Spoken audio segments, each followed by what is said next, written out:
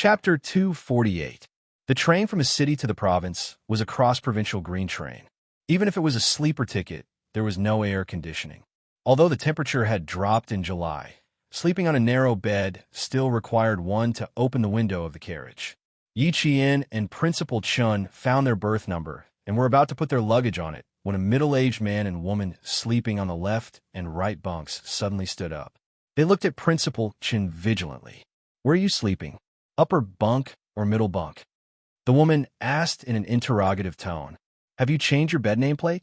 "This is a bed nameplate. You can't just randomly choose a bed to sleep on." When she spoke, her eyes clearly showed that she was on guard against thieves. One had to be vigilant when going out, but she could not use such a rude way to interrogate others like a police officer. Yi Qian pursed his lips in disgust and said to Principal Chun, "Principal Chun, I don't have a lot of things. You don't have to put them on the luggage rack. Just put them on the bed." He had to let them know that they were guarding against the wrong person. After she said that, she saw the middle-aged man and woman in the same carriage look at each other. They did not even say a word of apology and went back to sleep in their beds. After the luggage was put down, Principal Chun was about to sit on a small folding board under the window by the aisle to enjoy the cool air. The middle-aged woman who was lying down sat up and pointed at the window. "Don't open the window, okay? Just leave it open." More than 10 people got on the train. The first thing most of them did when they got on was to pull up all the windows near the bed in the aisle. Before the train started moving, the people who were sweating from the heat sat on the small folding board by the aisle curtains and waved their fans while complaining about the heat. Yi Qian looked at the windows on their side. They were pulled down quite low, just enough for the night breeze to blow in. Principal Chun, who had gestured for Yi Qian to get on the bed, waved his hand disapprovingly. He meant to tell Yi Qian not to take the middle-aged woman's rude behavior to heart. There were always such people when they were out, so there was no need to take it to heart. Seeing this, Yi Qian could only smile and did not argue with the middle-aged woman. She also didn't like to pull up the entire window. There were still many things that happened on the train in the 90s. The story that Headmaster Chun told her last time happened in May 1993 on the 3RD/4TH international train from Beijing to Moscow. It was a true story. At the time, the impact on the international community was very bad. When he was young, Headmaster Chun had been to countless places on missions. Now that he had retired, he wanted to live a peaceful and stable life. He did not want to leave the school so easily. As for the oil reserves under the school, he could not leave the school often. This time, he left because he had to accompany Yi Qian to the Provincial People's Hall. Taking the train is quite interesting for us. Last time, 12 of US went from the city to the province. Zhou Liao and the other boys were so excited that they did not sleep the whole night. Yi Qian, who had already climbed to the middle bunk, poked his head out and chatted with Principal Chun, who was still sitting on the folding plank in the aisle. It's the first time taking the train. Everyone is quite excited. A principal and a student. It was easy for people to accept them. The middle-aged man and woman who were sleeping on the bed unknowingly joined in the conversation. Principal Chun was also a talkative person. Soon, he was chatting with the middle-aged man about everything. Chapter 249. Principal Chun was experienced and knowledgeable. Wherever the man went, he would always add a few words. Not long after, the middle-aged man, who had wanted to show off that he had been to many places, became much more honest. Yi Qian, on the other hand, slightly pursed his lips and smiled. Usually, Principal Chun was not like this. It seemed that he must have noticed that the middle-aged couple looked like they were guarding against thieves. That was why he was like this. Probably because he could not find a sense of superiority anywhere in the world. The middle-aged man took out his brick-like mobile phone. In this day and age, to be able to afford a mobile phone indeed meant that one was rich, had a high status, and had a high social status. On Yi Qian's upper bunk, there was also a young man who went out to work. He peeked from the upper bunk and said, "So ugly. I thought it was a good-looking guy." His words made Yi Qian, who was just pursing his lips and smiling quietly, laugh out loud. The people of Yan'an City were the province. No, the whole country was famous for being shrewd. Not only were they shrewd, but they also looked down on others. Whether it was outside or within the city, Their sense of superiority was always inexplicable. Using a mobile phone to gain a sense of superiority was indeed something that the people of Yan'an City would do. Yiqian did not join in. He laid his head on a pillow and listened to the rumbling sound of the train. After a while, he fell into a light sleep. Not long after he fell asleep, he would wake up when the train stopped with a clang-clang sound. Ying, who was 3 bunk beds away, also did not sleep much. During the 7-day National Day holiday, she went to the provincial capital to study. 7 days of intensive English learning. She was accompanied by a foreign teacher the whole day. Even if it was eating or sleeping, they had to talk in English. After tossing and turning, she still could not fall asleep. She woke up Yi Jifan, who was also in a light sleep. After hearing Yi Ying tossing and turning again, Yi Jifan's deep voice came from the rumbling train station. Ying, you need to slowly learn how to be calm, how to restrain your edge, strengthen yourself in the dark, accumulate strength, and wait for the best time to amaze the world. Dad has said this countless times, but you don't seem to be listening. She had only met Yi Qian once, and they hadn't even exchanged a few words, but she had already lost her cool. Yi Jifan thought about Yi Qian's behavior during the day. Yi Qian's expression was calm. Even when he was talking to Yi Jifan, Yi Qian had a slight smile on his face. Regardless of whether it was his expression or his tone, he was calm and composed, as if he had forgotten everything that had happened in the past. He had to admit that Yi Qian was indeed much more outstanding than his daughter, Yi Ying. Even if he didn't want to admit it, he had to. He didn't know when his niece, who had to make a living in the hands of his family, had changed from a cowardly girl who had no opinions of her own. She had become a powerful character that even her uncle had to take a few steps back. Her strength was not in the sense of being aggressive. Once someone offended her, she would immediately retaliate and let the other party understand that she was not an orphan who could be easily bullied. This could be seen from the countless times Sun Dongqing had suffered in her hands. Fortunately, she was not powerful in the sense of being aggressive. Otherwise, the incident at the start of school would have caused Ying to be unable to continue studying in school. Ying, you have to admit that she is more outstanding than you right now, and you have to clearly understand that her excellence is far beyond what you can compare now. She went abroad to win awards and persuaded the Chinese to set up a charity organization called Outstanding Student Scholarships.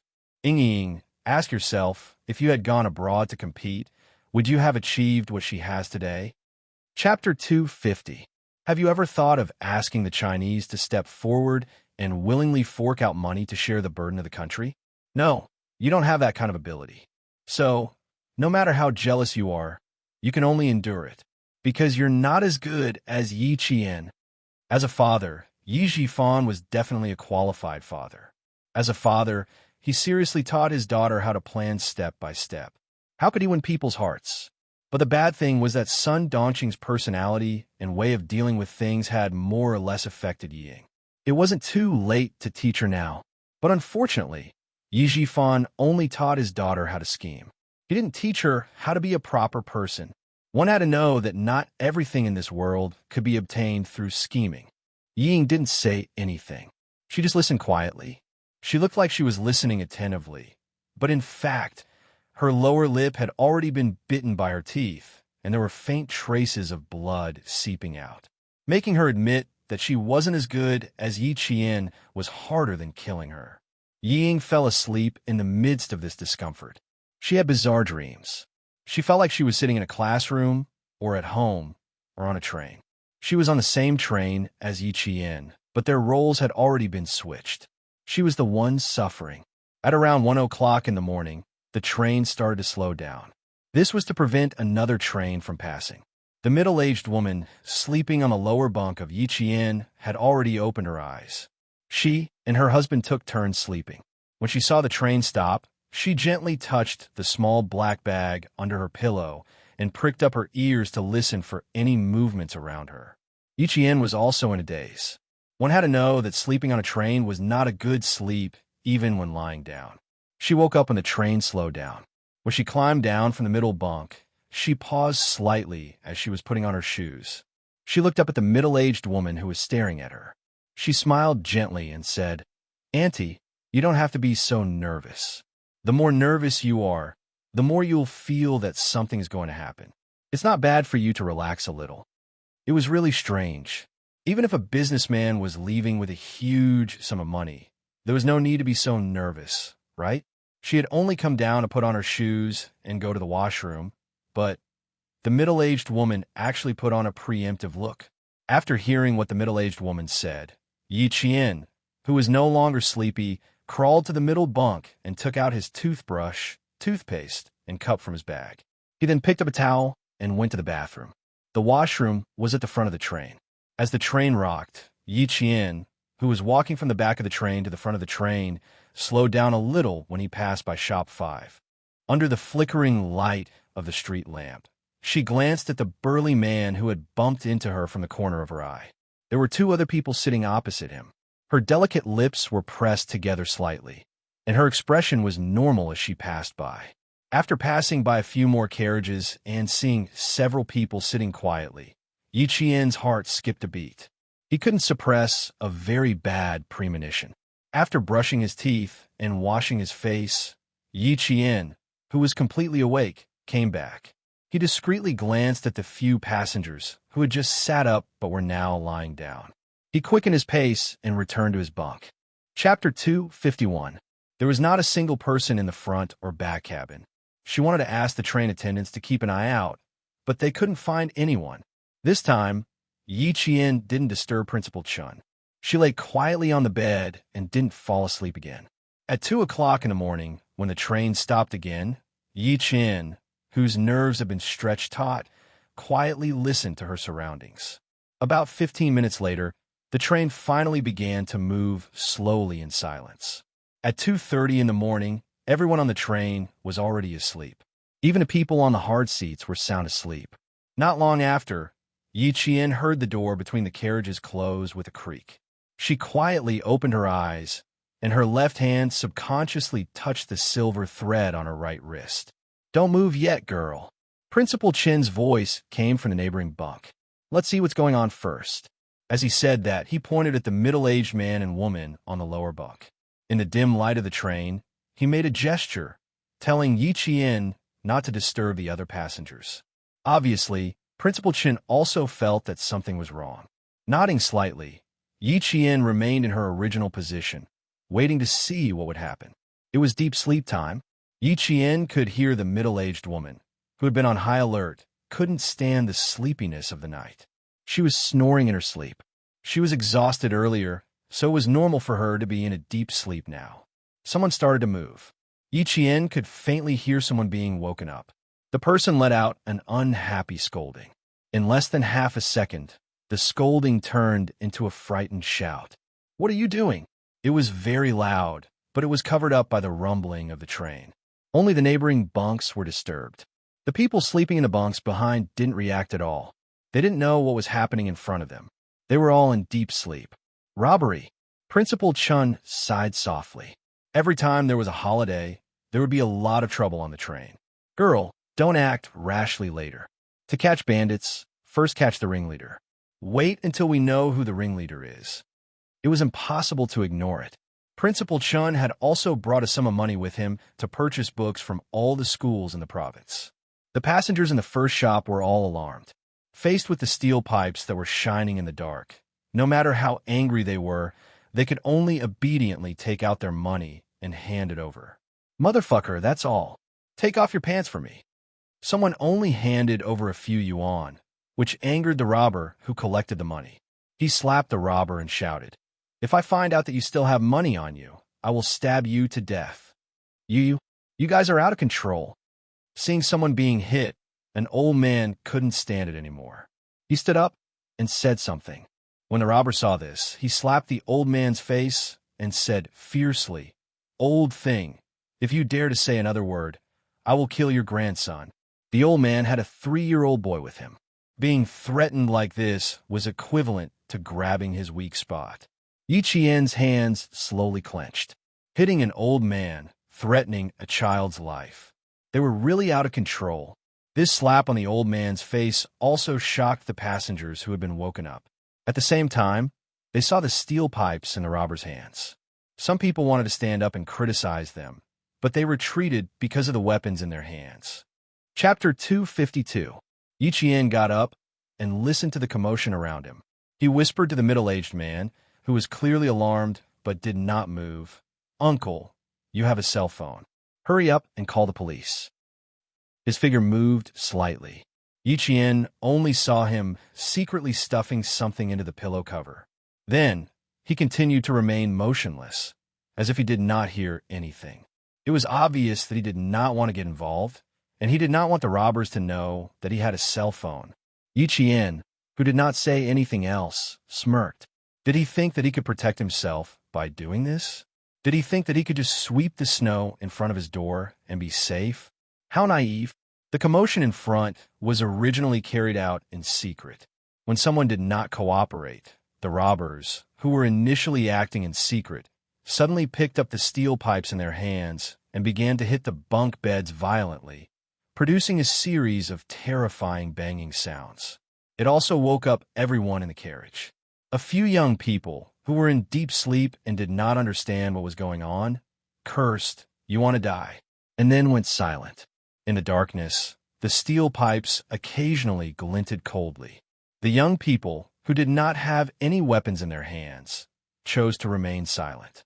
"Put all your money on the bed. If you don't behave, wait to be beaten. Let's see if your bones are harder than the steel pipes in our hands." The robbers, who were originally coming in one by one, saw this. As they walked, they used the steel pipes to hit the beds in the entire carriage. They wanted to wake the passengers up first. The children were the first to cry out in fright, followed by the women's screams. Outside, there was a sudden clap of thunder and a flash of lightning. The pale white light illuminated the carriage for a few seconds. There were at least dozens of men of different heights and heights. Some were fat, some were thin, some were tall, and some were short. They held steel pipes and stood in the aisle of the carriage like fiends. All of them were cursing loudly. They used the steel pipes in their hands to point at the frightened passengers sitting on the beds, threatening them to hand over all their money. The middle-aged woman sleeping under Yiqian's bed looked as if she had been brushed with a layer of lime powder. She was so pale that there was no trace of blood. Suddenly, she stood up and threw the bag hidden under her pillow onto Yiqian's bed. She begged, "Daughter, you're a student. They definitely won't make things difficult for you. Help Annie keep it. Annie will get it from you later." Yiqian didn't know whether to laugh or cry at her request. It was as if he didn't keep the bag for her, she would definitely ask him to pay for it after he snatched it from her. Was there such a good thing in the world? She threw the bag back and said softly, "They didn't even let off a child's body. Do you think they would let off a living person like me? Also, Annie, put away your little schemes of Yan'an City's people. I don't want you to ask me for compensation when the money is gone." The middle-aged woman, whose thoughts had been exposed, had an unnatural expression on her face. She turned her head to look at her husband, who hadn't said anything, and her gaze fell on Principal Chun. Before she could say anything, Principal Chun said coldly, "In the face of a disaster, you're still thinking about how to scheme against others. It's obvious that you're not good businessmen." The middle-aged woman who had failed twice cursed in Yan'an City's dialect. "If you don't save him, you'll be unlucky for the rest of your life. I'm waiting for you to go out and save others now." Yiqian heard this, and his eyes turned cold. He looked at the middle-aged woman coldly and said in a deep and cold voice, "If you dare to take a step back later, you'll be unlucky for the rest of your life." Chapter 253.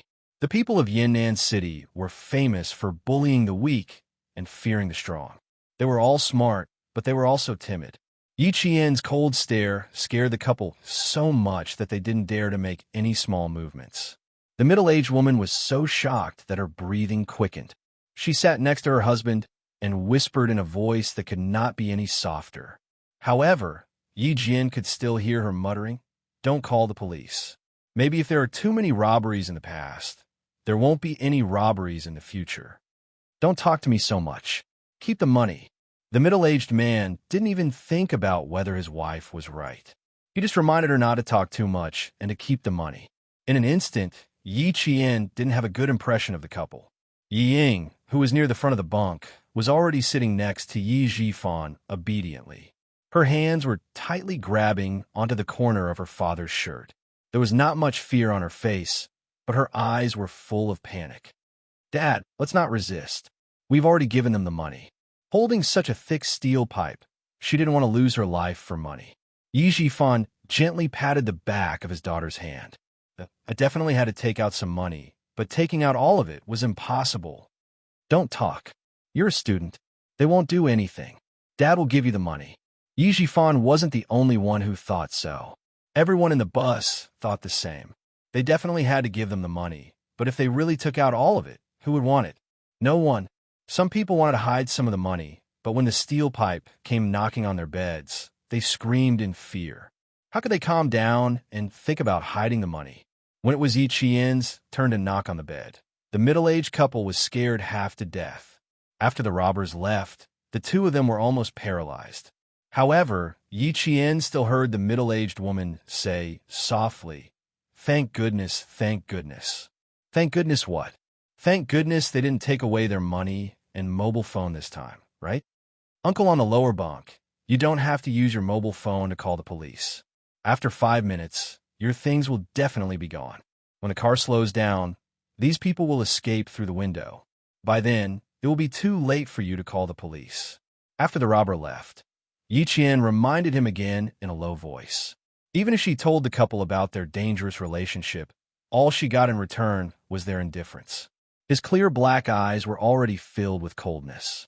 It wasn't wrong to protect oneself, but he chose to protect himself when he could have secretly resisted. This was the coldness of human nature. Principal Chen sighed softly and waved his hand at Yi Qian. There's no point in saying more. Everyone just wants to protect themselves. His tone was full of disappointment and helplessness. After a short pause, he asked Yi Qian, "Have you figured out who the leader is?" "I just took a look. There's still one person who hasn't stepped forward." Yi Qian didn't look at the couple on the lower bunk. He lowered his voice and said softly, "The man who knocked into me hasn't stepped forward." In front of them, there was another person who didn't cooperate. In return, they were punched and kicked. They could only hear the person being beaten scream, but no one stepped forward. "Damn it, I can't stand it anymore." The person sleeping on the upper bunk of Yi Qian suddenly spoke in a low voice. It was a young man who had gone out to work. He got up from the upper bunk and walked downstairs. Principal Chen knew that with his strength alone, it would be like hitting a rock with an egg. He stopped him. "Young man, wait a little longer. Let's think of something together." As long as someone couldn't stand it anymore and took the initiative to stand up for justice, then it would be easy to handle. Chapter 254. If this goes on, everyone on the bus will be in trouble. The young man jumped off the bed, gritted his teeth, and said in a low voice, "If no one resists, we'll let these bastards have their way." The middle-aged woman on the lower bunk heard this. She rolled her eyes and said lightly, "If you're so capable, why don't you rush out now to uphold justice and chase these bastards away?" Not to mention Feng Liang's words. Just her behavior of treating others like fools was enough to make Yi Jian's eyes as cold as a bottomless abyss, with only a little bit of cold light. In front of them, a voice familiar to Yi Qian could be heard. "What are you all hiding for? Your lives are more important. If these people are really ruthless, do you think we can win? The doors on both sides are locked. Who can get in? Call the police? It's no use. This is a mountainous area. When will the police get here? They've already left." It sounded like he was doing it for the good of others. He wanted the passengers to obediently hand over their hidden money. Saving their lives was more important, but it made Yi Qian's pupil's contract. Take out the money as soon as possible and chase them away. Save your lives first. As long as you're alive, you can earn the money back, right? As the man spoke, he put the money on the bed.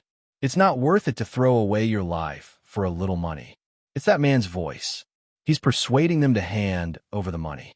When Yi Jian recognized the voice, a faint smile appeared on her face.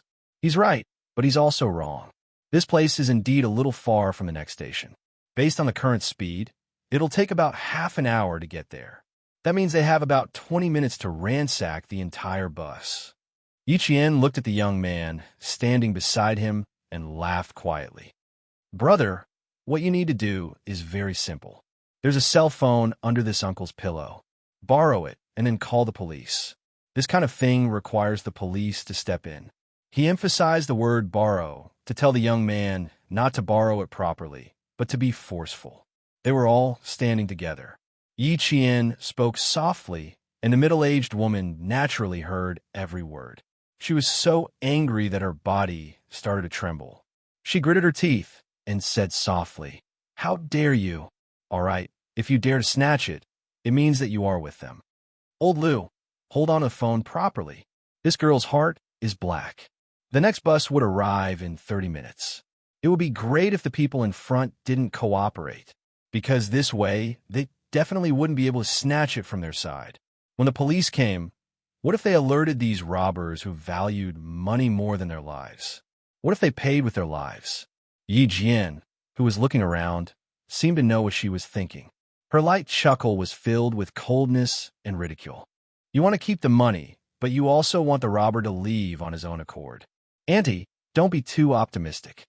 If you call the police after they've ransacked everything, that will be a real loss. You won't be able to get a single cent back. These words were a real threat to the robbers. Principal Chun didn't say anything to stop them. He let Yi Qian intimidate the couple by himself. When the middle-aged man heard this, he said softly, "Block them for me. I'll call the police." He didn't feel at ease leaving the cell phone in someone else's hands. The commotion in front was getting louder and louder. The robbers knew they didn't have much time. They pointed metal pipes at the passengers and threatened them as fiercely as they could. Not only were the children crying in fear, even the timid women were crying. Chapter 255. The middle-aged man's hands trembled when he heard the voices. He stuffed the mobile phone into Principal Chen's hands and said, "Big brother, you're here." The train continued to rumble on. The Yuan City Police Station dispatched dozens of police cars on this rainy night. All of the police officers were armed as they rushed towards the train station. They received a report that a group of robbers armed with controlled weapons was robbing the number 9 sleeper compartment of train 6483. There were more than 10 of them, and they were robbing the entire compartment. The police did not alert the staff on the train. The person who called the police had made it clear that there was not a single train attendant on duty in the number 9 sleeper. Therefore, it was not advisable to alert the staff on the train. Therefore, they only informed the conductor to slow down the train when the police arrived. Principal Chun, who had made the report, leaned forward slightly and looked at the robbers who were robbing the compartments one by one. Then, he gestured to Yi Qian. "No, I'm the most suitable person to go."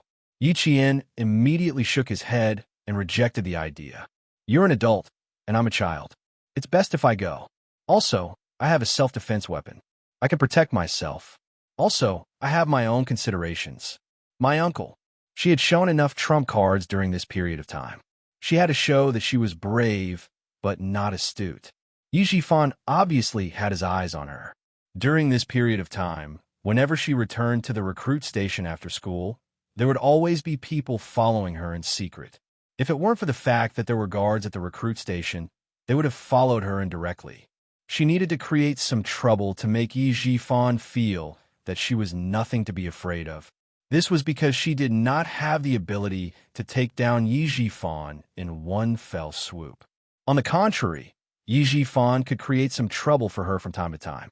When she mentioned Yi Zhifan, Principal Chen understood what Yi Qian was thinking. Moreover, this girl had the ability to protect herself. There was no doubt about this. He handed the briefcase that he carried with him to Yi Qian. "You have a good reason to be a teacher. This is the proof of your loyalty." When the middle-aged couple saw this, the expressions on their faces changed. One moment, they were conflicted, and the next moment, they couldn't bear it. "Daughter, you be careful." When the middle-aged woman, who had been minding her own business, saw Yi Qian step forward to stall for time, her face became flustered and her heart uneasy. Yi Qian was a little surprised. He lowered his voice and said teasingly, "I'm not used to Annie acting like this all of a sudden. I'm just taking the initiative to give her money to buy more time. I'm sacrificing myself to help everyone." Annie should be very happy. The middle-aged woman had a selfish side to her, but she was smart enough to know that she should choose what was best for her. Yi Qian used a teasing tone to expose her self-interest, which made her feel even more uncomfortable. She did not forget to say, "Then you, drag it out a little longer." When a young man saw that Yi Qian was really walking over, he was worried and raised his voice. "Be careful. Don't worry, didn't I tell you just now? They only wanted money, not lives. Boss is overseeing this place. Hitting people is just a deterrent. If someone really dies, they won't be able to bear the consequences." It was because of this point that she dared to step forward. A student was not much of a threat to this group of arrogant robbers. Before they could leave, another person in the car was slapped in the face. "Damn it, where did you hide the money? You're not honest, right? I'll beat you to death." Chapter 256. Big brother, please do us a favor. This is life-saving money for my man. I beg you, big brothers, please do us a favor and give my family a way out. The person who was beaten did not dare to resist. He could only beg bitterly, and even knelt on the ground to beg for mercy. The inside of the car was bleak. Other than the crying of the middle-aged woman and the arrogant shouts of the robbers, there was no other third party's voice. If the voices of these two parties were blocked out, it could be said that the entire car was dead silent. "Please, big brothers, my man is the pillar of the family. I only managed to get this money by pooling it here and there. Please, big brothers." The kneeling middle-aged woman kowtowed heavily and begged. But no matter how much she kowtowed, all the life-saving money on her was taken away without leaving a single cent. At the same time, the robbers laughed loudly. "Not bad. 5,000 yuan is a large sum."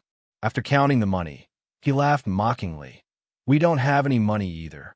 We're waiting for your money to save our lives. Your man's life in exchange for more than 10 of our lives. You're doing a good deed. Haha." On one side, there were miserable cries, and on the other, there was unbridled laughter. The two extremes of laughter made many people secretly clench their fists. The mournful cries were too tragic, making everyone's heart tremble. But what was the use? Because no one stepped forward. If they helped her, if their own lives were threatened, who would stand up for them? When a middle-aged woman saw that no one stepped forward to help her, she asked for help from the people nearby. "Big brothers and big sisters, please help me. That money is really life-saving money for my man." Who dared to agree? No one dared. No one dared to step forward. Even if someone dared to step forward, they would be secretly held back by the people in the same line, who would quietly warn them not to go out. After all, the robbers had weapons in their hands. If they were stabbed, they would lose their lives. All the exits were blocked. They could not even run out to ask for help. Ying was so scared that she curled up and only dared to take a few glances out of the corner of her eye. Coincidentally, the robber's flashlight swept over. Her heart skipped a beat as she saw the middle-aged woman who was kowtowing crawling towards them on her knees. "Dad, raise your leg.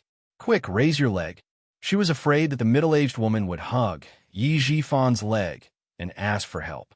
She was so scared that her face turned pale. She reminded him, "We can't interfere. We definitely can't interfere." How could the robber give the middle-aged woman a chance to ask for help? Seeing that she was blocking his way to collect the money, he directly swung the iron pipe at her back. Just as the steel pipe was about to fall, a slender figure suddenly stumbled and fell. At the same time, she coincidentally knocked away the robber holding the steel pipe. "Motherfucker, who was it again?" The robber who had been knocked away reacted and was about to hit the person who had tripped over with a metal pipe. The robber who had pushed Yi Qian over laughed out loud. "What are you hitting him for? He's just a student. He's scared and took the initiative to give us money. What kind of job is this?" "Jay, is there? He who understands the situation is a wise man." Yi Qian stood up. She chose the right words to express her fear and make others think that she was pretending to be calm. She said, "We'll give you the money. Can you return the money for saving this Annie's life?" Yi Ying, who was next to Yi Jian, was stunned when she heard Yi Jian's words. When she came back to her senses, a strange smile appeared on her face. She overestimated herself. Did she really think that she was omnipotent? Chapter 257. Yi Jifan, who had already paid to avoid the disaster, looked even more serious than before. A few days ago, when he went to Liao Yude's house, his son, Liao Jian, heard them secretly discussing Yi Qian, and he mentioned something. He said that when Ying arranged for him to go to the city to do something to Yi Qian, he didn't expect to be accidentally discovered. What scared him the most was that he saw Yi Qian climb from the first floor to the 7th floor with his bare hands, and then down from the 7th floor in the blink of an eye. He also mentioned that he had 2 delinquents follow Yi Qian, but the next day, the 2 delinquents were rescued by villagers and tied to a tree for an entire night. Yi Qian had a very good relationship with the military. Could it be? Yi Jifan faintly guessed a possibility, and his gaze became even colder than when he personally handed over the money.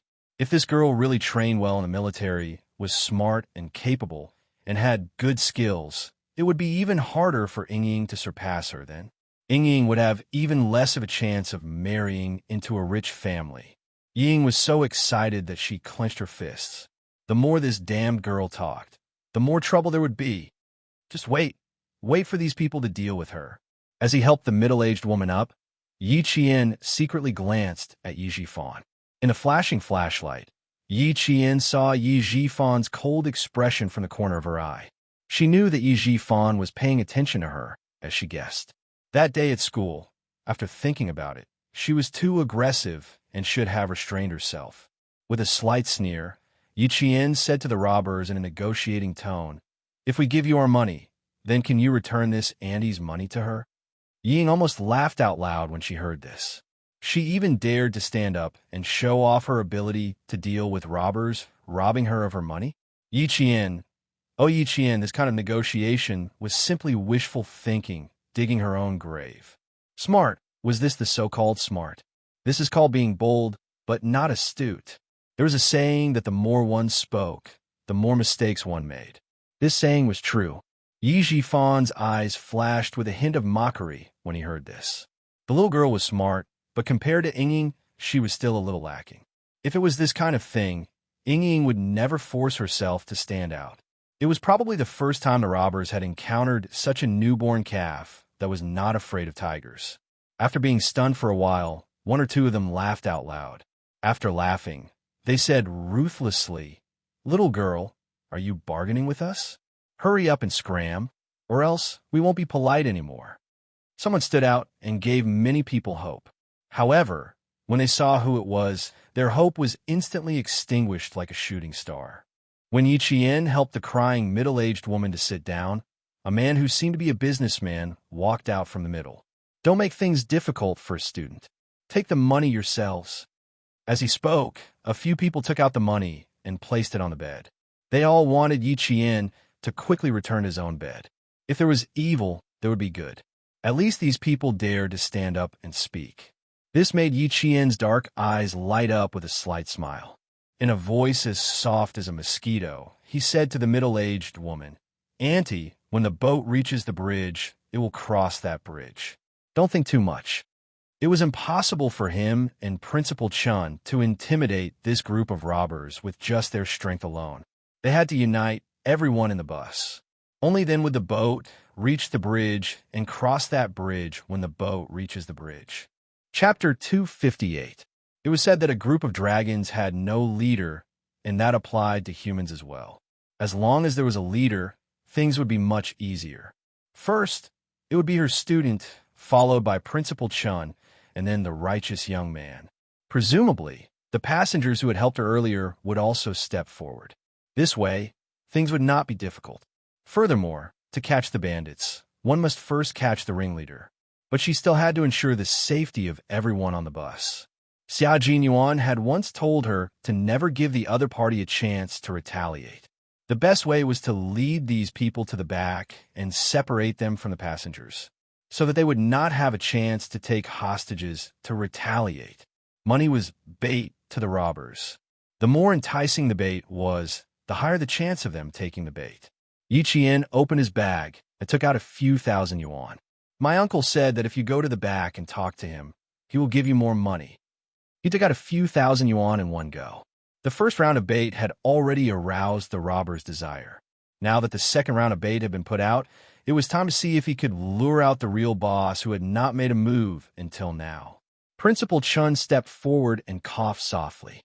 He said unhurriedly, "Come over here and talk. Don't scare the others. Besides, even if you rob everyone on the bus, you may not have as much money as I have. Who is the boss? Please come out and talk for a while. Money is not a problem, but if you hurt people, it will not be pleasing. Come, girl, come back first. Leave the rest to the adults." He waved his hand and gestured for Yi Qian to come to his side first. The leader of the robbers did not expect his job to be so exciting. When he heard this, he moved his arms and did not ask anyone to stop Yi Qian. He chuckled and stood up. The passengers who were sleeping in the same compartment as him seemed to realize something. Their expressions changed, and they all fled to the side like frightened rabbits. They did not even dare to return to their own beds. He shrugged his shoulders and walked over with a smile. "Money is good, but boss, I have to see how much money you have. You want to send me off with a few thousand yuan? It won't be that easy." Greed took the upper hand, and the whole car belonged to him. The gang leader laughed wildly. "Money? I have, but not much. I can give you 30 to 50,000 yuan. If you're afraid that I will do something, why don't you call everyone here and leave 2 guards at the front and back of the car? Wouldn't that be better?" Compared to these fellows who only used iron pipes as weapons, Principal Chun, who had been on the battlefield and had secretly killed countless enemies with a sniper rifle, had an imposing aura that directly suppressed everyone present. When the gang leader heard this, the fat on his face trembled. He sneered and said, "Me? Scared? Everyone here is my people. If she dares to be dishonest with me, I'll play her to death." He pointed at Yi Qian and said, "Such a lively student. I'm sure it'll be fun to play with him." Yi Qian's emotions were stirred by her words. His dark eyes were instantly filled with hostility. Play with her? It seemed like someone had said it before. What was the final outcome? She used a pair of scissors to viciously stab his heart. Her eyes narrowed slightly. She looked at the gang leader who was walking over. Her left hand was already quietly grasping her right wrist. If he dared to move, she dared to move too. Chapter 259. She didn't hide her hostility from Principal Chun, who used to be a sniper. Seeing this, he gently patted Yi Qian's shoulder and motioned for her to go to the back of the carriage. Let the passengers at the back come to the front. This child, sometimes it felt like she had a lot on her mind. Just like just now, one sentence from him made her want to kill him. She had to continue polishing him. He and Uncle Jin would only feel more at ease on the battlefield if she could control her emotions and desires. If a girl didn't polish herself, how could she survive on her own? This was what Uncle Jin and Principal Chin thought. They both hoped that even if they weren't around, Yi Qian would still be able to live a wonderful life on her own. And this wonderful life had to be achieved by her own hands, not by relying on others. The two elders had been cultivating Yi Qian's independence, so much so that it gave Xia Jinyuan a headache. At that time, Yi Qian really lived a wonderful life, so wonderful that she thought that a life without love would be more perfect. The gang leader didn't care about the old and the young. He walked to the back of the carriage and blocked Yi Qian and Principal Chun. "Old man, don't play tricks with me. Hand over the money obediently. Don't worry about anything else." There wasn't much time left. When the gang leader saw this, his eyes, which were squeezed by the fat on his face, flashed fiercely. He grabbed a metal pipe from one of his underlings and pointed it at Principal Chun. "Hand over the money. Quick." He then said to the other robbers, 3 minutes. Hurry up. They were going to rob him. When a young man sleeping on the upper bunk of Yi Qian heard this, he gritted his teeth and picked up a thermos filled with hot water. He shouted at the top of his lungs, "What are you waiting for? Are you really waiting for them to rob you?" After that, he pulled the cork out of the thermos and looked like he was going to pour the hot water out at any moment. Once someone stepped forward, it was like a butterfly effect. A few of the passengers who had wanted to step forward reacted quickly. They picked up the water bottles on the ground, and some even took out fruit knives as weapons to resist. When one person stepped forward, a second one followed. There was no lack of men in the carriage, especially those who had not been robbed of their money. They did not hesitate to step forward. The train was already slowing down. The robber, who was observing the surroundings, shouted loudly, "Boss, the train is slowing down. We haven't fucking arrived yet." The rest of the passengers had yet to realize what was going on, and even the gang leader had yet to understand what was going on. In front of them, someone gently knocked on the glass of the carriage door, and a piece of paper with words was stuck on the glass. When the robber who was guarding the front saw this, his expression changed greatly. He turned around and ran back. "Big brother, there's a situation. Let's go." The robber who had been standing behind Yiqian and guarding the carriage door rushed out in a panic. "Boss, let's go. The car is going to stop. The car is going to stop." At this moment, the police of Yuan City were already waiting with guns on both sides of the railway. As soon as the train stopped, they would immediately surround Carriage 9. Everyone in the carriage knew that the police were in front of them. When they confronted the robbers, they were no longer as afraid. In just a minute, the entire carriage was in a standoff. The robbers were no longer the dominant party. When the gang leader realized that he had been fooled, his narrowed eyes revealed an ominous glint. He said fiercely, "Fuck, they really played me. They even called the police." Chapter 260. There were still 15 minutes before the train would stop at the station, so the sudden deceleration naturally attracted the attention of the robbers. In addition, as Principal Chun had said, there was someone working with them, so the robbers knew that the police had arrived.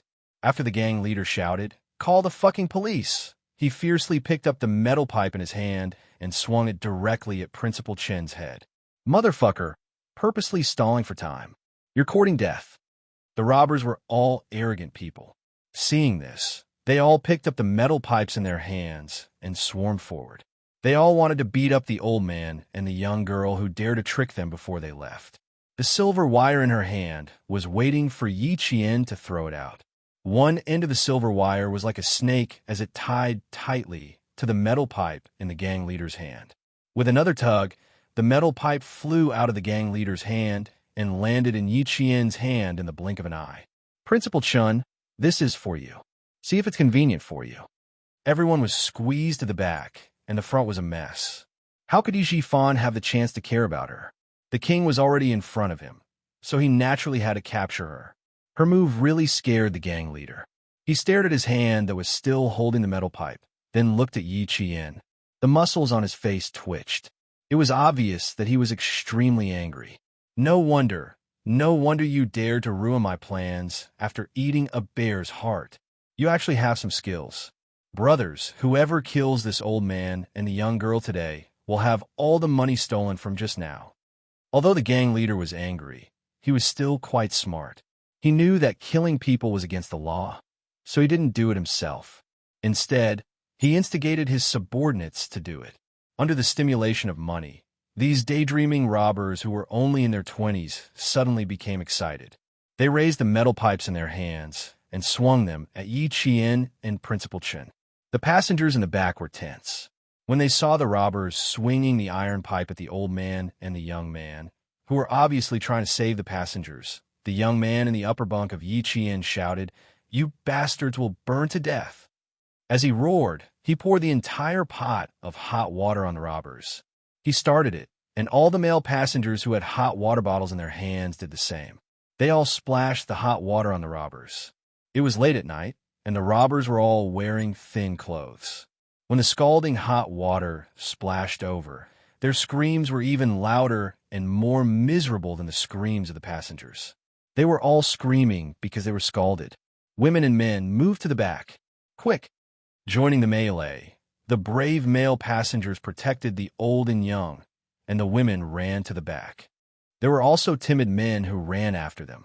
When they reached the corridor connecting the number 9 and number 10 cars, they found that the door was locked by a hexagonal lock. One by one, they slammed on the door. More than 10 people rushed over. The robbers who were originally guarding the door were so scared that they immediately threw away their metal pipes.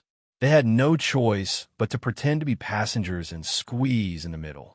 It was 3 in the morning, and the sleeping passengers in the number 10 car didn't move at all.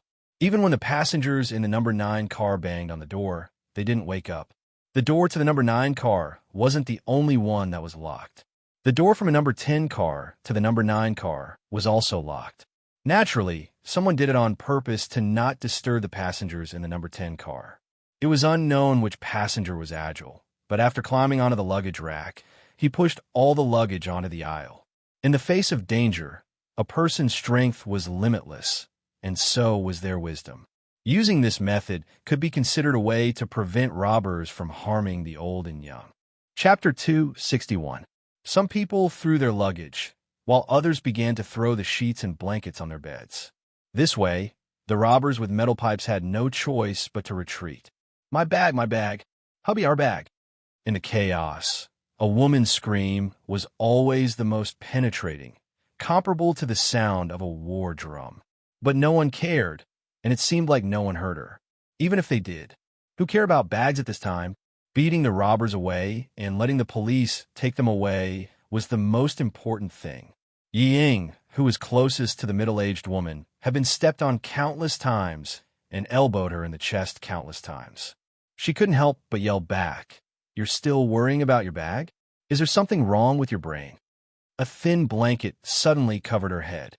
She, who was plunged into darkness, subconsciously tried to pull the blanket away. Suddenly, something hit the blanket heavily and repeatedly. A robber climbed onto the luggage rack and started beating people up. Ying, who guessed it, didn't dare to pull the blanket away. She didn't know who had kindly covered her with the blanket, but she grabbed it tightly with both hands and kept squeezing her whole body back.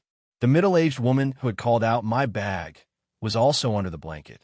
When she realized that there was someone on the luggage rack, she instinctively reached out to grab the blanket to protect herself.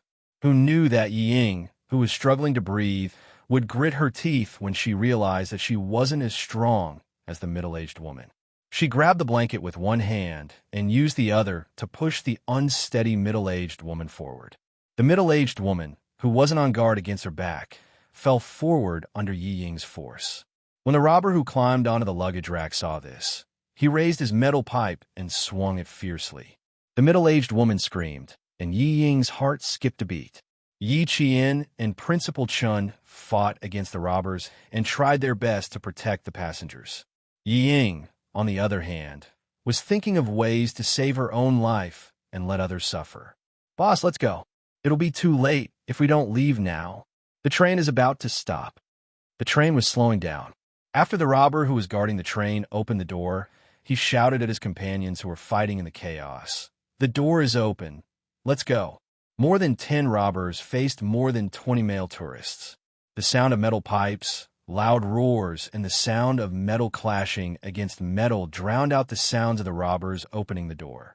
Yi Qian had been staring at the 2 robbers who were guarding the train door for a long time. When he saw that they had opened the door, he kicked them off the train without saying a word. At this speed, they would at most suffer some pain from the fall, but they would not fall to their deaths. Moreover, her focus was not on a few small fries, but on the gang leader who had just arrogantly said that he would do something to her. If she captured the king, she would not be afraid that the police would not be able to catch the small fries. As the train slowed down, the dim street lights on both sides of the railway were no longer flickering. The light that shone into the carriage allowed them to see more clearly, making it easier to fight against the robbers. It also allowed Yi Qian to see the gang leader who instigated the kids to charge forward while he himself retreated, looking for an opportunity to jump out of the car. "Let's get off first. This place is small, so it's not easy to use." After seeing through his intentions, Yi Qian smiled at Principal Chun, who had no problem subduing a few small fries, and said, "It's easier to stretch our muscles when we're outside."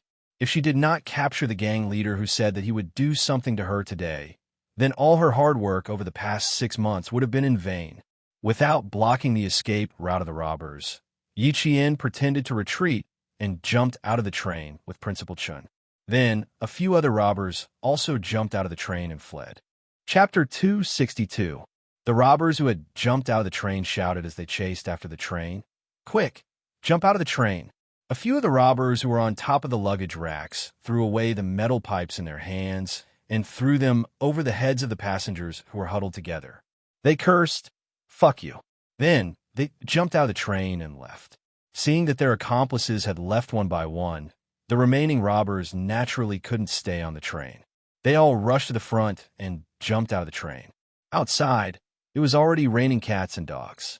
After the gang leader got out of the train, he sneered viciously and pointed at the old man and the young man in front of him. "Brothers, what I said on the train just now still counts. Who told their heads to explode?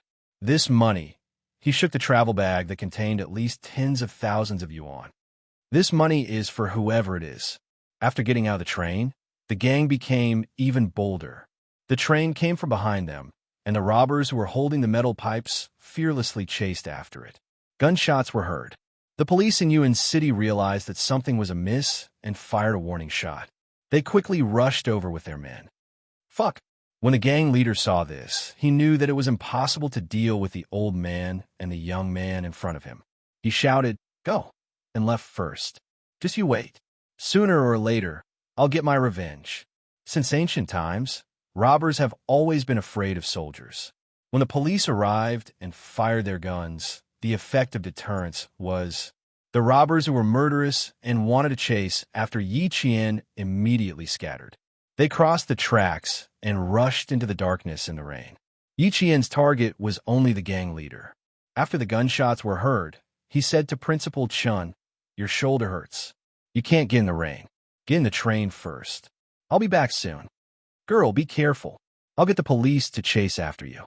Principal Chun waved his hand and looked kindly at the fearless girl who rushed into the rain in the direction of her target. This girl still had a lot on her mind. When the gang leader said that he wanted to do something to her, he was so murderous that it scared him. She had to vent this murderous aura. She couldn't suppress it in her heart. Since she wanted to chase after him, then go ahead. As for killing someone, she wouldn't do it. When the armed policeman caught up with them, Principal Chun told them the direction in which the gang leader had fled, but he did not mention that Yi Qian had followed him. The train stopped with a long creaking sound. No one dared to move in the number 9 carriage, which was filled with cries. They were afraid that there would be robbers coming out with iron pipes to beat them. No one knew who said, "Let's go." The passengers who were huddled together were so exhausted that they felt like they had lost half their lives. Although they relaxed, they were so scared that they broke out in a cold sweat. None of them dared to move. By the side of the aisle, someone was groaning in pain while lying on the ground. The sound drifted into Yi Ying's ears, causing her body to stiffen. Her face was filled with panic. It was the middle-aged woman who was pushed out by her and spoke with a Yan'an accent. There were many injured people on the bus. Some of them were bleeding from their heads. Fortunately, they were still alive and had escaped this disaster. Money, my husband's life-saving money. Among the passengers, the woman who remembered to give her husband life-saving money ran over while crying. The aisle was filled with luggage. She crawled on all fours to get her money back. She was not the only one who had suffered losses on the bus, but she had lost the most money. Before she could walk out, she was stopped by the police who rushed in and quickly arranged for the police to understand her situation. Chapter 263. Yi Ying sat on the bed, still in a state of shock. She watched the medical staff who came with the police treat the wounds of the injured passengers. The passengers with bleeding heads were carried on stretchers and sent directly to the hospital. The passengers with lighter injuries were checked. After confirming that there were no major problems, the passengers were allowed to continue resting in the carriage. Why don't I see the female student who stood up for everyone just now? Wasn't she on the train just now? Quick, look for her. When the frightened passengers heard that the old man and the young girl who saved everyone were not on the train, some of them surrounded the police to explain the situation. There were also some who looked up and down the train to find them. The middle-aged woman from Yan'an City had a bloody wound that was at least 5 centimeters long on her head. When the medical staff stopped her bleeding, she grabbed the hand of a police officer.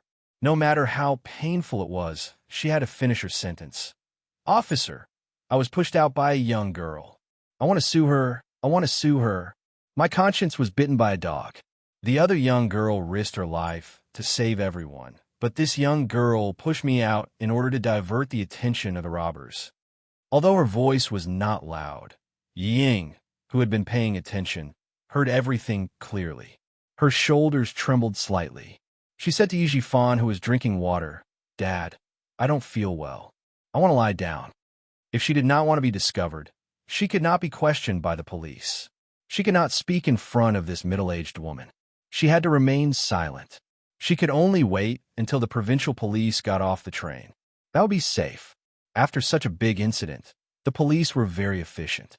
They arranged for people to guard the train and asked the passengers who were not injured and could pack their luggage to pack their luggage first. Then they asked the injured passengers who needed to go to the hospital to tell them what their luggage looked like and what was inside. The police took care of them and carried them off the train. Principal Chun, who came up with the police, knew that the passengers in the train were looking for him and Yi Qian. He quickly smiled and stopped everyone. "We are fine. The young girl is just a little bold." She was also frightened when she was forced to jump out of the train. She is now resting in the conductor's lounge. "Thank you for your concern." Hearing this, the people in the carriage let out a long sigh of relief. The middle-aged woman who was lying on the stretcher and preparing to get off the carriage was also ashamed. "Big brother, you and that little girl, I will never forget you in my life." At the last moment, he gritted his teeth and said, "And that little girl who caused me to be hit by the metal pipe, just you wait." This was the attitude of someone who swore to pursue the matter to the end. The train did not move, and the passengers squeezed into the hard seats woke up from the heat. When the windows were opened, the wind and rain from outside blew in, bringing with it a chill that made many people fall asleep. No one paid much attention to what was happening in the heavy rain with thunder and lightning. As for why the train stopped, everyone was already used to it. The rain showed no signs of stopping. While the police were dealing with the matter in the 9th carriage, the police arrested several robbers in the rain and escorted them into the police car. The gang leader, who was stopped by Yi Qian, was no longer as arrogant as before. His wrists were tied tightly by something that he could not pull off no matter how hard he tried. The high school student who stood in the dark like a ghost did not make a sound from the beginning to the end. He just chose to hit different places. Chest, lower abdomen, knees. He hit wherever it hurt the most. He hit him until he was afraid. Chapter 264. "Big bro, you're looking for Lele? Aren't I with you right now? Why don't I see Lele?" The silver wire in his hand was like a part of Yi Qian's body. It wrapped around the man's wrist. He raised his heel and kicked the man's chin hard. The force was a little too strong. The kick knocked the gang leader's lower and upper teeth, breaking 2 of his front teeth on the spot. His mouth was filled with the smell of iron. His right arm was tightly bound. Even though his right hand was not bound, his palm was riddled with wounds. The deepest wound was so deep that his flesh could be seen. He had tried to grab the silver wire, but he didn't know that he had used the wrong method. The silver wire had cut into his palm and left a wound. He couldn't help but scream in pain. Yi Qian couldn't hide his viciousness. When he thought about how he died in his previous life, his viciousness was still faintly cold. Her short hair was already wet, and rainwater flowed down her forehead. Her dark eyes that had been washed by the rain looked especially cold and indifferent in the rainy night.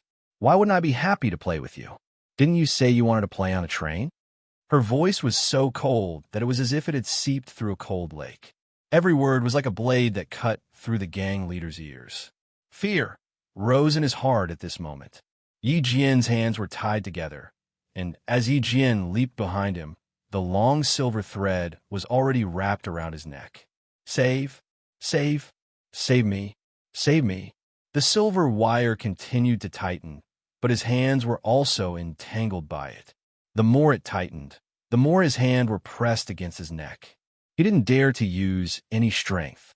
If he used his hands, the silver wire would dig into his flesh and wrap around his wrist bones. His feet had only taken half a step forward when the back of his knee was ruthlessly kicked. The kick caused him to stagger and fall to the ground on one knee. The gravel below him was so painful that he felt as if his kneecap had been shattered. "I'm having fun now. Why are you still shouting for help? Isn't this what you wanted to see? It's just a swap of roles. You're the one being played by me. Isn't the process the same? In that life, if she had the skills she had today, she wouldn't have been humiliated by a villain. Why would he pay with his life in the end? Since she was reborn, she would never allow anyone to humiliate her again. Absolutely not. Her voice brushed past the gang leader's ear. It was cold and as sharp as a blade. The gang leader was so scared that he peed his pants and begged for mercy. I'm not playing anymore. I'm not playing anymore. I didn't see him tie. I'm sorry. His neck was strangled, his hands were tied, and the pain in his knees was unbearable. Even so, he had to open his mouth and beg for mercy. I won't dare. I won't dare. In the future, I won't do it again. Spare my life. Beg for mercy. I don't dare offend. Help. Yi Qian, whose eyes were cold and fierce, blinked lightly. His eyes were a little sore, and then warm tears washed down his cheeks along with the rain. It was as if something heavy had been lifted from her shoulders, causing her shoulders to relax completely and her back to straighten completely. A strong flashlight shone over her. It was the police who were chasing after the culprit in the rainy night. There were about 5 of them, and they were closing in on them in an outflanking manner. Yi Qian slightly exhaled a mouthful of turbid air. His pursed lips curved slightly. As the vicious aura around him quietly dissipated, the resentment and hatred in his eyes also disappeared with a smile. Chapter 265. The police's voice, strong footsteps. The flashing lights were frightening in the eyes of the robbers, but it made Yi Qian feel as if his feet, which had been stuck in a quagmire, had finally been pulled out. In her previous life, it wasn't that no one had saved her, but she wasn't that lucky. You're very lucky. If the police had come any later, I don't think you'd have survived. Yi Qian let go of the silver wire and smiled coldly as he retracted the silver wire that could save his life or kill him. As the robber gasped for breath on the ground, Yi Qian picked up the black bag filled with money that had been washed by the rain and walked into the darkness. In this life, the outcome of her previous life would not be the same. In this life, she didn't have to worry about being humiliated to death, and she didn't have to worry about whether or not someone would come to save her when she was in danger. Because she could finally use her own abilities to defeat the person who dared to humiliate her, making him unable to fight back. And she could finally walk out of that shadow, feeling relaxed and satisfied. The train had stopped for nearly 20 minutes and would leave in another 10 minutes. Principal Chun, who had changed his clothes, sat quietly in the conductor's lounge, listening to the cries and laughter of the passengers in carriage number 9. He looked through the window to see if there was a stubborn figure under the streetlights. In the carriage, Yi Zhifan gently patted Yi Ying's back as he answered the police's question. It was too chaotic. My daughter and I were squeezed in the back, so we had no idea what was happening in front. Officer, my daughter has a heart condition. We're going to the provincial capital to see her doctor. She was just frightened and finally fell asleep. You can ask me if you have any questions. She's just a student. She was scared out of her wits and only knew how to cry. How could she know anything else? He also took out the medical record. It was the City People's Hospital's diagnosis. Yi Ying's name and symptoms were clearly written on it. The police flipped through the medical record and returned it, then asked if he wanted the medical staff to examine it. Yi Zhifan declined, saying that it was inconvenient for him to sleep. After the police left, Yi Zhifan frowned and said coldly, Ying, you always do stupid things at inappropriate times. You think it's flawless, but it's actually full of loopholes. Yi Ying, who was lying on her side and pretending to be asleep, clenched her fists tightly under her thin back. She did not answer and only kept her eyes open.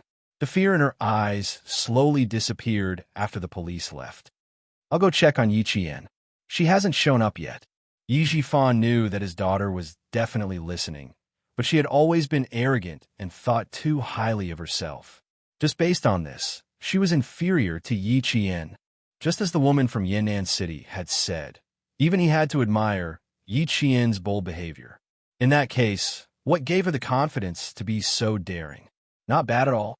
Support from the army? Principal Chen's arrangement? He needed to personally verify and inquire about it.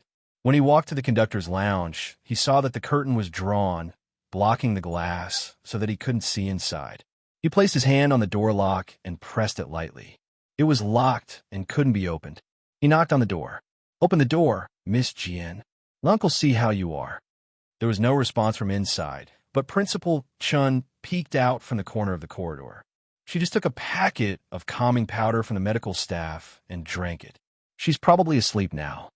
Beside him was a police officer who was taking down his statement. Chapter 266. She's asleep? Is she hurt anywhere? I'll be worried if I don't go in and take a look. Yi Jifan glanced at the policeman who hadn't gotten out of the car. His eyes flickered. Ying was scared too. Both of them suffered tonight. Principal Chin smiled. He took out a hexagonal lock and opened the door. This child was even more scared than Yi Ying. Luckily, the robber opened the car door himself so that both of us could jump out easily. Although she was scared, her courage was commendable. It's worth learning from. She was curled up on the narrow bed. Her clothes were clean, but her hair was still wet. Her back was to him, so he couldn't see her expression. Let her sleep here. Principal Chun didn't let Yi Jifan continue to observe her. He gently closed the door and locked it with a hexagonal lock. She's still scared. She asked me to lock the door. Mayor Yi don't mind. The little girl came back just in time. She really knew that Yi Jifan would come to see her. It seemed that he didn't have to worry about the little girl being taken advantage of by Yi Jifan in the future. Yi Jifan took a step forward and saw that the policeman who was taking notes was holding a black bag. It was still dripping with water. He glanced at the water stains on the floor and narrowed his eyes. There's some life-saving money in this bag. Police comrade, since you've picked it up, can you take out the life-saving money first? Headmaster Chun said in a low voice. He glanced at Yi Jifan, who had a complicated look in his eyes and seemed to be thinking about something. He let out a long sigh. The money to save a life at the hospital. Yi Jifan looked at the bag in the policeman's hand again. He asked Principal Chun, "What's wrong? Can't you take out the money and return it to the passengers?" You're sure that the robber carried this bag with him when he got out of the car? It contains the money from the passengers on the car, right? The one taking the statement was a policeman in his 40s. We still need to find a few witnesses. Then, the money will be returned to the passengers. Principal Chun took a step back with a smile and said, "I can confirm that this bag was indeed carried by the robber. It also contains some of the passengers' money. As for proof, this Mr. Yi can do it too." "Yes, I can prove it." Yi Jifan nodded. He could indeed prove this because there was his money in the bag. You can open the bag and take a look. There's an envelope inside. There's 1,000 yuan in the envelope. This is the cash that the robbers took from me. There was indeed one in the bag. The policeman looked at it and closed it again. He said to Yi Jifan, "Okay, come with me." It turned out that the bag was picked up by the police during the chase, and it wasn't stolen by Headmaster Chun or Miss Jian. After understanding the situation, Yi Jifan felt relieved. The train stopped for a full half an hour before it started moving again. Listening to the rumbling sound of the flute, Yi Qian, with his eyes closed, gently stroked the silver wire around his wrist.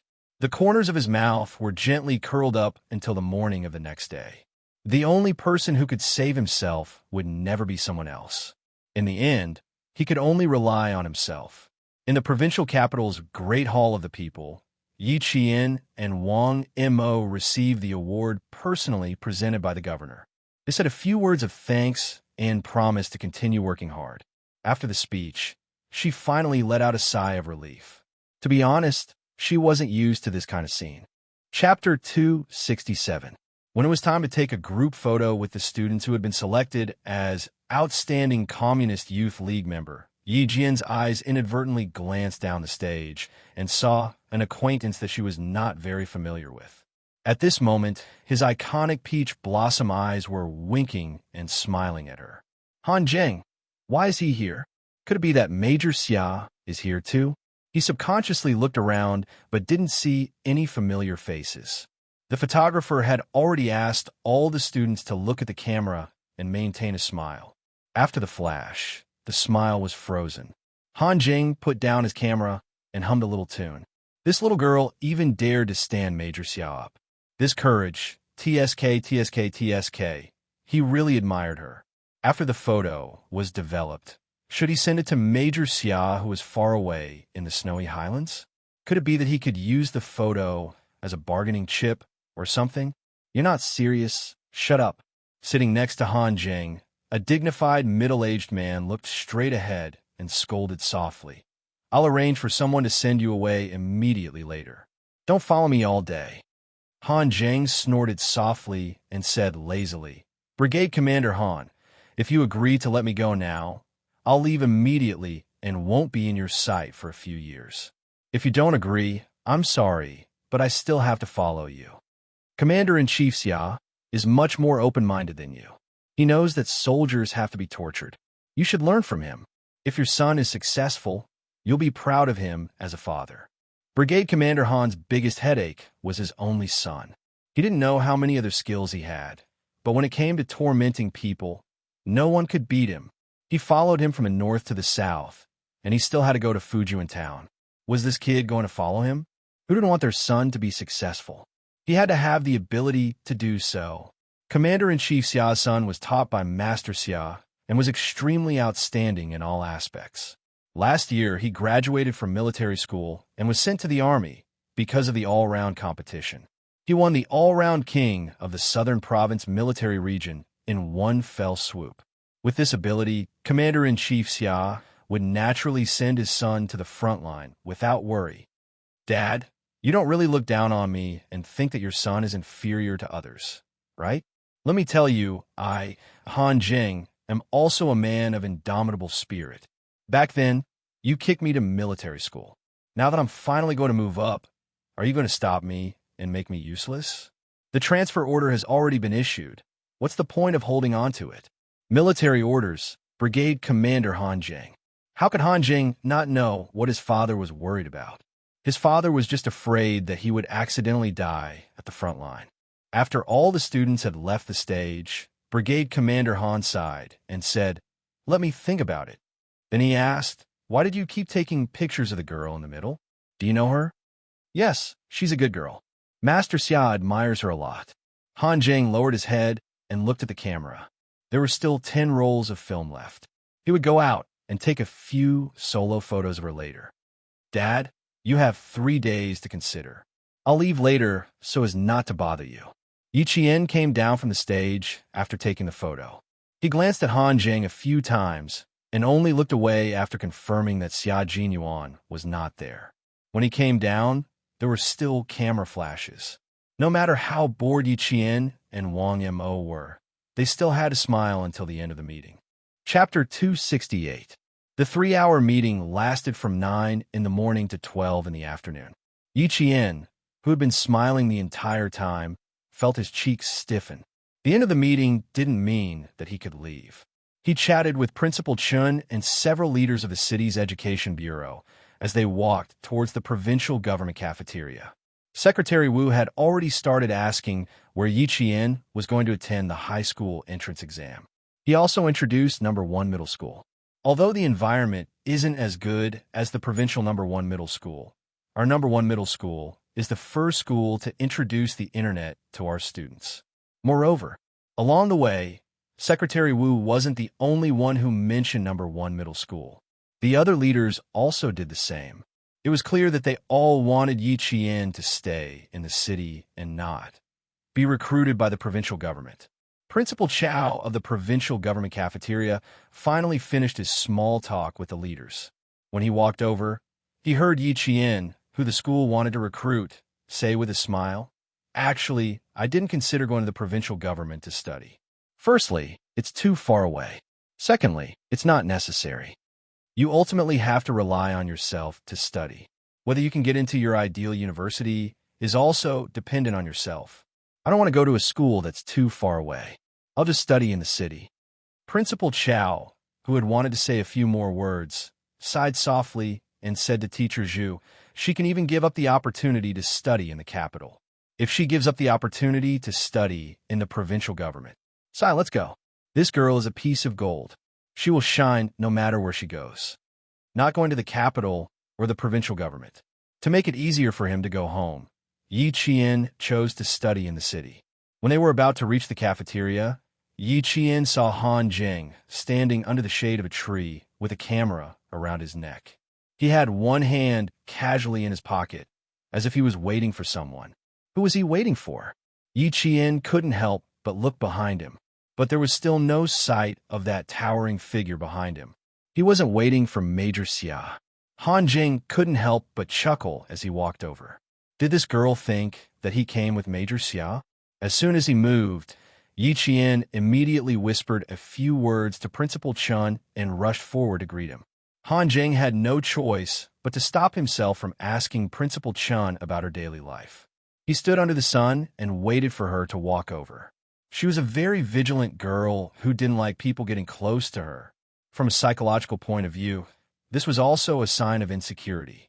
That's right, she had no parents, and she was cheated by her uncle's family. It was already very healthy that she didn't develop any world-weary emotions. Last time, young Master Xia asked you to look for me, but you didn't come. As for me, I don't have any other intentions. I just want to see if classmate Yi Qian, who dared to stand young Master Xia up, has any words that he needs me to pass to young Master Xia. So he was here because of what happened last time. Yi Qian smiled and said, "Are you going there too?" The provincial government building occupied a large area. Han Jing didn't lead Yi Qian to the cafeteria. Instead, he brought her to a military car. "I don't know yet, but it shouldn't be a problem. Let's go outside and chat while we eat. You can even write a letter for me to pass to him." Yi Qian, who didn't refuse, quietly got into the car. She didn't say much until she got out. As Han Jing drove, he glanced at the silent girl from the corner of his eye. She was really calm. There was no strange expression on her little face at all. He didn't go, but he rushed over the moment he got off the plane. "Little girl, who knows how many girls in the capital want to meet young Master Xia? But you actually stood him up. You're making an enemy out of all the girls in the capital." Chapter 269. Even when they're on purpose? Yi Qian pursed her lips unnaturally and shifted her body. "I was in a hurry to go back. I didn't have time to wait for 2 more days." Sigh. Should she write a letter? What a problem. She would be lying if she said she didn't feel guilty. He even went there on purpose to see her. It was wrong of her to stand him up. The unnatural expression that flashed across her face didn't escape Han Jing's eyes. He majored in psychology, so he could guess what a person was thinking based on their facial expressions. She was embarrassed when he said it out loud. She felt a little guilty after knowing the truth, but there was no girlish sentiment. Compared to the disappointment on young Master Xia's face when he found out she didn't come, it was the face of a disgruntled husband. Han Jing wasn't familiar with the provincial capital. After driving for less than 5 kilometers, he saw a decently decorated Cantonese restaurant and drove straight to it. He found a seat near the window and placed his order. Then he placed one hand on the back of the soft seat. His peach blossom eyes, which were usually full of smiles, were now scrutinizing her. He secretly observed the young lady who kept her emotions in check rather quickly. Yi Qian drank her water unhurriedly and generously allowed him to scrutinize her. At first glance, Han Jing wasn't a very handsome man, but his eyes were bright and gentle. When you stared deeply into the other party's eyes, you could only see his affection and deep doting, as if you were the person he loved the most, the person he placed at the top of his heart. When the expression in his peach blossom eyes became serious and serious, even his gaze became stern.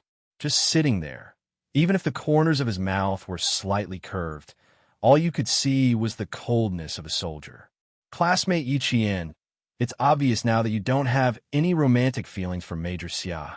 Of course, you can't be blamed for this. After all, you're still young. But Major Xia's feelings for you, how should I put it? It's not love, but it's already within the range of admiration. So," hearing this, Yi Qian naturally interrupted him. Looking at him, she said with a faint smile, "So, I need to thank Major Xia for his appreciation of me. At the same time, I need to reciprocate. That's because Major Xia is the dream partner of all the young ladies in the capital, and I'm just a girl from the countryside. I have no background, no talent, and no looks. I should be deeply grateful that he has taken a fancy to me. I have to be tactful and go along with it. Only then will I be worthy of Major Xia's appreciation of me." Yi Qian said everything in one breath without pausing. Looking at his slightly stiff face, Yi Qian gulped and added, "It seems that young Master Han is standing up for a friend and fighting for justice. But does Major Xia know about this? Hey, the little girl was so eloquent, who said that he was young and didn't understand. How could he not understand after hearing all these sentences? That was indeed what he meant, but it was definitely not as sharp as what she said. Moreover, why did she sound so disdainful? She even had a sense of mockery towards him. It seemed that there was a misunderstanding. If it was someone else who misunderstood, it would have been fine, but not Yi Qian. Han Jing, who rarely explained anything to others, smiled and said, "Little girl, don't be so prickly.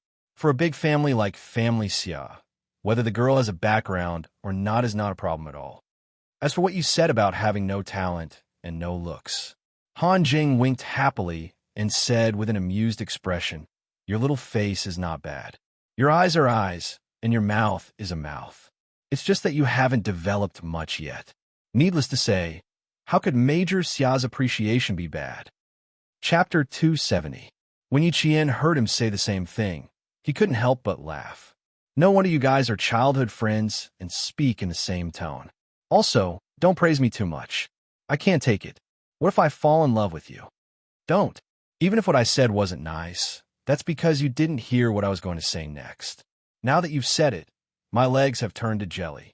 Han Jing raised his eyebrows, but the sternness in his eyes didn't diminish. He said calmly, "I'm childhood friends with young Master Xia.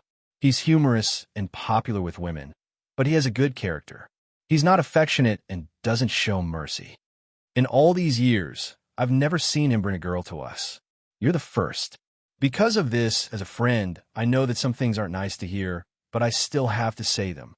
His expression gradually turned serious, and his eyebrows became sharper. "He does admire you, but if you're not interested in him, you don't have to be in such a hurry to draw the line. From a man's point of view, the more the woman he admires is in such a hurry to draw the line, the more he wants to conquer her, have her, and make her his. Men are natural hunters. Just like animals, they like to conquer. Young lady, if you don't want anything to happen with young Master Xia, I suggest you don't be in such a hurry. You should take it slow. Otherwise, young Master Xia will only become more interested in you, and it'll be harder for you to escape." From a man's point of view, this was indeed the case, and Yi Qian happened to be committing this taboo. Hearing this, the thoughtful Yi Qian waited until the first dish was served before slowly nodding. "Hearing what you said, it makes sense. But," Yi Jian changed the topic and smiled, "but the way I get along with Major Xia is a little different. Even if I told you, you wouldn't understand. And I don't know you that well. If there's something you don't understand, I suggest you ask Major Xia yourself. Also, I do need to write an apology letter to him. After all, I was the one who stood him up first." With that said, Yi Qian got up to get a pen and paper from the waiter. When Han Jing saw her coming over with a pen and paper, he was stunned. Wasn't it a little too casual? Using a menu as a letter, was that okay? Why wouldn't it work? At least Yi Qian was writing seriously. So, 2 months later, Xia Jinyuan, whose eyelashes were stained with snow, received a letter from Han Jing. When he opened the letter and saw that it was not a piece of paper full of girlish feelings, but a menu from an unknown restaurant, he looked at Han Jing with his snowy eyes. Under the thick windshield mask, his expression was, "Are you kidding me? I'm not playing with you, and I don't dare play with you. Look behind you, look behind you." Han Jing, whose eyes were blurred by the snowy wind, breathed out cold air. He wanted to laugh, but he held back his expression and said, "It's the little girl you admire who picked the materials on the spot." Also, he really wanted to know. The little girl said that the way she interacted with Major Xia was different. Just what kind of difference was it? The snow and wind were so strong that even reading the letter was difficult. Also, the paper was not only of poor quality, it was also as thin as a cicada's wing. He was really worried that the snow and wind would blow the letter until it disappeared. He carefully put the unread letter into his pocket and said to Han Jing, who had been resting at the military depot for almost 2 months and only came to the training base today, "Let's go back first. The snow leopards will come out later." This was the world of snow leopards. They were extremely rare, and no one wanted to see them. Han Jing's expression turned serious, and he immediately followed. Chapter 271. The base was located on a plateau, and in November, the only scenery one could see at the base was snow. Once winter came, the vehicles couldn't even get to the military depot, let alone enter the training base of the Snowfield Brigade. The Chinese government had invested a lot of manpower, material, and military resources to train a special force. For example, the Snowfield Brigade only recruited 2 to 3 soldiers every 3 years. If there were no suitable soldiers, they would rather not recruit than let unqualified soldiers enter the Snowfield Brigade.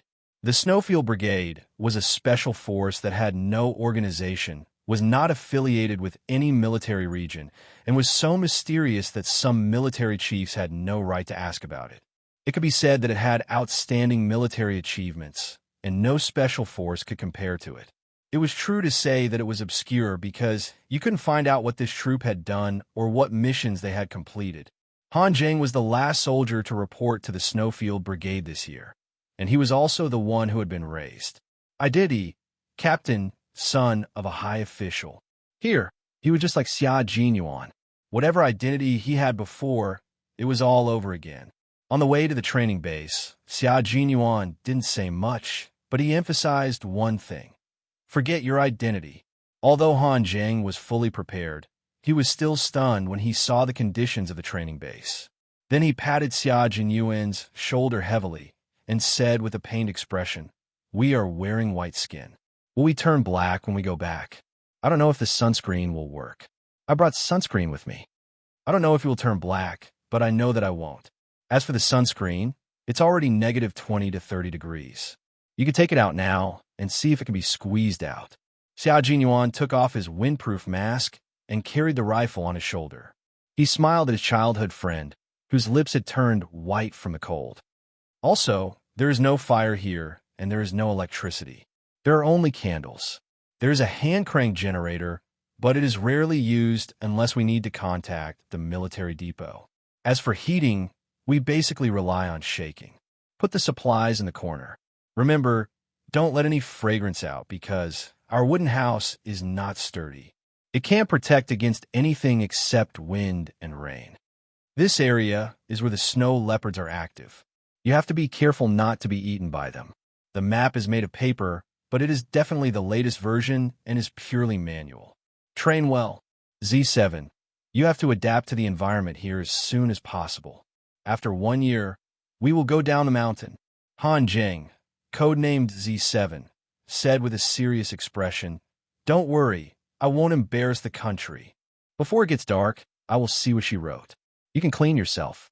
The other team members will be back in about an hour or so. Prepare the food." Xianxia, who had been here for 4 months, had completely adapted to the environment on the snowy plateau. After melting the snow on his eyes and eyebrows with the warmth of his palms, his jade-like handsome face was still exquisite, but his eyebrows looked more mature and restrained. Although the barracks were made of wood, it was still windproof and snowproof. Xianxia did not dare to stand in the wind and snow to read the letter. He stood at the back of the wind and carefully took out the thin letter. The first thing he saw was, "Good luck Cantonese restaurant." The little girl really knew how to use local ingredients. Although her thoughts seemed complicated, they were actually simple. However, she treated people with sincerity and did not feign civility. Chapter 272. Xianxia's gaze landed on the words, "Dear Major Xia," followed by "Hello." Xianxia felt his teeth ache. This girl must be doing this on purpose. She even used honorifics. The letter was very simple. It started with an apology, followed by a description of her recent situation. She also mentioned that she would be studying at number 1 middle school for the next 3 years of high school and had no plans to go to the provincial capital. At the end of the letter, she added, Han Zheng took several photos of her and asked if he could get the photos back. There was really nothing else. How many words could there be in this small menu? Xianxia smiled and counted all the words seriously. There were 627 words, and he had to add punctuation marks. He thought for a while before coming up with 4 words. 627 words, not bad. However, this girl was really calm. He had already left the words, "Wait for him to come back," so why didn't she react at all? Did she not understand? No, she wouldn't. With this girl's intelligence, she would definitely understand. If she didn't mention in the letter, It could only mean that she was avoiding it or thought he was joking. If she was avoiding it, he could think of a way to make her face it. If she thought he was joking, that would be troublesome. It was enough to show that she didn't believe what he said at all. He carefully read the letter again and committed the 627 words to memory. Then he carefully and seriously folded the letter and put it in his pocket, near his heart. It was a pity that they couldn't communicate with the outside world. If possible, he really wanted to reply, especially when she wrote at the bottom of the letter, "Major Xia, are we pen pals?" It was as if her clear voice was right next to his ear. It reminded him of every second he spent with her. There were still 8 months until the end of the year. By the time he went back, little Fox would be in high school. What a pity. She was still too young and underage. He put the letter away properly and felt his heart warm up. After a while, he turned to ask Han Jing, who was preparing the bread. Did she say anything else besides the letter? Also, how did she send the letter to you? How did you get the address? It's a long story. Brigade Commander Han didn't agree to my transfer order and is still in custody. Military orders are like mountains. How long can he be in custody? As long as I don't give up, he can't do anything. But it's not a good idea to keep holding on to him like this. So, I pestered him every day until I finally reached the southern province. Coincidentally, I saw your little girl in the provincial capital's Great Hall of the People. Han Jing put away the hard bread and gave each of his comrades a piece of ham sausage.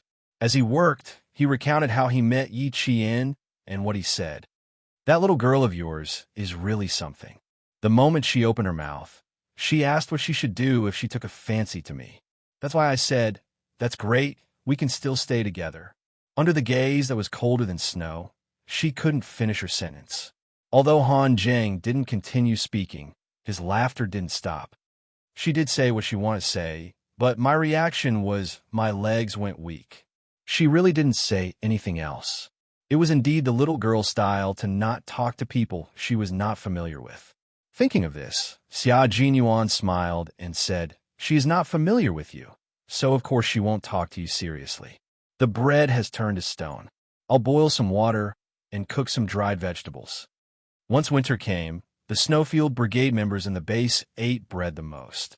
Occasionally, they would light a fire and put the dried vegetables in the water that would never boil. It was a vitamin supplement. Chapter 273. Once winter arrived, the Snowfield Brigade members in the base would eat bread the most. Occasionally, they would light a fire and put dried vegetables and leaves into the water that would never boil as a vitamin supplement. The training process of the Snowfield Brigade was more arduous than any other soldier in the Army, but their abilities were not something any soldier in the Army could compare to. Han Jing was a person who could endure hardship. He shared the bread and ham sausages that were only enough to fill his stomach without batting an eyelid. Yes, she's a very vigilant little girl. So, I'm very curious. What did you do to make her smile like the sun when she looked at you? Han Jing had a good impression of Yi Qian. With his status, he was used to seeing all kinds of people since he was young. He could tell whether they were real or fake at a glance. Take Yi Qian, for example. The first impression Han Jing had of her was that she was open and above board. Yes, she was open and above board. What he saw was not the exquisite beauty of her facial features, but the temperament of her movements. She was demure and graceful, without the weakness of girl. She had a kind of open and above board, dark and elegant like an orchid character. But she really doesn't have any feelings for you. I told her that you rushed over and didn't see her. But in exchange, you only made her feel guilty. Other than that, there was nothing else. Also, you really have to thank me. If I hadn't hinted to her and used her guilt to write you a letter, brother, it's very likely that you wouldn't even have received this letter. As he spoke, Xia Jinyuan listened quietly. The smile on his thin lips was like the sun on a snowy mountain, bright and dazzling. It's good enough that you can make her feel a little guilty. Take out all the things you didn't take out. The letter here mentioned that you took a photo of her. No way, she told you that. Of course, this is the way I get along with her. You won't understand. Han Jing snorted and said a little gloomily, I finally became the magpie bridge between the cowherd and the weaver girl, but in the end, I didn't get any benefits at all. She even said that she wanted to use the photo in exchange for a few conditions. Who knew that a letter would sell me out? How exactly do you guys get along? Can you tell me more about it? What kind of way of getting along? From knowing each other to fighting side by side. They were friends and comrades in arms. If one day they could even become lovers who fought side by side, that would be perfect. A few silhouettes came against the snowy light, all of them bringing with them a chilly wind as they walked into the wooden house. The two people who were talking just now immediately calmed down and stood at attention, welcoming their comrades who had returned from their mission. This time, they were not only training in the snowy highlands, but also carrying out an important mission. The situation is not good. Tomorrow, bring some rations and take a detour. G3 spread out the map. His slender fingers gently traced across the map as he said to Xia Jinyuan, Q King, you're very perceptive. You'll go with J5 tomorrow. As for Z7, you're new here, so you're not familiar with the terrain. Stay here and guard it. The company commander at the sentry post contacted me today, hoping that we can support them. You stay here and support the outpost. Q King, J5, and I are going to look for the 3 missing brothers. Han Jing had no idea that he would encounter a missing brother as soon as he arrived. Listening to the piercing snowy wind, he said in a low voice, Okay, no problem on my side. I'll guard the back. I'll leave the front to you 4 brothers. Also, the military asked me to send a message to your sentry post. Chapter 274. He spoke in a low voice. One could only vaguely make out the words satellite, contact, and other sensitive military secrets. There was no doubt that the message he brought was very exciting news for the Shuiyu Special Forces members who had been here for 4 months. This way, they would be able to contact the military at any time in the future. Next spring, the engineers will come over and finish building the equipment. We should be able to leave the mountain around July. Although Han Jing didn't participate in the previous missions, he still knew what the Snowfield Brigade was doing. This was definitely good news for the Sentinel Company stationed at high altitudes. G3 put away the map and patted Han Jing's shoulder. Go to the Sentinel Company tomorrow and tell them the good news. They will arrange the reception for the engineers. We will be responsible for keeping watch in the dark. We leave at 6 tomorrow morning. Go to bed early after eating and save your energy. Z7, there's still a few oxygen tanks. If you feel uncomfortable, call for help. We will take turns keeping watch and will wake you up in the middle. Han Jing had been at the military station for almost 2 months when the snow had sealed off the mountain. But now, they were at an altitude of more than 5,000 meters. G3 was worried that he would really fall asleep if he closed his eyes because of altitude sickness, so he told him that he would wake him up in the middle of the night. This wasn't an exaggeration. It was a real thing. Dinner was hard bread prepared by Han Jing, a ham sausage, and a packet of pickled vegetables for each person. As for fresh vegetables, fragrant rice, hot noodles, don't even think about it here. At least the 5 of them still had food to eat. As for the 3 brothers who had lost contact with them, they didn't know where they were hiding in the snow.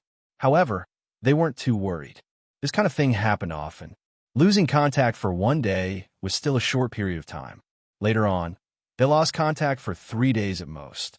It was under such difficult conditions that, in the spring of the next year, a confidential report from the snowy highlands, translated by Han Jing alone, was sent back to the military headquarters. At the same time, a military layout map was also sent back to the military headquarters. This was the information that the 8 members of the Snowfield Brigade had exchanged for with their lives. They walked in the snowy mountains, accompanied by snow leopards. There wasn't even a small path. They climbed the steep mountains and the bottomless cliffs. They relied on their hands and legs to complete the mission given to them. By the time the news came back, spring was approaching in the north, and the cherry blossoms in the south had already withered.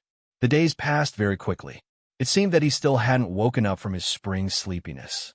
He didn't know when the chirping of cicadas had started. After the general examination, Yiqian did not stay at home like the other students to wait for the notice to arrive. Instead, he immediately returned to the village after the examination and joined the army for training the next day. Principal Chun and Uncle Jin didn't ask about Yiqian's results. nor did they ask her if she did well in the exams. When she said that she would go to the army immediately, the two elders took her to the army without hesitation. Results and scores had never been the focus of his attention. 1.5 years into the 4-year plan, and Yi Qian's training was getting more and more arduous. Yi Qian was standing alone under the scorching sun, with camouflage branches and leaves covering his head. He had a Barrett M82A1 anti-material sniper rifle propped up. He had already been training for a full 6 hours. Long-range sniping missions often required the sniper to run long distances without eating, drinking, or sleeping. Good hearing and vision were the basics, and at the same time, they also needed to have extremely high endurance. Chapter 275. For example, she wouldn't feel thirsty because of the sun, wouldn't move because of frequent urination, and wouldn't expose herself because of insects. Fragrance came from the bitter cold. Theory learning, shooting training, skill training, and stealth training were carried out at the same time. Yi Qian had already completed shooting at stationary targets in different positions within different shooting ranges.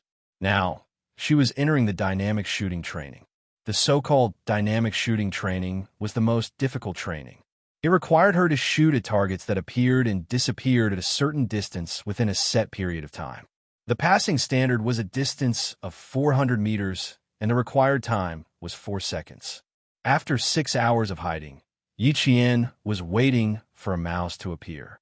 Finally, when a wind blew, a mouse suddenly appeared in the crosshair scope. In that second, Yi Qian's breathing tightened, and with a bang, she fired her first shot. This was also her first shot in the dynamic shooting training. As the mouse squeaked into the forest, Yi Qian knew she had failed this shot. Her willow leaf-like eyebrows furrowed slightly, and her increasingly beautiful facial features revealed a rare coldness of a girl. Holding a sniper rifle that could destroy a car's engine with a single bullet and could also quickly penetrate brick walls and cement, she stood there and let herself be criticized. Your body's functions haven't been relaxed, and the preparation before firing was too tense. Also, 6 hours of not moving has already made you feel tired, causing errors in your vision's straight line and visual image, resulting in errors in your judgment of the bullet's trajectory. Principal Chen's voice was as cold as a bullet, without a trace of warmth. His eyes also didn't have a usual kindness. This isn't the original gun, but Yi Qian, you have to get used to any sniper rifle. Let every gun be your old partner, and every bullet in every gun can be close to your breath. Taking the sniper rifle from Yi Qian's hands, Yi Qian aimed at the target, aimed, calculated the wind speed, calculated, and pulled the trigger. Bang! After less than a minute, Yi Qian smelled the faint scent of blood. The mouse that had clearly escaped was finally shot by a sniper rifle. This was the standard of a world-class sniper. He didn't need to prepare for too long. He only needed one target, and he could complete the mission. This was also Yi Qian's goal. To surpass Principal Chen, she had to stand even higher. Yi Qian gasped softly.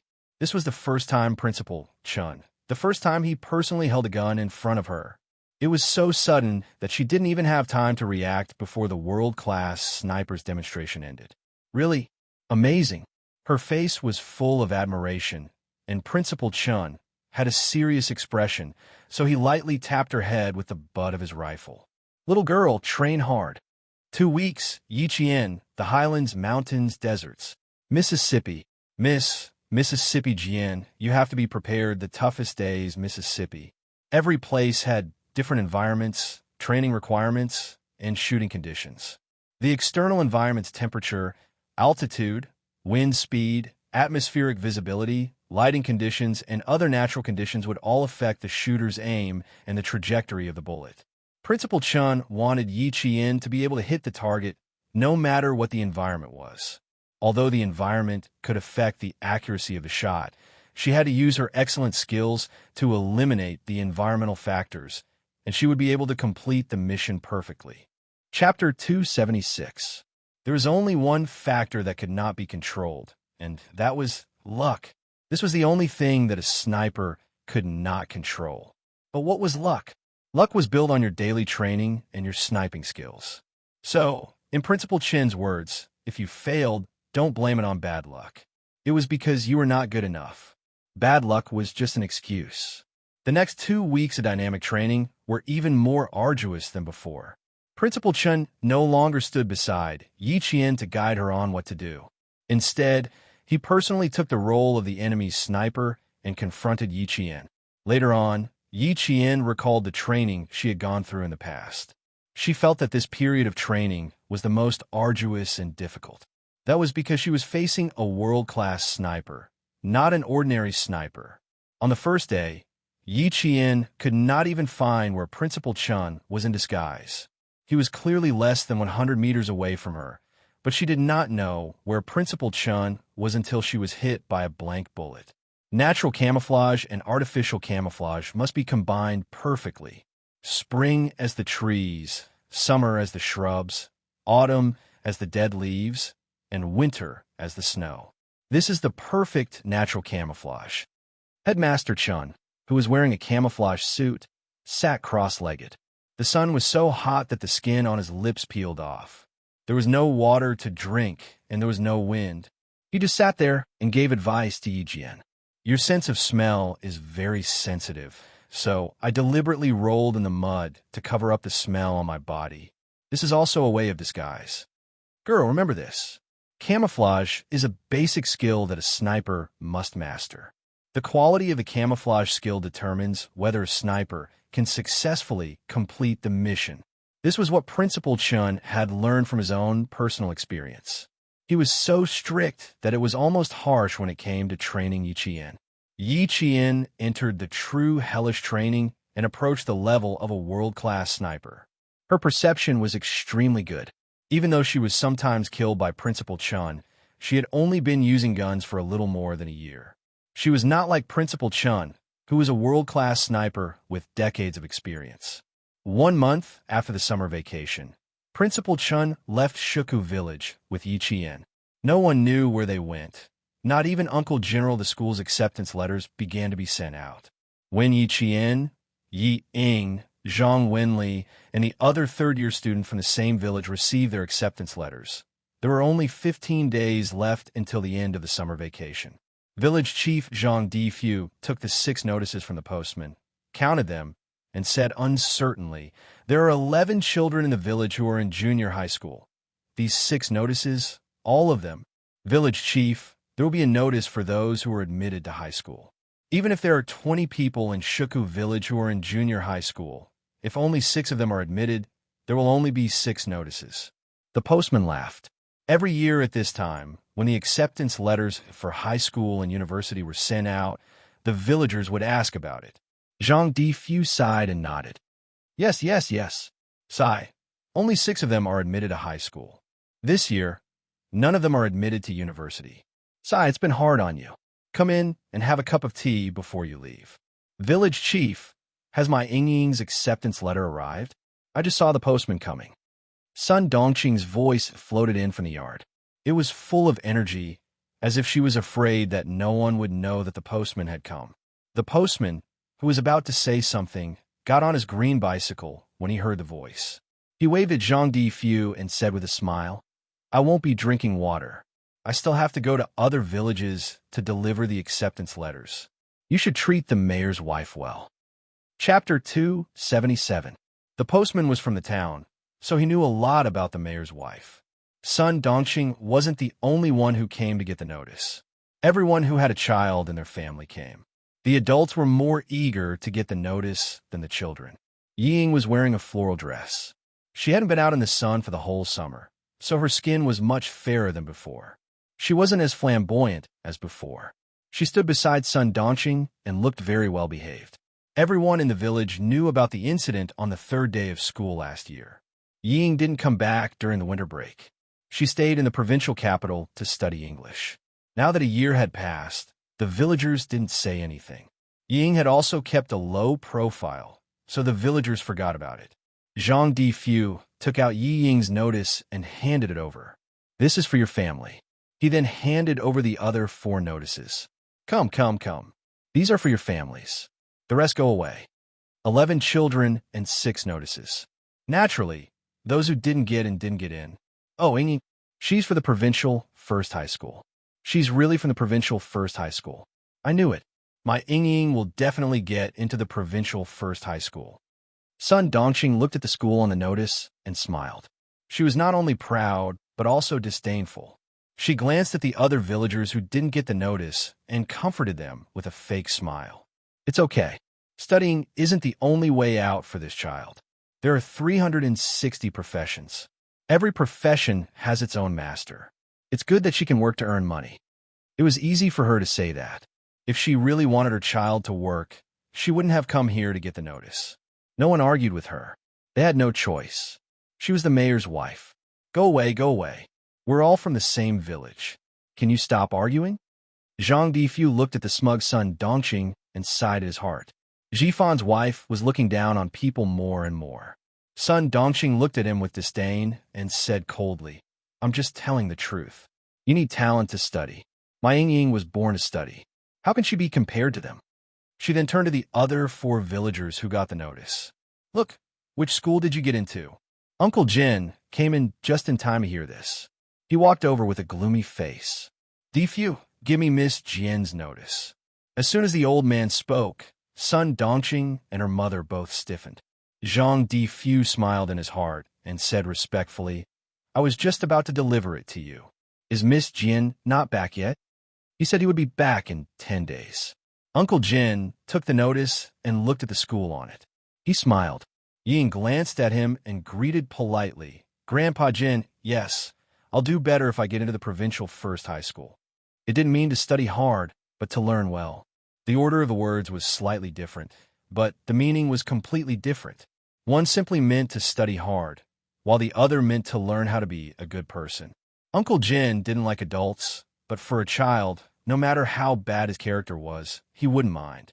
Even someone as smart as Yi Ying could tell. She lowered her eyes slightly to hide the coldness in her eyes and said obediently, You're right. It wasn't easy for me to get into a good school. I have to study hard. Otherwise, I won't be able to get into a university. My Ying is so sensible. Uncle Jin, how did the little girl do? She had originally thought that she must be amazing since she had won an international award and the first place in the cohort. But in the end, she didn't come back with any good results. Chapter 278. Sun Dongqing waved the letter in her hand and smiled like a flower blooming on her face. Our Ying's grades are still the best. She got into the provincial number 1 high school without a hitch. Mom, don't say that. Ying seemed unhappy. She took the letter from her and stuffed it back into the envelope. She said to Uncle Jin, Grandpa Jin, my mom's words are unpleasant. Actually, she's quite concerned about whether my sister got into a school or not. Uncle Jin glanced at Yi Ying, who thought she was smart but didn't have any sense of responsibility. He said calmly, It's not bad. Number 1 high school in the city. It's as expected. Number 1 middle school isn't bad either. Although it's not as good as the provincial number 1 high school, with my sister's intelligence, it's the same no matter where she goes. Ying knew that she was relieved. She really didn't want to be in the same school as Yi Qian. There was no other reason. Yi Qian knew too much about her. If he told others in high school, she would have to live like she did in high school. She would have to live a repressed life. Hearing this, Sun Dongqing held back her pride and pretended to be concerned. She sighed and said, As long as she gets in, number 1 middle school will be number 1 middle school. She'll just suffer a little when she gets into university. This is great. I can finally answer to my sister. It wasn't strange that Sun Dongqing could shamelessly take credit for herself. Another boy from the village got into the same school as Yi Qian. When he heard that Yi Qian was in the same school as him, he was very happy. He said, That's great. We'll have a companion when we come back to the village in the future. We won't be afraid when we come back together. Of course, my poor Ying. She has to stay in school for 3 years in high school. No matter what others said, Sun Dongqing would naturally turn the topic to her own daughter and praise her a few more times. A figure stood at the entrance of the courtyard and listened quietly for a while. When he saw that the people in the courtyard were about to leave, he lowered his head and looked at the high school study materials in his hands.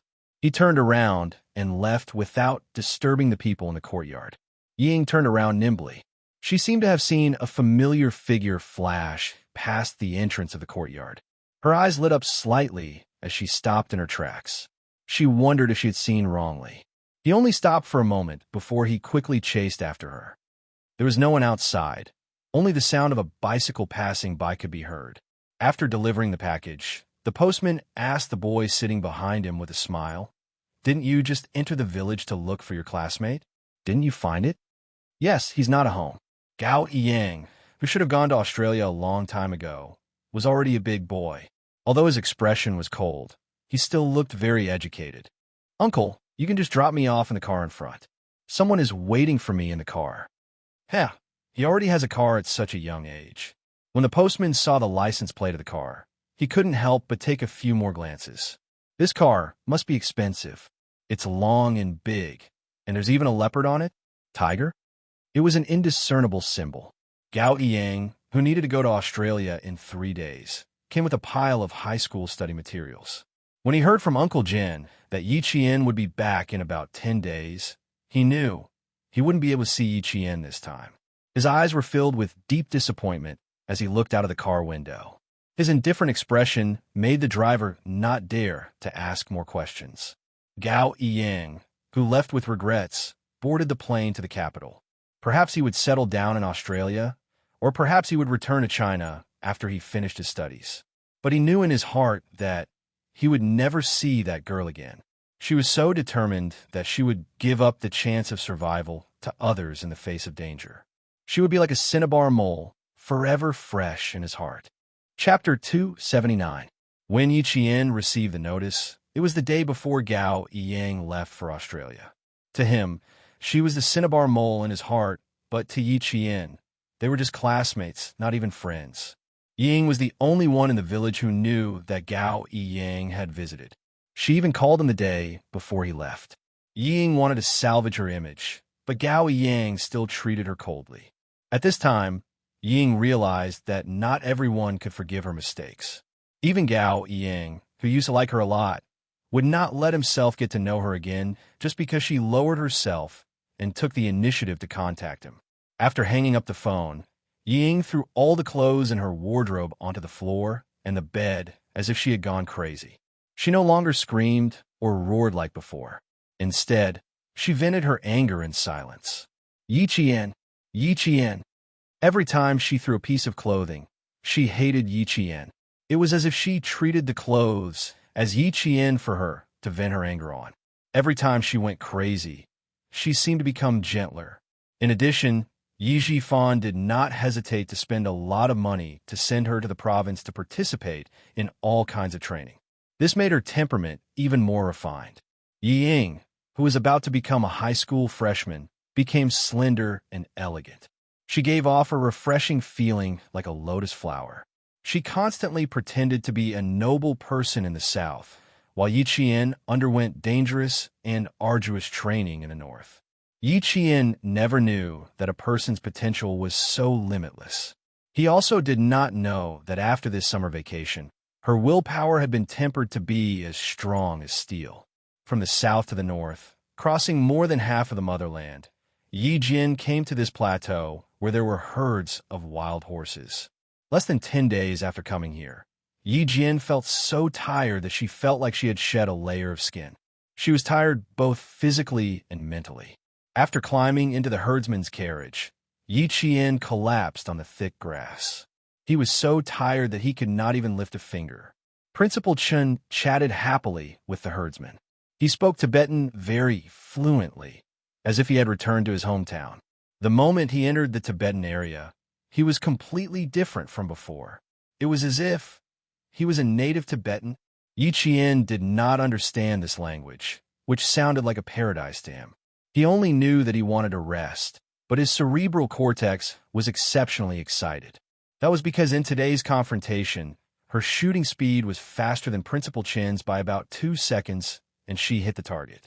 This was the first round of dynamic training, and he was faster than Principal Chen.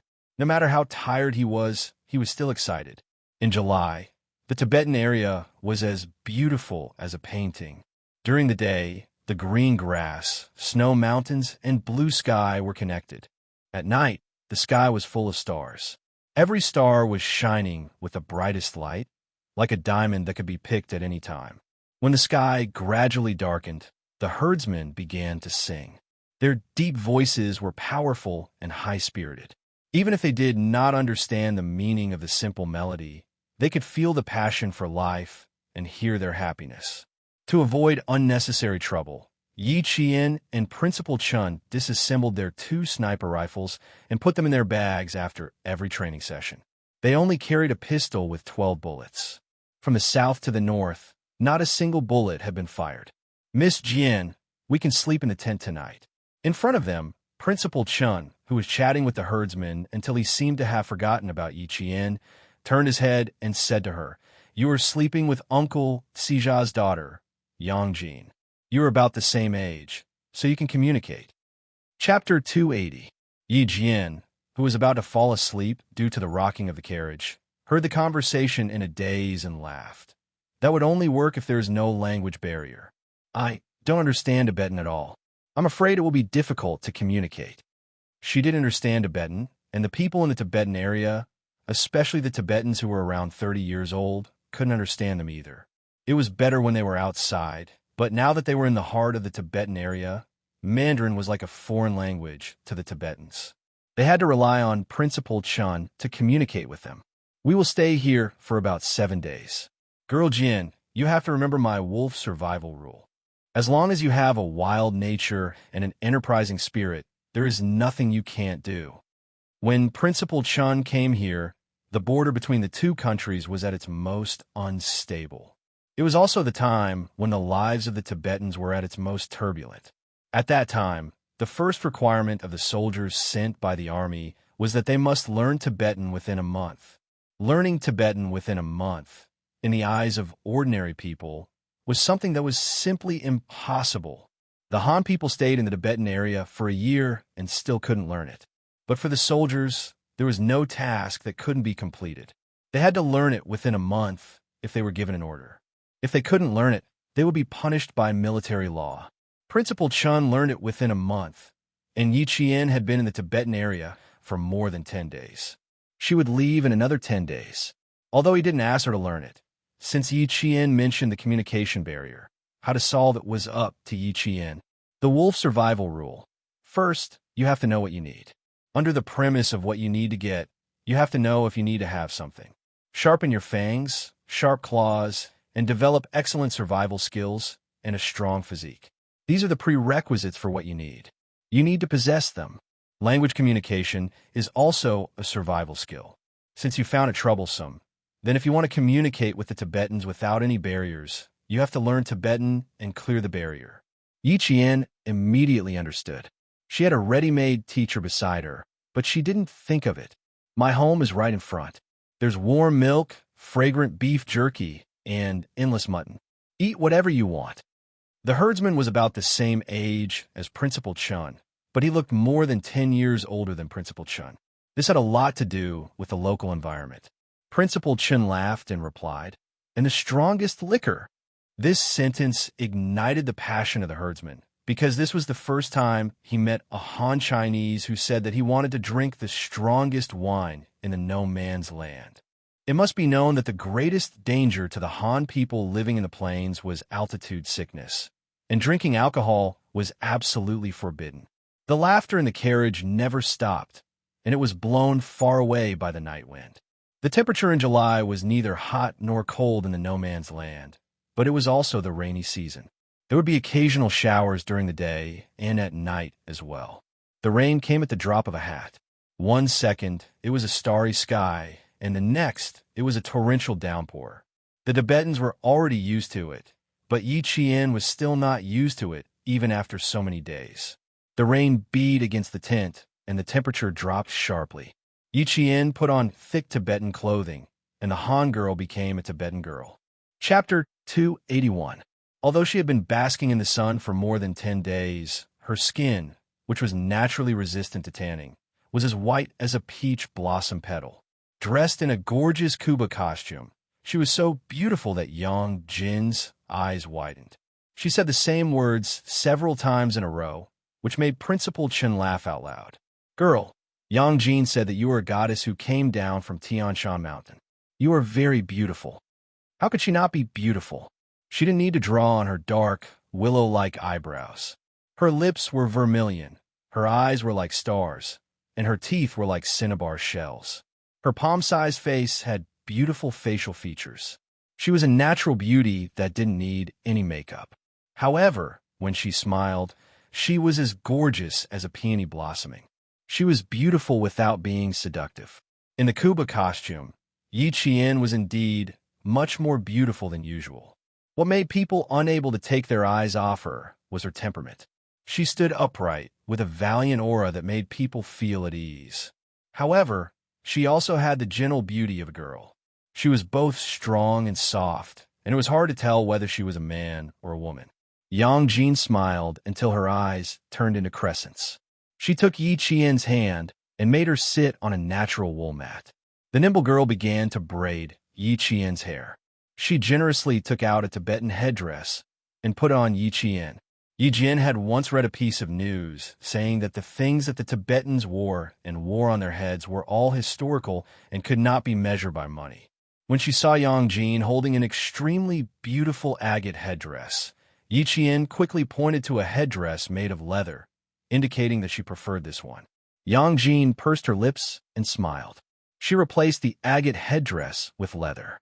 On the other side, Principal Chen, who was drinking Highland barley wine, saw this and secretly gave Yi Qian a thumbs up. She was quite knowledgeable. She knew that it was an expensive headdress and only chose a leather headdress. After the rain, the entire night sky became clearer after being washed by the water. The stars appeared again, allowing the few people who were taking shelter from the rain to walk out from under the rocks. They wiped away the rainwater that splashed on their faces, looked up at the starry sky, and started walking again. Looks like it's going to be difficult to find them tonight, Xia Jinyuan said coldly. Under the night sky, his posture was like a sword that had been unsheathed, bringing with it a sense of dominance. Z7, check the coordinates. Han Jing, codenamed Z7, took out a military compass. After looking at it, he calculated his position and quickly found their exact location on the military map. He spread the map on his big map, turned on the headlight on his helmet, and said in a low voice, "The east side is the river. We can't go that way. It's a dead end. The south side is our military depot. We can't go there either. There's only this way north. There's a small village of nomads. If I were this group of people, I would choose to go to the village at night. There are still 20 kilometers to go. The journey will take about 3 to 4 hours. These guys had good stamina, so they would arrive in about 3 hours. No man's land. This was the only place to stay. Also, this area is where the snow wolves are active. Be careful." J5 took off his boots and poured out the water. He smiled and said, "We can't enter the village after them. We have to enter the village before them. Z7, see if there's a shortcut we can take. We have to take a shortcut." No one objected to his suggestion, but there was a big problem. The shortcut after entering the no man's land was not as simple as taking a shortcut on the plains. The no man's land was full of unknowns at night. There were dangers that you couldn't see. The mountains you saw during the day were magnificent, but at night they gave you fear, the fear of approaching death. Chapter 282. If they took a shortcut, they might get lost, or they might walk into a dangerous area with falling rocks. These were all things that were very likely to happen. Han Jing looked at the map carefully again and said, "Let's take the main road.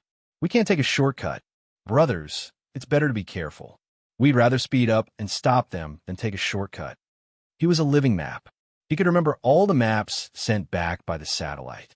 If there were any discrepancies, he could combine it with the military map and it would be almost accurate. But even so, they couldn't take a shortcut. The unknown in the dark was impossible to defend against. Fighting in the cold areas of the highlands emphasized on light weapons to reduce the burden of weapons on the soldiers.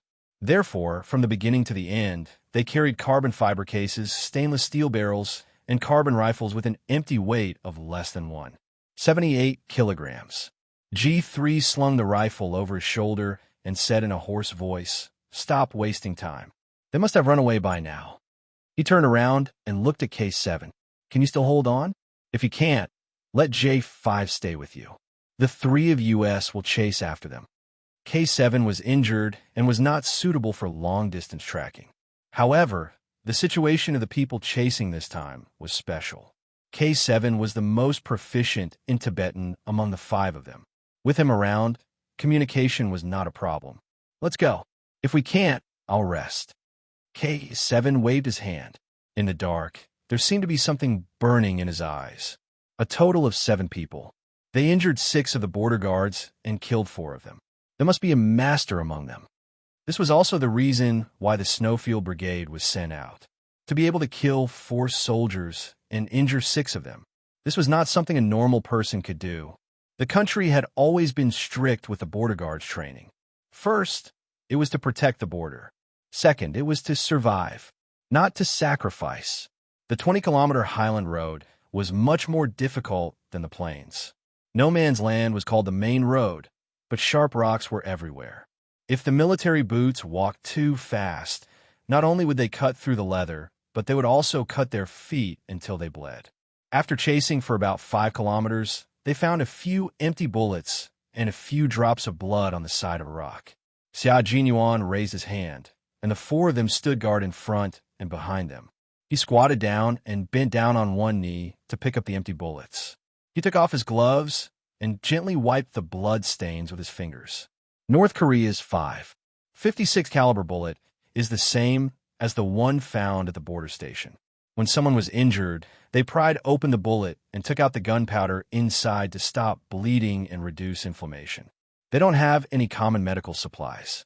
Picking up the bullet in his hand, Xiaojinyuan's eyes were as sharp and cold as an eagle circling in the sky. "You won't be able to walk fast with an injured person. Speed up. Tell me if K7 feels uncomfortable." G3 put away his carbon rifle and pointed it down. He said sternly, "There's enough time to catch up. Z7, you accompany K7. Xiaojinyuan and J5 nodded lightly. Their military boots stepped on the gravel. Their tall and slender figures were as strong as snow leopards in the highlands. They chased after the murderer for thousands of miles with a murderous aura. The soldiers of the Snowfield Brigade were not soldiers from a military station. They had killed people before. When they moved, they had a murderous aura that could sometimes make wolves retreat. K7 was injured in his calf. The stitches had just been removed, so it was not suitable for him to chase after the murderer for thousands of miles. But for the murderer and to avenge his fallen comrades, he had to persevere no matter how painful it was. Chapter 283. The wind blew from the edge of the snowy mountain. There was a faint smell of blood in the wind that had the smell of snow, which made the 5 people chasing after the culprit look cold. They were less than 10 miles away from the village. If there was a strong smell of blood, it meant that either something had happened to the culprit or something had happened to the herder. The 5 of them were more inclined towards the latter. "Alert! K7, bring up the rear. J5, cover." Xiaojinyuan's cold voice came from the headset. He graduated from the combat command faculty and was more professional than G3. In the past year or so, he could be said to be the team leader of the Snowfield Brigade. His sensitivity to danger, his ability to command battles, and his ability to deploy troops perfectly fused his expertise with practice. Not only did he allow this group of soldiers to complete their own missions, but he also allowed the military to assign them to some confidential military projects in the depths of the snowy mountains. The culprit this time was a group of mercenaries with bad intentions. They had shot and killed the sentinels. It was normal for mercenaries to kill civilians. Similar incidents happened all over the world. Following the smell of blood, they saw the body of a herder lying quietly by the sharp rocks. His Tibetan uniform had been taken away, as well as his accessories. Mercenaries had always been good at anti-reconnaissance. Not only did they take off the herder's clothes, they also took his hat, shoes, waist knife, and flint scythe. Disguising as a Tibetan, we can definitely enter the village. Xiaojinyuan opened his military backpack, took out a medical bandage, and gently placed it on the herder's face. They couldn't bring him back to the village. They could only come back after they dealt with the mercenaries. On the other side, K7 found a few drops of blood with some white powder floating on them. He used a military dagger to pick up some of the powder and rubbed it with his hand. Sterilized crystal sulfonamide. Check if the herder has any injuries.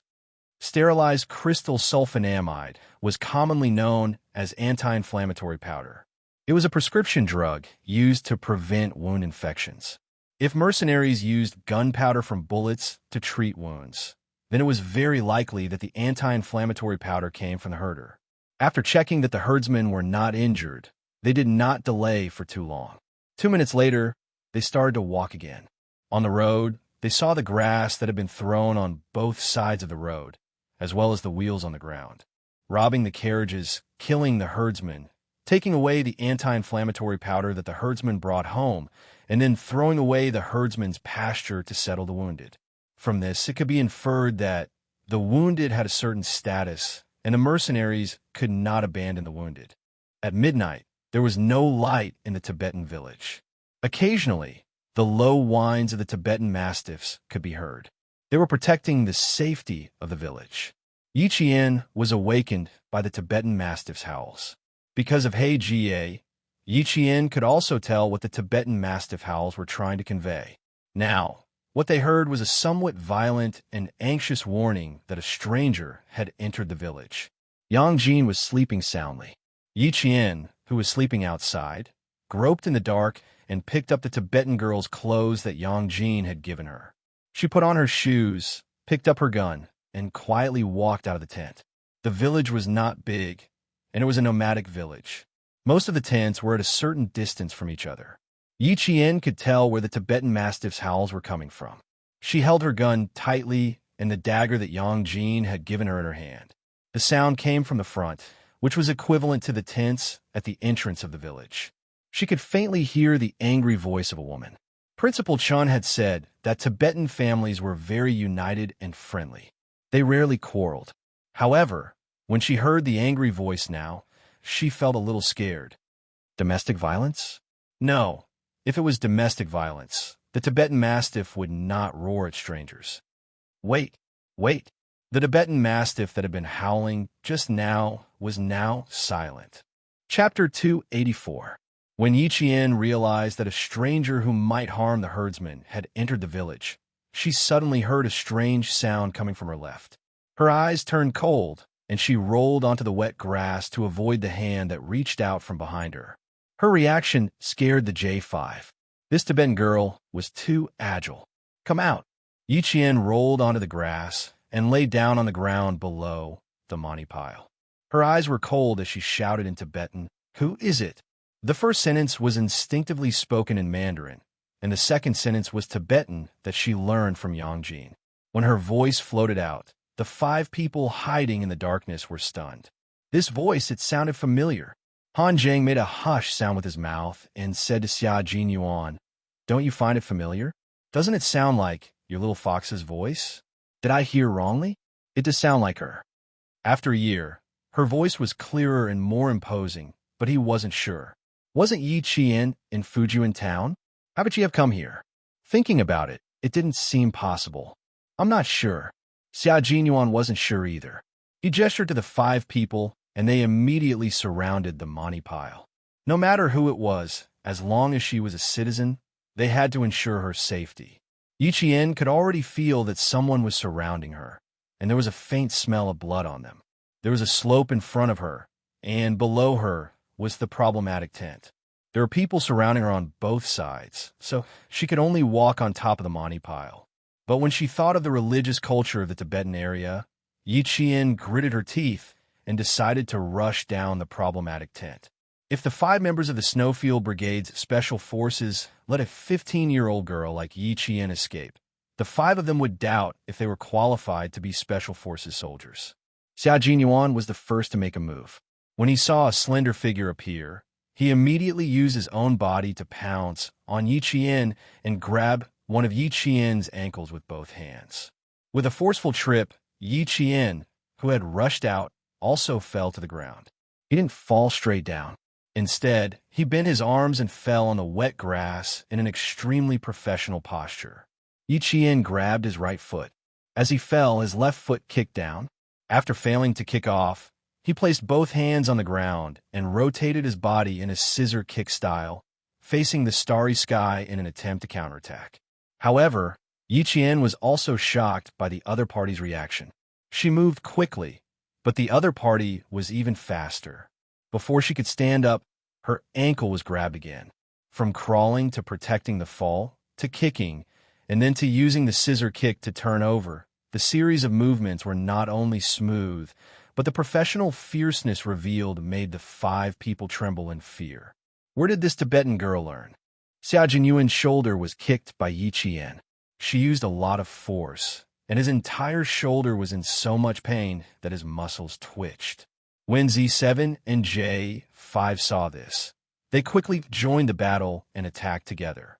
They held down Yi Qian's left and right shoulders. Q King, suppress this little snow wolf. Damn, Tibetan girls are indeed hotter than us Han girls. This smell, it's strong. It's hot enough. K7, who was in charge of security, quickly said in Tibetan, Boma, we're not bad people. We're soldiers from the military station. More than a year had passed. Yi Qian was no longer the thin and weak girl from last year. After 2 summers and 1 winter break, under Principal Chen's hellish training, her physical strength and combat skills had improved by leaps and bounds. Even if her shoulders were held down by 2 people, as long as her legs could move, she could still struggle. Chapter 285. When she realized that it was Han Zheng's voice, she froze for a second. It was at this moment that Xia Jinyuan, who was holding onto her ankle, had a chance to retaliate. He muttered, "Excuse me," before he pressed himself against Yi Qian's body and covered her mouth with his hand. Yi Qian was speechless. You guys have to let her say something. In the eyes of the 5 members of the Snowfield Brigade, they had finally subdued this Tibetan girl who was as fierce as a wild beast. After being pressed down and covered, Yi Qian saw 2 black figures wearing combat helmets appear in front of him. They were dressed in familiar clothes and had a familiar aura, and the person on top of him was a familiar person. With his mouth covered, Yi Qian could only mutter, which meant, Xia Jinyuan, let go of me. When Yi Qian realized who was on top of him, Xia Jinyuan naturally realized as well. At this moment, Xia Jinyuan wanted to let go, but he couldn't bear to do so. She was so close. Her faint fragrance was like a flower petal gently brushing past the tip of his nose, tugging at his heartstrings and touching his nerves. At this moment, he only wanted to hold on tightly to her fragrance. How could he bear to let go so quickly? Furthermore, this was the 2nd time he was pressing the little fox under his body. As for the feeling, he had to admit that this little fellow had developed quite well after not seeing her for a year. Especially the little ball on her chest. He could feel her softness even though he was wearing a combat uniform and she was wearing a crocodile. Little fox, this is such a big surprise. Xia Jinyuan raised his eyebrows slightly. Under the starry sky, there was a glimmer in his dark eyes. It was as if stars had fallen into his pupils, shining brightly. He laughed softly and said, the way we met was also very special. It took 5 of us to deal with you alone. Girl, you have hurt our self-esteem a little.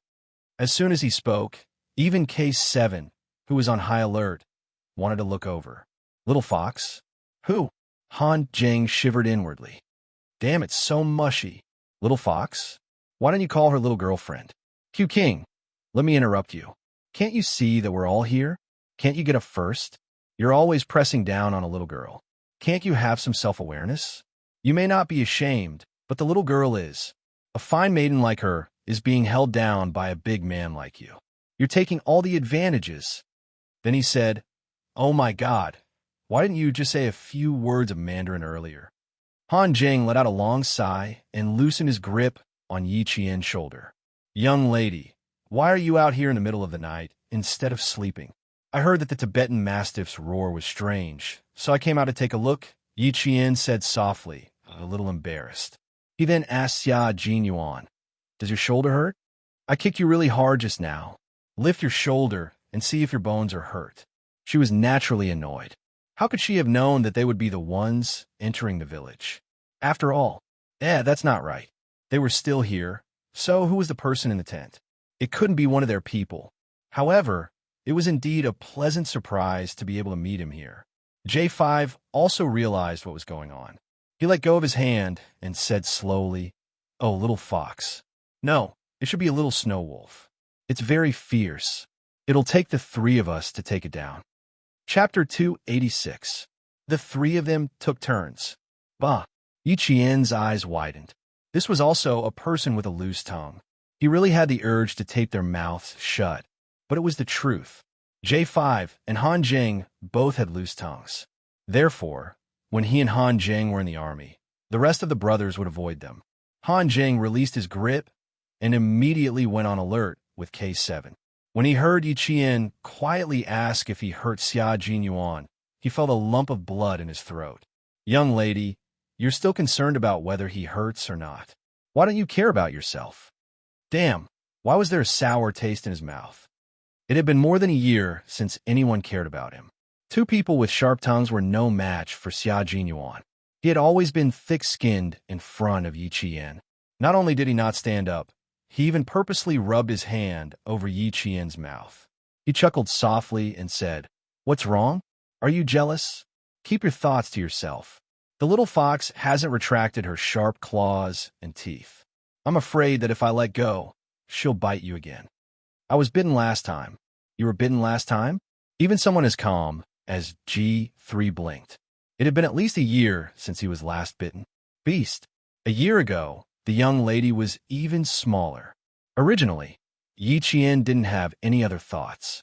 She hadn't seen this dangerous and elegant man for more than a year. To her, he was like a stranger again. In addition, the situation just now was different. He pressed on top of her to subdue her. So how could she have any thoughts? But now that they said that, Yi Qian couldn't help but blush. Before she could calm down, her face was rubbed with his thumb. Yi Qian felt her brain explode. With so many people looking at her, she was so embarrassed that she wanted to dig a hole in the ground. "Xia Jinyuan, other people might not be able to see what you're doing, but she knows." Yi Qian was afraid that he would be misunderstood and shocked by Yi Qian's actions, so he couldn't help but struggle. "If it doesn't hurt, then get up quickly. Didn't you hear what they said?" She twisted her body slightly. Xia Jinyuan pressed his legs tightly against Yi Qian's legs and pretended not to hear her. He said with a faint smile, "Little fox, don't move." Then he said to Han Jing and J5 who were closest to him, "She's not your little fox, she's my little fox. You guys, you could just call her by her name. Be polite, don't call her as if you're all very familiar with her. The only person she knows is me. Do you understand?" Yi Qian felt his face heat up even more. He glared at her and gritted his teeth. "Get up quickly. You're so heavy. What was his little fox?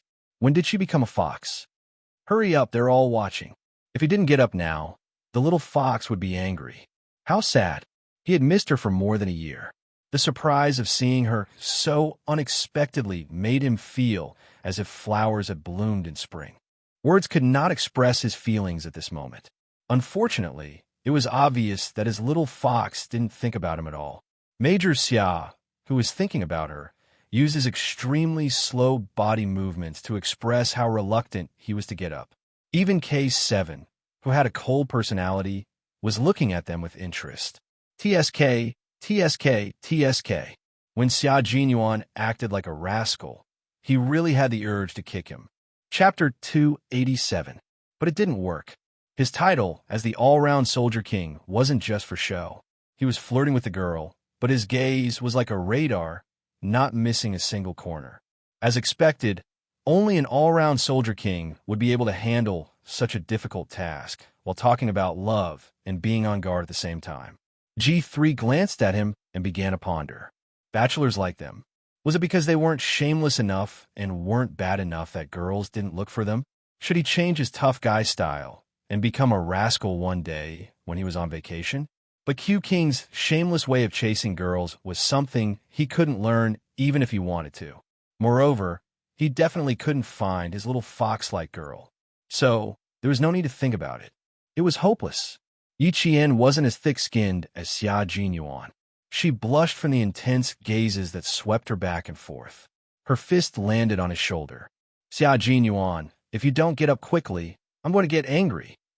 Gently and quietly, her breath was like orchids spilling on the tip of his nose. It was faintly discernible and extremely seductive. Yes, get up, get up. Of course I have to get up. Aren't I standing up now? Sigh. I actually saw you from so far away. I was too happy and lost my composure. He said jokingly, his hawk-like eyes staring at the moving tent in front of him. He never relaxed. He slowly got up, making Yi Qian have the urge to kick him again. But he asked softly and calmly, "Why did you sneak into the village? This is a no-man's land filled with herdsmen. Did something happen?" When she asked if something had happened, her eyes were even clearer than the stars, bursting with dazzling light. "Do you want to know?" Xia Jinyuan, who finally got up and squatted on the ground to observe, turned his head sideways and looked at Yi Jian, who obviously wanted to follow them. He smiled deeply and said, "That won't do. It's not the guy we met last time." There were some things that couldn't be said easily. Yi Qian pursed his lips, nodded, and didn't ask any more questions. Good girl. She was so obedient to him, like a cub looking for a reassuring hug. Xia Jinyuan's heart softened as he raised his hand and gently rubbed her head. The steel like him gave all his gentleness to this obedient girl in front of him. "Let's go back first. I'll come find you later." Actually, Yi Qian had only seen their equipment when she met with Han Zheng last year. He had vaguely mentioned it, so the quick-witted Yi Qian could vaguely guess that they were probably a special forces team. After more than a year of training, Yi Qian, who had learned a lot, immediately understood that the special forces were different from other units. Even if she saw them in action with her own eyes, it didn't mean that she could ask them why they were here. So, Major Xia was thinking too highly of himself. "I'm in the 9 o'clock direction, the third tent with a wind horse flag on it. If you need anything, you can come to me." Yi Qian didn't delay their mission. Han Zheng and the other three had already taken action, so she couldn't delay Xia Jinyuan any longer. Last time, he didn't reject her for such a dangerous mission in Australia, but this time, he used such a joking tone to reject her. The danger factor was definitely higher than the mission in Australia. Chapter 288. To be honest, Yi Qian wasn't 100% confident in this operation, because just now, he could see the difference between him and them. He was subdued in an instant and didn't even have a chance to escape. Therefore, he should be aware of his own limitations. Be careful. There are strangers in the tent, but the Tibetan Mastiff that was guarding outside has been taken care of by them. I didn't hear any gunshots or smell any blood. I suspect that someone might have carried the Tibetan Mastiff out to bury it. She was reminding him that there were still people outside. Her meticulous thoughts made Xia Jinyuan's heart soften even more. He didn't let Yi Qian leave immediately. He gestured for her to hide, and the two of them hid behind the money pile. The moment Yi Jian squatted down, she was shielded behind his left hand. It seemed like a small action, but made her heart tremble slightly. He was a person who could use both hands, but she knew that his left hand was actually the most agile. His left hand was faster and more agile than his right hand in terms of the speed of the gun and the strength of the attack. Being behind his left hand was safer than being behind his right hand. At the same time, it was equivalent to having two layers of protection in front of her. One was the money pile, and the other was his body. "Take this." Xia Jinyuan pulled out a Type 54 pistol from his combat backpack. His low voice was full of joy. "I'll leave my back to you, little fox." It was fine to let her observe him for a while. Sigh, he had no choice. Looking at her eyes, he couldn't bear to reject her. Yi Qian raised her hand and gently pushed his left hand back. "I have a gun. Principal Chun prepared a Type 54 pistol for me before we set off. And I have a sniper rifle." After a slight pause, she added, "I have bullets too. You don't have to worry about me." She couldn't let him worry about her lack of equipment when he was protecting her. Little Fox would never put on a brave front in front of him. Xia Jinyuan understood that and smiled slightly. He whispered to G3 and K7 who were near the tent, "There are about 2 people burying the mastiffs outside. How's the situation on your side?" Q King, the situation isn't good. There are 4 hostages. G3's cold voice came through the earpiece. You can take care of the 2 players on your side first. Be careful. Yi Qian waited for him to end the call, then leaned closer to him and said softly, I can go back and look for Principal Chan first and find out how many Tibetans there are and how many tents there are. Why don't you wait here for me to go back and ask? It was a good thing that they could learn more about the village as soon as possible. With Xia Jinyuan's slight nod, Yi Jian's crouching figure really looked like a snow wolf walking in a snowy mountain. She disappeared into the darkness vigorously. Xia Jinyuan waited for Yi Qian to leave safely before approaching Han Jing and the others with his gun. Yi Qian will cooperate with us to figure out how many people we have and how many tents we have. Now, let's change the plan slightly. They needed a more detailed annihilation plan. At the same time, they also needed to ensure the safety of all the herdsmen. They still have a lot of bullets. If they're alerted and fight with us, the consequences will be unimaginable. Xia Jinyuan was gentle in front of Yi Qian, but in front of the enemy, he was bloodthirsty and cold. With a serious gaze, he said in a low voice, Let's find out the situation in the tents first. Make sure 1 person enters the tents to protect the hostages. Chapter 289. It's impossible for the 5 of us to do it. The only people who can go in are Yi Qian and Uncle Chun. G3 looked up and was about to express his opinion when J5 held his arm and shook his head gently, indicating for him to continue listening to Q King and Xia Jinyuan's arrangements. In terms of battle command, Q King indeed had a talent that left them in the dust. While Xia Jinyuan was perfecting the annihilation plan, in the tent, Yi Qian stopped Principal Chun from lighting the oil lamp and said softly, I saw Major Xia and the others. There are 5 of them. I'm afraid something happened in the village. Even the Tibetan Mastiff in the outermost tent is silent. Uncle Chun, there are strangers in the village, and Major Xia and the others are chasing after the culprit. Now, they need to know how many herdsmen there are in the village and how many tents there are. I'm afraid we'll have to ask Uncle Jia to help us. Also, they need to ensure the safety of the herdsmen. Do you think we should inform the herdsmen so they can be mentally prepared? Just as Xia Jinyuan thought, Yi Qian's meticulous thinking made their plan even more perfect and thorough. Yi Qian was doing his best to help them. Even though they didn't know who they were dealing with, judging from their expressions, the people they were after must be very difficult to deal with. It was even possible that the other party had guns. If they didn't have guns, they wouldn't have to be so careful and cautious.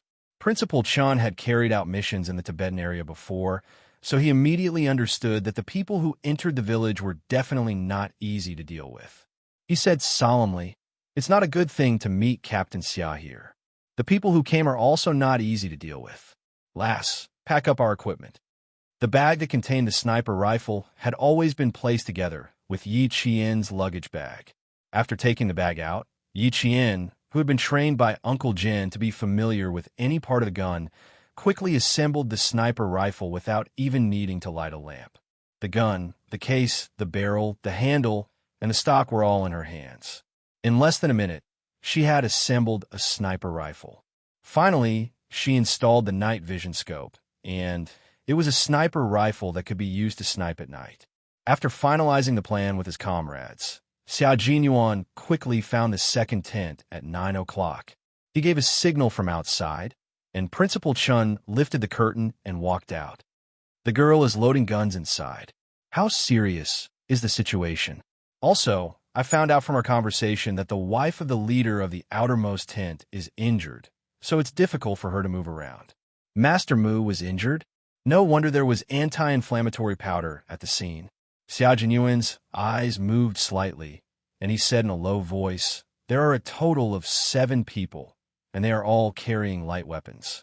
There are 3 XM M4A1 carbine rifles, 4 M10 Ingram submachine guns, and 1 IMI Barak pistol. Each of them is carrying about 1. Their firepower is level 2.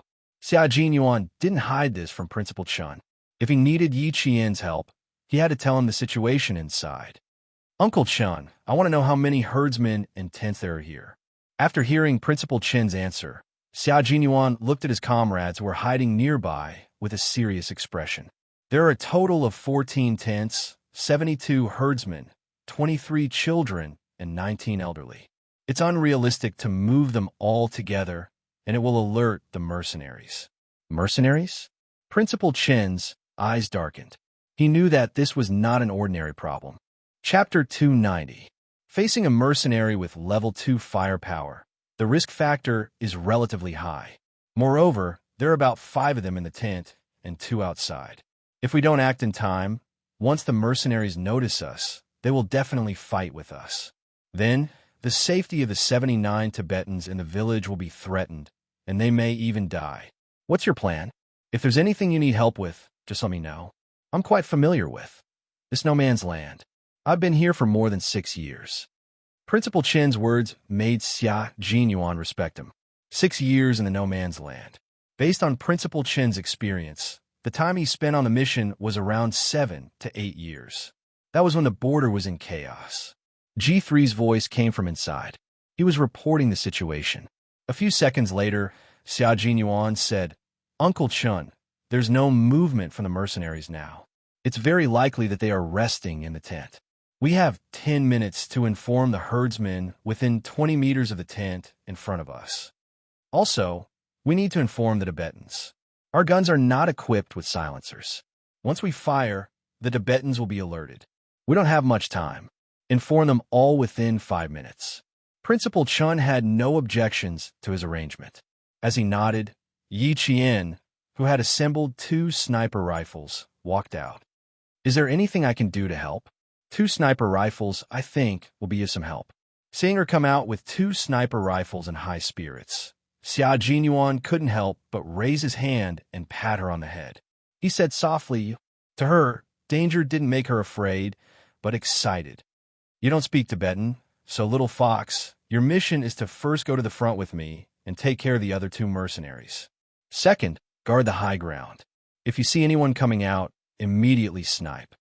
"Mercenaries? Is it?" Yi Qian's eyes suddenly lit up. Then, without thinking, he said, "They have rich combat experience, are ruthless, and fight for money. Then can I assume that as long as someone comes out with a gun, I can snipe them on the spot? Of course, I will see the hostages clearly." "Yes, except for the hostages, you can snipe everyone." Xianxia smiled as he looked at Yi Qian's bright eyes. He took out 2 items from the first aid kit and handed them to Principal Chun. "If you can light a lamp, light it first so that we can see the furnishings inside clearly. These are anti-inflammatory drugs and hemostatic drugs, just what they need." After handing over the medicine, Xianxia said in a low voice, "On the way, we found that a herdsman had been killed. All the anti-inflammatory medicine he had with him had been taken away by the mercenaries. It meant that someone in the mercenary group was injured and anti-inflammatory drugs were an urgent necessity." Headmaster Chen's face darkened when he heard that a herdsman was killed. He took the medicine and glanced into the tent. He said in a low voice, "Based on the current situation, this group of people won't kill in the village for the time being. They will rest tonight and leave the next day. Would there be a massacre at the moment? Would there be a massacre after they had rested enough and left?" No one knew, so it had to be solved immediately. Yi Qian pursed his lips. Dai Qing frowned and said to Xianxia, "Uncle Chen's knee has been hurting these days. I'll go and see." Chapter 291. "Girl, if you could speak Tibetan, it would be appropriate for you to go, but you don't." Principal Chun took the medicine and smiled. "I've been out of the army for so many years. I don't have the spirit of a young soldier like you. Girl Jian, work with Captain Xia to get rid of the people outside. Listen to Captain Xia's orders." No matter what kind of battle it was, when the battle plan was set, the commander was the soul of the battle. They had to listen to him and couldn't make decisions on their own. Xianxia could see that Yi Qian was worried about going in alone. He said softly to Principal Chun, "Don't worry, we have a way to get the people inside out. Uncle Chun going in is equivalent to protecting the hostages inside." Yi Qian was a little relieved when he said that. It seemed that they had a plan. This was a secret battle that couldn't be disturbed. Principal Chun and Uncle Xiza bent over and started to inform the sleeping Tibetans. Only the Tibetans closest to the 6 tents woke up.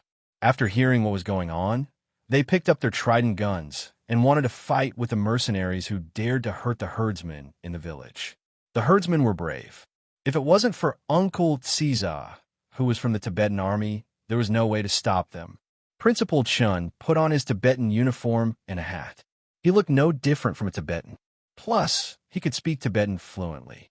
As G3 and the others held their breaths, the world-class sniper walked calmly towards the tent. Principal Chun, who was standing outside the tent, raised his voice. His voice was clear, and there was no trace of fear in it. K7 became the translator. He translated what Principal Chun said in a low voice. "Is Dima here? I brought back the medicine you asked me to bring. You came back so late. You met a snow wolf at night and almost lost your life. Fortunately, I had a trident gun that allowed me to come back alive." After translating, K7 said in a low voice, "This is a master. Is he retired from the frontline Tibetan army? He already went in. That's amazing." There were two meanings in one sentence. First, he came to deliver the medicine because he came back late. Second, he had a trident gun in his hand and could fight the snow wolf. That was why K7 said it was an expert talking. After Xia Jinyuan heard this, he smiled gently at Yi Qian and said, "All the brothers respect Uncle Chun. Little Fox, we don't have much time. Take care of the first two in 5 minutes. What do you think?" The less time they spent outside, the more they could ensure Principal Chen's safety. Naturally, Yi Qian hoped to resolve this matter as soon as possible. The snowy wind in the no-man's land blew close to the snowy mountains. At night, the wind howled like a monster, emitting a power that made people tremble. It was this kind of wind that not only concealed the sound of footsteps, but also brought the thick stench of blood to his side. It was the blood of a Tibetan mastiff. They had used some unknown method to kill the Tibetan mastiff. Hearing the sound of the stone falling, Yi Qian could not help but bite his lower lip. Through the night vision goggles, Xia Jinyuan, who had finished observing the situation, quietly whispered into Yi Qian's ear. The faint scent of mint and manliness enveloped her. "I'll take the right, you take the left. Let's attack together." He extended his clenched fist between the two of them. Yi Qian's lips curled up. He extended his fist. The big fist and the small fist lightly bumped together. The two of them moved to the left and right sides, each holding a military multi-purpose bayonet. What the two of them needed to do was to silently take care of the two mercenaries who were about to return. Chapter 292. In order to match Yi Qian's speed, Xia Jinyuan slowed down his footsteps by half a beat. He waited for the rocks to fly up, then his slender figure and her slender figure appeared behind the two mercenaries at the same time. Yi Qian's eyes were filled with ruthlessness. For Xia Jinyuan and the others to chase after the culprits, they must be unforgivable, not to mention that they had killed a herdsman. The wind was howling, as if it was adding momentum to the upcoming life and death battle. Every fight was a matter of life and death. No matter the situation, staying calm was the key to a battle of life and death. In close combat, not only did the opponent not have a chance to shoot, but they also did not have a chance to shoot. Therefore, it was important to stay calm and not panic. "Soldier, damn it!" One of the mercenaries cursed in an unknown language and threw a fist at Yi Qian. Soon, he realized that the person who dared to fight with him was actually a girl, and he burst into laughter. The biggest taboo on the battlefield was to underestimate the enemy. Facing Yi Qian, he had underestimated him from the beginning. For Yi Qian, this was a good thing, and her performance was also showing weakness. Yi Qian had memorized how to use his advantage on the battlefield from the beginning of training. He did not dare to forget. There was indeed a great disparity in strength, but it was not that Yi Qian was weaker than the other party. From the beginning of the fight, he could tell that the other party's training was not professional. Moreover, leaving the tent and risking being discovered to abandon the Tibetan Mastiff showed that their status was average. In the mercenary army, there was a certain disparity in status. The dagger in his hand swept across with a gust of wind, and he could feel the sharp blade cutting through his skin. The battle of life and death was just that cruel. It was either you die or I die. Xia Jinyuan was fast and fierce. After a few sweeps, the dagger in his hand had pierced deeply into the other party's thigh. Before he could pull it out, the other party roared in pain and elbowed him hard in the head. This was a professionally trained mercenary. He surrounded Xia Jinyuan from both sides. Through the night vision goggles, he deliberately chose Xia Jinyuan and left the weaker one to Yi Jian. Xia Jinyuan was hit hard in the head. He felt a buzzing sound in his head. Relying on his instinct, he swung his fist and punched the man in the nose. When a person's nose was hit, not only would they subconsciously close their eyes, their brain would also go blank for a few seconds due to the pain. In those few seconds, Xia Jinyuan, as a soldier who had undergone rigorous training, performed bravely and fearlessly. Even though his brain had suffered a heavy blow, he was still able to accurately grasp the dagger in his opponent's thigh. He pulled it out, and warm blood spurted out, staining his combat gloves. The mercenary screamed. He raised his uninjured right foot and kicked Xia Jinyuan in the chest again. Unfortunately, his injured left leg slowed him down, and he could not fight back. Xia Jinyuan, who did not retreat, directly used his right arm to block the other party's kick. He needed to finish off this trapped mercenary on the spot. Xia Jinyuan's entire right arm was in so much pain that his face tensed up. In the next second, he leaped up and stabbed the bloody dagger into the other party's neck again. Under the combat gloves, the muscles and bones on the back of his hand were exposed. He was exerting force, forcefully twisting the dagger that was stuck in the other party's neck. This was a fatal blow, one that left the other party with no chance of survival. Chapter 293. There was only coldness on Xianxia's elegant face. She pulled out the military dagger that had crushed the opponent's throat. The blood was like a flower blooming in the snow and wind. In the darkness, the blood became one with the night sky and fell to the ground. The blood splattered on his face, and when it was blown by the wind, it condensed into blood frost on his face. Xia Jinyuan, who had just killed a mercenary, didn't have time to wipe off the blood frost on his face. He turned around and walked towards Yi Qian. However, he heard Yi Qian shout, "Go and support Uncle Chun, quick!" With her own strength, Yi Jian knew that she could get rid of this mercenary who was not very strong. At the same time, she also saw how dangerous the fight between Xia Jinyuan and the dead mercenary was. She was very worried that the mercenaries left in the tent were all strong and powerful. Uncle Chen's shoulder and knee were suffering from rheumatism. How could he be a match for them? "Go! Don't make me worry." Yi Jian's clear voice was like a cold sword in autumn water, breaking through the wind and reaching his ears with a cold ruthlessness. Her dark eyes were filled with frost.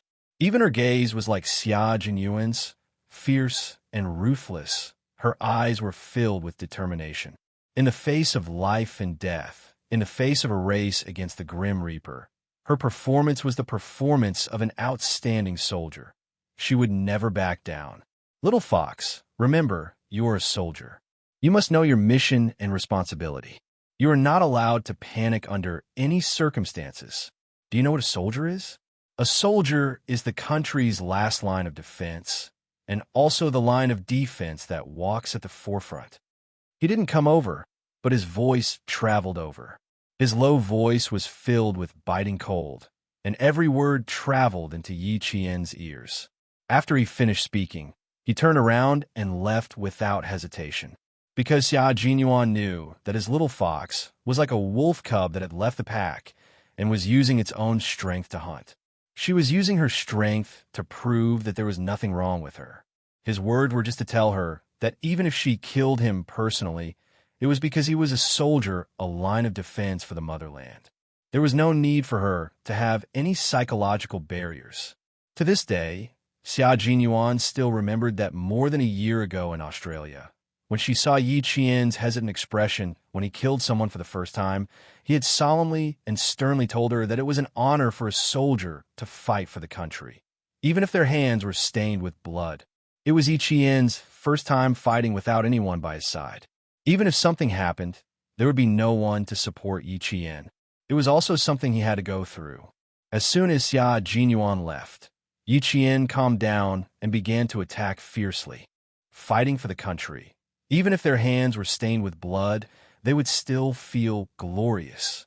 He put away the military dagger in his hand and gently swiped his wrist.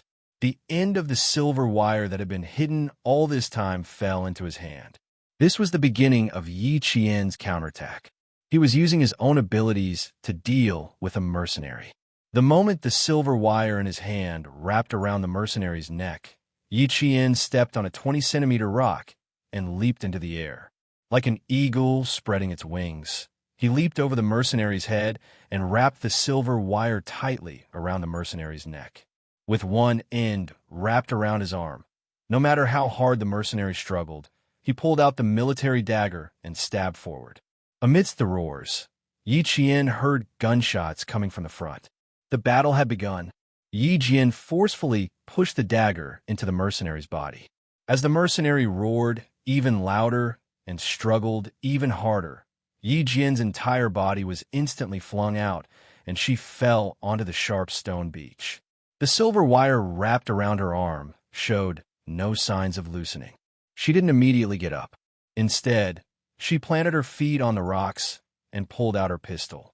Along with the gunshots coming from the front, Yi Qian fired the first of his 12 bullets. Chapter 294. Bang! After the gunshot, the silver wire wrapped around her arm suddenly lost its strength.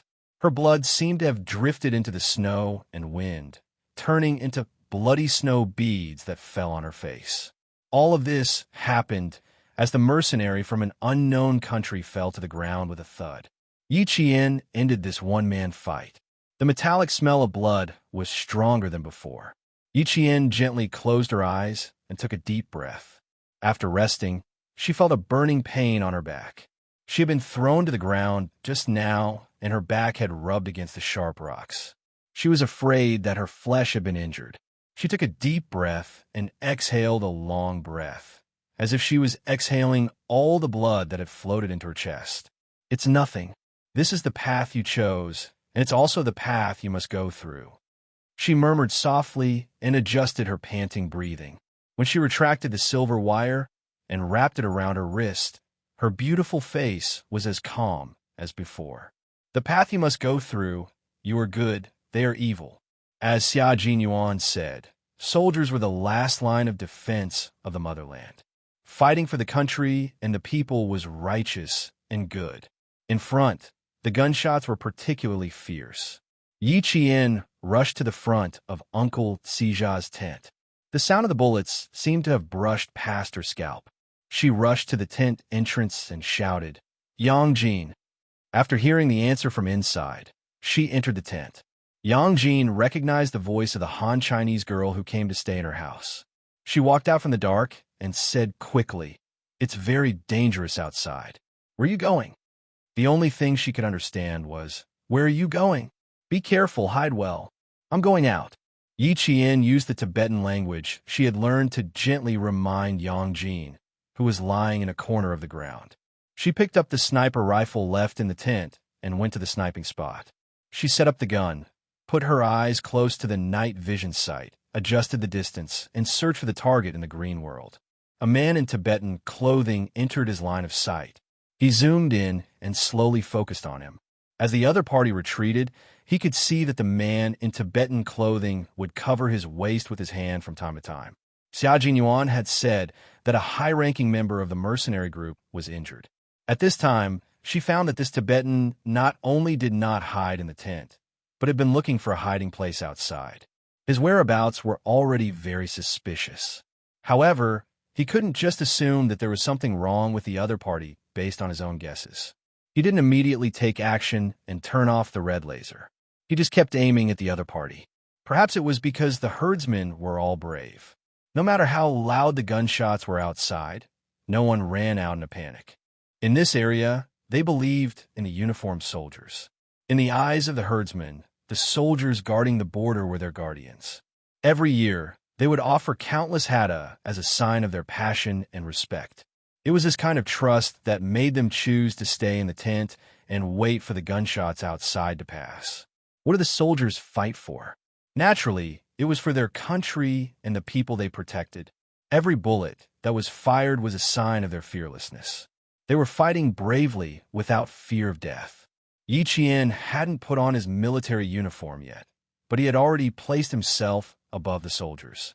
He believed that he was a soldier from the bottom of his heart. When he saw Han Zheng holding a gun and chasing in the direction where the man in Tibetan clothing was hiding, he didn't hesitate to pull the trigger of his sniper rifle. The laser flashed, and the bullet was fired. Chapter 295. In 0.3 seconds, the brain of the target, who was still hiding, was pierced by the sharp bullet. After a few centimeters, the bullet burst out of the brain and pierced through the tent with the remaining force, landing somewhere unknown. The target was lying on the side. In order to hit the target with one shot, Yi Qian chose the most brutal way of sniping. The sound of the gunshot made Han Zheng stop in his tracks. He seemed to have thought of something. He glanced at the high ground and made an okay gesture. He then pointed to the front and signaled Yi Qian to snipe the second target. The sound of the sniper bullet didn't sound too out of place in the gunfight. Han Zheng informed all his comrades of Yi Qian's position through his earpiece. Successfully sniped the first target. There's still one more person, little fish. Lure him outside. Yi Qian is at the high ground. He can take care of little fish in minutes. The death of the leader of the mercenaries was a good thing for the comrades of the Snowfield Brigade. Xia Jinyuan adjusted his earpiece and said, "What are Yi Qian's coordinates?" Z7, report. After Han Zheng reported Yi Qian's coordinates and direction, Yi Qian saw Han Zheng make another gesture through the night vision scope. "There's a target at 10 o'clock, requesting sniping." She immediately aimed her sniper rifle at the 10 o'clock direction and aimed. Soon, she saw a black shadow moving slowly among a pile of rocks. The corner of Yi Jian's mouth curled up slightly. The crosshair of the scope firmly locked onto the target and moved along with the target's movements. The 7.62mm bullet flew out of the fireproof cap and flew straight at a distance of about 300 meters. Her sniper rifle had a range of 800 meters. With the wind speed at a distance of 300 meters and Yi Qian's calculations, the sharp bullet pierced through the air and hit the target in the back. The target was hit within 300 meters. The shooting stopped and the butter lamps in the tent lit up one by one. It was very calm. It was as if the herders had just woken up. There were no panic screams or cries of fear. They were the descendants of heroes, so they were very calm in the gunfight. When Yi Qian came down with his sniper rifle, he saw a black shadow standing quietly on the rocky beach. Behind him was a majestic snowy mountain. He was like a snowy mountain. He stood there quietly with a majestic aura. He made people feel at ease. He made people feel that he could protect the peace of the area. Xia Jinyuan now. He was even more charming than he was a year ago. He was wise and calm in the face of enemies. He fought side by side with him. No matter how dangerous the road ahead, he was willing to walk with Yi Qian. There was no way back, only forward. With him around, no matter how tough it was, they could walk side by side. This was Xia Jinyuan's charm. His charm was incomparable. "Little fox, are you admiring the night view? Or are you waiting for me to walk over?" She stood not far away and did not move. Xia Jinyuan raised his eyebrows and smiled. His black eyes were as bright as the stars, rippling gently. "I think you're waiting for me to walk over and give me a warm hug." He could quickly walk out of the smoke and fire of war and be himself again. Yi Qian heard this and immediately jumped over a rock. Unexpectedly, he felt a tearing pain in his back. The sudden pain came. Even Yi Jian, who had always been able to endure it, couldn't help but gasp. It seemed that the injury was a little serious, especially the side of the waist. It seemed that the skin and flesh had split open. Chapter 296. The sound of pain was particularly clear in the quiet night. Xia Jinyuan, who had been smiling, immediately put away his smile and walked over. "Sit down. Where are you hurt?" He put his arm around her shoulders and turned on the headlights on his helmet. In the light, they could see Yi Qian's beautiful face and his elegant, handsome face. Yi Qian didn't even have a chance to refuse before he helped her sit on the rock. It was late at night. The rock was really, really cold. In August, the temperature in the no man's land would drop to a few degrees below zero.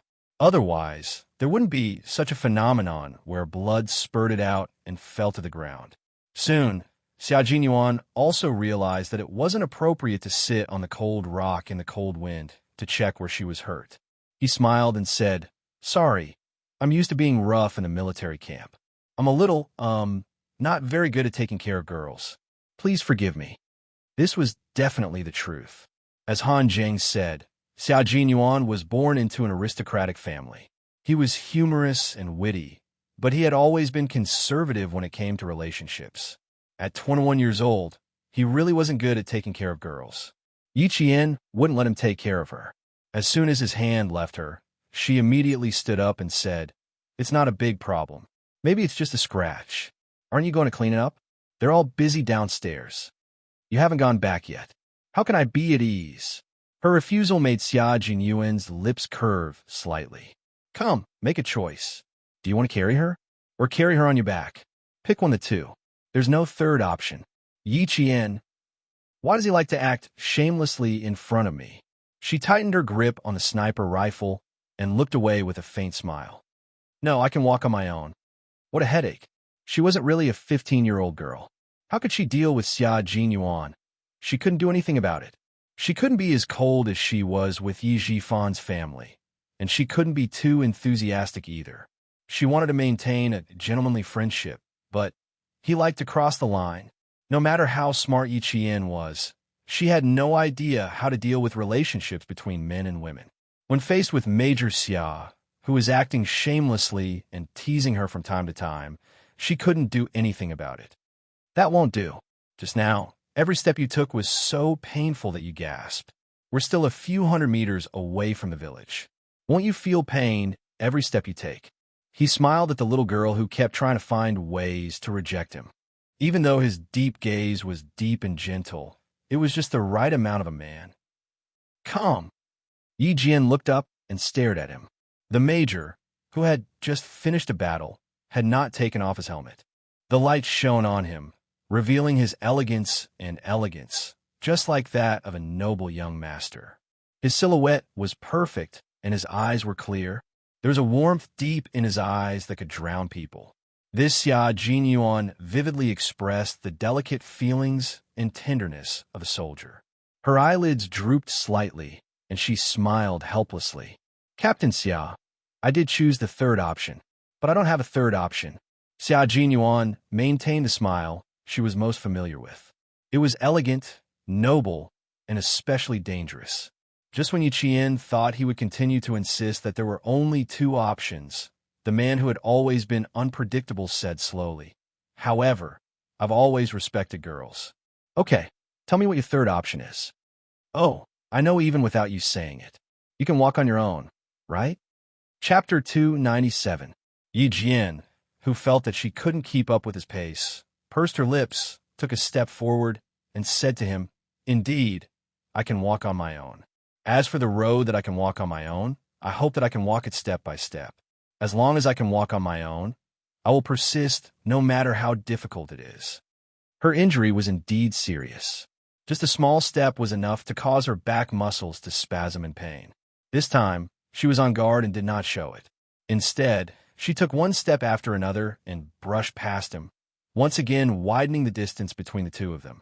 The smell of blood on her body completely exposed Yi Qian's injury.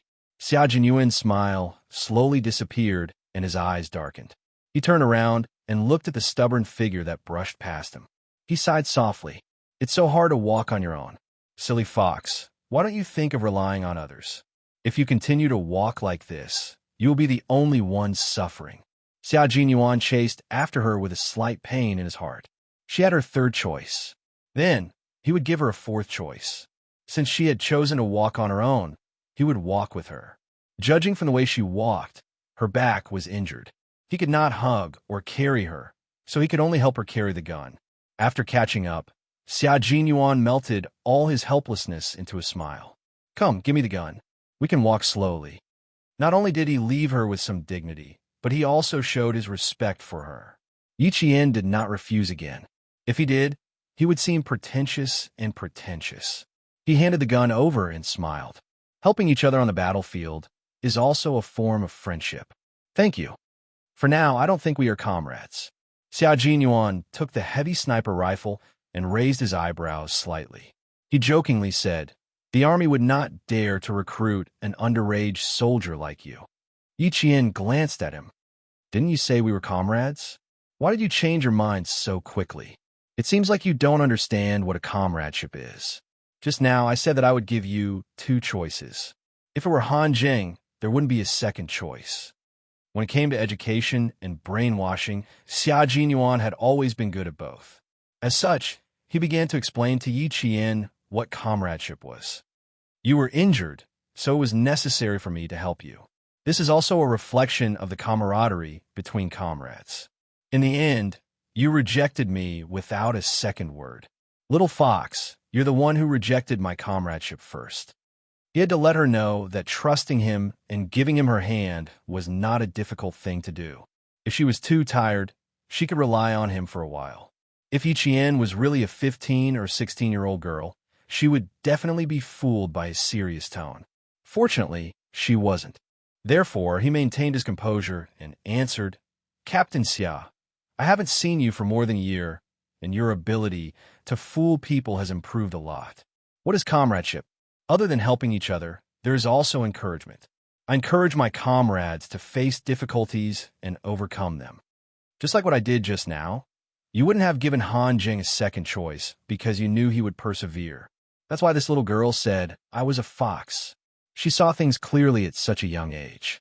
She even knew what comradeship was. She must have done some research." Chapter 298. "But you're a special exception, so I can't treat everyone equally." Xia Jinyuan laughed heartily. His handsome eyes were as bright as the moon in the sky. If he continued, it would be a complete rejection. He had to stop talking about this topic. After thinking about it, he naturally changed the topic. "When you really wear the military uniform one day, I will definitely treat everyone equally." Yi Qian also secretly breathed a sigh of relief in her heart. She was really afraid that he would say something else that would make her want to run away. One was an astonishingly talented hunter. The other was a cunning and intelligent fox. This was destined to be an evenly matched contest. Sorrowful cries came from the tent. It was Dima's wife crying. She already knew that her husband had been killed. Yi Qian stopped in her tracks and looked sadly at the tent where the cries came from. She remembered that once her mother also cried like this. It was after her father died in an accident. Her mother hugged her and cried. Not long after, the gentle and beautiful mother in her memory no longer came back with a smile. Instead, she was covered by a national flag and returned to the village as a small jar. Although she had memories at that time, she did not know what sacrifice was. When she arrived at Yi Jifan's house, she was dragged into the kitchen by Sun Dongqing and beaten with a stick for the first time because she snatched an egg from Sun Dongqing. Only then did she know that she had become an orphan without parents. In her previous life, because she knew early, she was afraid early and developed a cowardly character that did not dare to fight with Ying. Don't underestimate the Tibetans. They're a brave people. Even if Dima is not around, his wife will still take care of this family. Her sadness made Xia Jinyuan raise his hand and gently rub her hair. "Everything will be fine. There is no hurdle in this world that cannot be overcome. You were able to grit your teeth and walk away from Yi Jifan's family to live a wonderful life. Dima's wife is a mother and will also be strong for her child." Yi Qian nodded gently and did not say anything. She silently returned to Uncle Xija's tent. Xia Jinyuan was afraid that little fox was so sad because she thought about her past. He had sent her to the tent and was about to leave to deal with the follow-up matters in the team. However, he changed his mind at the last minute and chose to stay with her. As she turned around, she did not see Xia Jinyuan's downcast eyes. He sighed and felt sorry for her because of her sadness. He glanced at the swaying shadows in front of him and the nomads standing outside the tent. Xia Jinyuan pressed down on his headset and said to the team members who were cleaning up, "Yi Qian is injured, so I'll accompany her for a while. After cleaning up, accompany the herdsmen to the rocky beach and bring the unfortunate Dima back to the village. If there's anything we can help with, we'll do our best to help the Demas." G3 and the others were cleaning up the corpses of the 7 mercenaries. From the investigation to the registration, They had to be very careful. Hearing this, they said in a low voice, "We'll take care of the rest. Take good care of Yiqian." After all, it was rare to meet a girl who could stand shoulder to shoulder with the male soldiers. Moreover, she was still a student. Yiqian walked into the tent. The adults were not there. Only Yang Jin was sitting alone in front of the butter lamp. There was an unsheathed waist knife on the table and a three-pronged gun next to it. Seeing Yiqian come in, Yang Jin immediately got up to greet him and asked, "Are you okay? I was very worried about you." Soon, she saw the strange man who came in after him and stopped in her tracks. Chapter 299. Yiqian walked up to her and hugged her gently. Since they couldn't communicate in Tibetan, they could only express their feelings through body language. Yang Jin, who had gone to primary school, didn't know how to speak Mandarin. She hugged Yiqian gently and looked at him curiously. She only looked away when he smiled at her. "Her back is injured. You need to be gentler." Xia Jinyuan, who was standing behind them, smiled and communicated with Yang Jin in Tibetan. "Next, I need to treat her wound." What Yi Jian could understand was that he was saying, "Thank you. Sorry for bothering you." When she was about to ask Yang Jin to help her again, the enthusiastic Tibetan girl said a string of sutras and left the tent with her sutras like a butterfly fluttering in the grassland in June. Once Yang Jin left, Yi Qian frowned slightly. "My back is injured.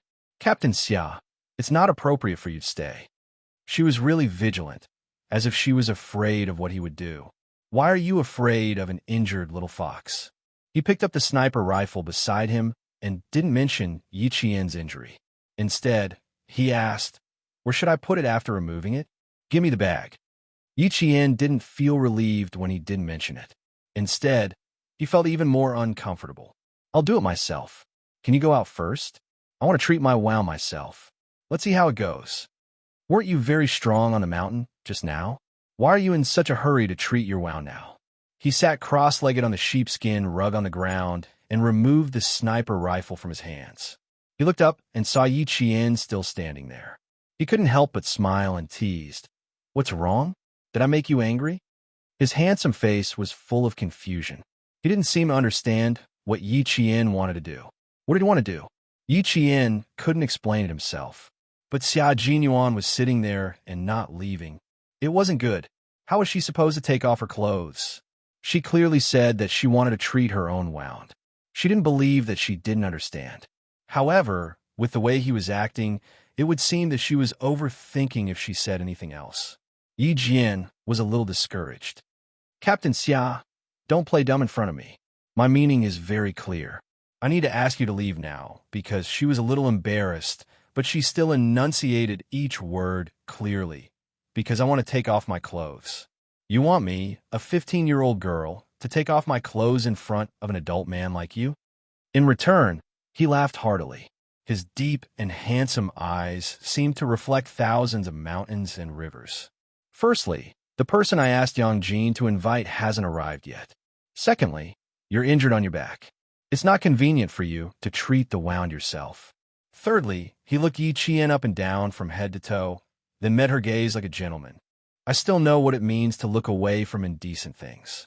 The sadness in her eyes had disappeared, and she had returned to being a strong and energetic girl.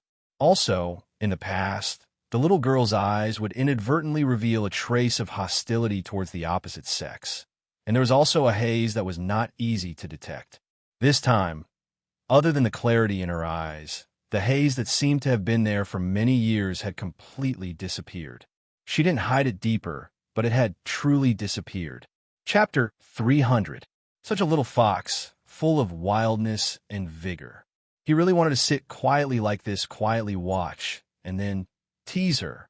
He wanted to see her face filled with the vigor that a girl of her age should have, because of his words. She would be embarrassed. She would laugh.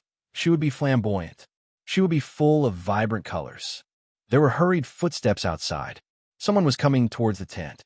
Xia Jinyuan stamped his feet and stood up from the sheepskin blanket. "I heard the footsteps. It should be Yang Jin's men. I will wait outside. Call me if anything happens." Yi Qian rubbed her forehead.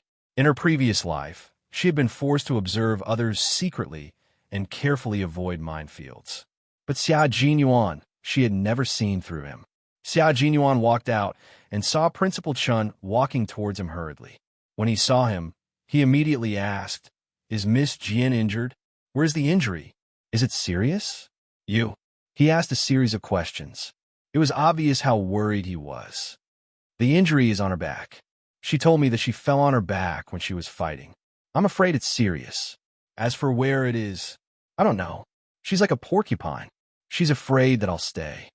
Xia Jinyuan said helplessly, "I'll have to trouble this Tibetan girl to invite a herdsman's wife who knows a little. She won't refuse." When Headmaster Chen heard this, he stopped in his tracks. He gave some instructions to Yang Jin, who had already called people over, and then stayed outside the tent. He shook his head and laughed. This girl is really vigilant. When she goes to the front lines in the future, she won't differentiate between men and women. But it's good that she has some awareness. The herdsman's wife's scream came from inside the tent. Xia Jinyuan, who was about to say something, was so shocked that he lifted the curtain and rushed in. At a glance, he saw a bloody wound on the side of his waist that was facing away from him. That injury made his pupils constrict. He walked to Yi Jian, who was lying on the bed because of his intrusion. He pressed one hand on her smooth shoulder and said in a low voice, "Don't move." Then, he immediately informed his team members, "Bring the first aid kit, including hemostasis, anti-inflammatory drugs, and normal saline over here. Hurry." "Is it serious?" "Right away." J5 was the first to respond. He took out his first aid kit and G3's first aid kit. "I'm coming." K7 also took out his first aid kit. Han Jing said, "You're injured too. Save some. If it's not enough, I'll ask you for more." J5 position. "All right, I'll be right there." Han Jing's crisp voice came through the earpiece. Not long after, the J5 rushed over with the first aid kit that Han Jing had sent over. "Q King, come out and get it yourself." J5, who was already standing outside the tent but was blocked by Principal Chun, said in a low voice. Then he straightened his back and saluted to Principal Chun. "Sorry for making you worry." Xia Jinyuan had said that Uncle Chun had spent 6 years in the Tibetan area. As a soldier, he could tell at a glance that this retired veteran had a pair of eyes that were sharper than any of them. And his hands, they were a pair of hands that could hold a gun. He stopped J5 because he didn't want him to rush in. If her back was injured, she would definitely take off her clothes. This girl even resisted Captain Xia, who was familiar with her, let alone other male soldiers. He took the first aid kit and said in a deep voice, "You guys have worked hard. We're here, so don't worry. Let's deal with the herdsman first. Don't leave any disputes." Chapter 301. If there are any financial losses, you can write it down first. But remember, don't ask for compensation in person. They don't need money. Headmaster Chun gave a few more words of advice based on his experience. It could be seen that even though he had retired from the army, his heart would always remain in the army. The herdsman's wife came out to get the medicine. After taking the 3 first aid kits, she hurriedly returned to the tent. Her expression was serious. It was obvious how deep Yi Qian's injury was. The J5 nodded slightly, saluted again, and strode away. In the tent, Yi Qian was lying on the bed. His back was illuminated by the butter lamp. His uninjured skin was fair and delicate. The curve of his back was slender and beautiful. It rose and fell like a mountain range. However, such a perfect back was ruined by a bloody 5-centimeter long wound on the right side of his waist. It was like a landscape painting that was torn in half. Yi Qian closed his eyes. He didn't dare to look at Xia Jinyuan, who was bending over to check his wound. He bit his lower lip lightly. He was so embarrassed that his whole body was stiff. Xia Jinyuan took off his helmet, gloves, and even his multi-purpose combat vest. His expression was solemn. He said coldly, "Relax. If you're so tense, it'll shrink the wound. Not only will it hurt you, but it'll also cause you to lose more blood." Hearing his cold voice, Yi Qian gently exhaled. She was thinking too much. "I'm sorry to have troubled you in the end." He washed his hands in a Highland barley wine and put on the medical gloves and the first aid kit. Without looking up, he said softly to Yi Qian, "There's no need to apologize or say that it's troublesome. After all, you were injured because of us.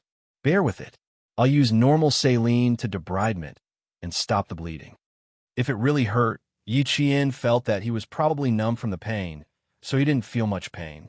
Her whole face was already as red as an apple. She nodded. She didn't even want to speak. Just now he had rushed in like that. Luckily, she reacted quickly and threw herself on the bed. If she had been a second slower, her upper body would have been seen by him. But now even his voice was so serious. It really saved her from embarrassment and helped her adjust her mentality as soon as possible. Yi Qian had the mentality of a little girl, but Xia Jinyuan's gaze had been fixed on her wound from the moment he rushed in. Such a long and bloody gash attracted all his attention. So how could he possibly look elsewhere? Yi Qian's body stiffened when the saline solution was poured on her. Her entire wound started to twitch.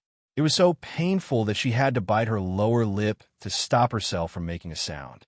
I'm afraid the bandage isn't enough. If it hurts, bite your sleeve tightly. I don't want to treat the wound on your lower lip after treating the wound on your back. Xia Jinyuan lowered his head to clean the wound. His handsome face was so calm that there was not a trace of emotion. He calmly faced the wound that was even more hideous after being cleaned with normal saline. Cleaning the wound was an essential process. In order to reduce infection and inflammation, it was necessary to repeatedly rinse the wound with normal saline solution until the bleeding was completely stopped. After the debridement, he would then start to suture the wound. Silk thread was suitable for suturing skin tissue. Without anesthesia, when the first needle pierced the skin, Yi Qian's forehead was dripping with sweat. She bit the corner of her shirt tightly and endured the immense pain. After a while, Yi Qian's face was as white as a sheet. Chapter 302. 3 more minutes. Amidst the excruciating pain, Xia Jinyuan's voice was like a morning bell, carrying the power of encouragement through the heavy fog. Yi Qian, who was in a trance, gently blinked his eyes, murmured, "Mission." He waited for the 3 minutes to pass. Field bandaging, field suturing, and wound management were all skills that every member of the Snowfield Brigade had to learn. Yi Qian originally wanted to remind him to use the simple interrupted suture technique to close her wound, but when he started stitching, he could feel that he was using this technique. The procedure was simple. Every stitch was tied individually, which was the most suitable for her current wound. 3 minutes later, Xia Jinyuan used cotton dipped in saline to disinfect the wound again, covered it with sterile gauze, and fastened the gauze with a bandage. The whole process took about half an hour to complete. It's about 6 centimeters long and 2 centimeters deep. You can see the texture of the skin. Little fox, oh little fox, you can really endure it. He took off the bloodstained gloves and put away all the medical equipment. He sighed to Yi Qian, who was still in a daze. The male soldiers in the army don't seem to be as tolerant as you are. Come, tell me the truth. Did you reject my help just now because you don't like to be helped? Or because you don't like my help? Yi Qian closed his eyes and answered with silence. How was she supposed to answer? Both.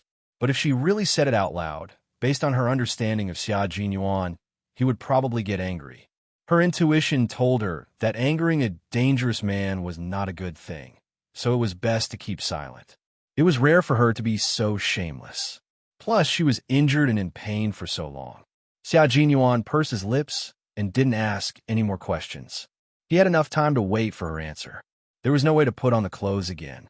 Xia Jinyuan, who had tidied everything up, took a look at the environment of the tent and furrowed his brows. She couldn't move, nor could she put on her clothes. Even if she covered herself with a blanket, she couldn't cover her wound. If everyone slept in the same tent, they would more or less notice her naked back. There's no way to put on clothes. When Uncle Chun and the others come in, I'll sit in front of you and block them for you. Xia Jinyuan could only choose to use his body to block Yi Qian's smooth, jade-like but flawed back. Girls should be more careful. At this time, he was reminding her that girls should be more careful. What was he thinking when he was on top of her and didn't get up? Xia Jinyuan, who was about to wipe her sweat with a bandage in his hand, found it funny that she was still silent. What do you mean by not saying a word? Are you giving me full authority to handle this? Or do you don't need me to block? His body had already gently leaned down, and his slender body perfectly covered her jade-like back. Then do you want me to go out? Xiaojin Yuan, I'm injured right now. Yi Qian, who was completely covered by his body, was so embarrassed that her pale face turned an abnormal shade of red. In the past, she could have pushed him away, but now, she didn't even dare to touch him. Moreover, her back was still bare. After living for 2 lifetimes, this was the first time Yi Qian exposed her back in front of a man. Her embarrassment greatly pleased Xia Jinyuan. This humorous man only felt that. It was his fortune to be able to see her embarrassment. Chapter 303. After living for 2 lifetimes, this was the first time that Yi Qian had exposed her back in front of a man. Xia Jinyuan, who was humorous and witty, felt that he was lucky to be able to see her shyness. He was glad that he was there during her most youthful years. His body temperature spread to the skin on her back through his combat uniform. It was hot and scalding, as if his scent had seeped out of every pore on her body. Yi Qian, whose expression was completely unnatural, closed his eyes. After he steadied his breathing, he calmly said, "Can you stay a little further away from me? Even if you're trying to shield me, you don't have to use such a method." Captain Xia, aren't you afraid of being misunderstood? Misunderstood? How so? Under the illumination of the butter lamps, Xia Jinyuan could clearly see that Yi Qian's ears were so red that they looked like they were about to bleed. The bandage used to wipe her sweat was gently pressed against the side of her forehead. His deep and magnetic voice sounded like the strings of a zither. "What misunderstood? I'm just wiping your sweat so that you can sleep more comfortably. Don't think too much, little fox. How old are you? Why do you always think too much? Don't think too much, mature too early, and grow old too early." It took a lot of effort to make her remember him from time to time. Eating away at her shyness every day would probably make her unable to be shy in front of other men in the future. She would be able to maintain her cold and arrogant composure. Major Xia had indeed put in a lot of effort to make sure that Yi Qian would think of him when she was alone. For the time being, he couldn't say that he loved her. Love was equal, it was waiting for him, and it was loyalty. He couldn't afford to ask her to wait for him. He just needed her to remember that if she really wanted to find a boyfriend, the first person she would think of was Xia Jinyuan. Yi Qian knew that he was teasing her again. She decided not to say anything and let him wipe her sweat. In her heart, she was secretly pondering whether she should go back to the bookstore to buy a few books on men's psychology to read, so that she wouldn't be at a loss when facing such a man. Xia Jinyuan knew when to stop. She fell silent and put away the teasing look on her face. She said sternly, "You can't get out of bed for the next 3 days. I will keep an eye on you at all times. If you need anything, you can call me any time within 24 hours, including going to the toilet. Gao Yuan is injured. This is the most dangerous thing. I need to protect your safety at all times. After 24 hours, you can ask Yang Jin to help you. After 72 hours, you can slowly move around by yourself. 7 days later, I'll send a car to pick you up and leave the no man's land." 3 days later, he would rush back to the army to report on the completion of his mission.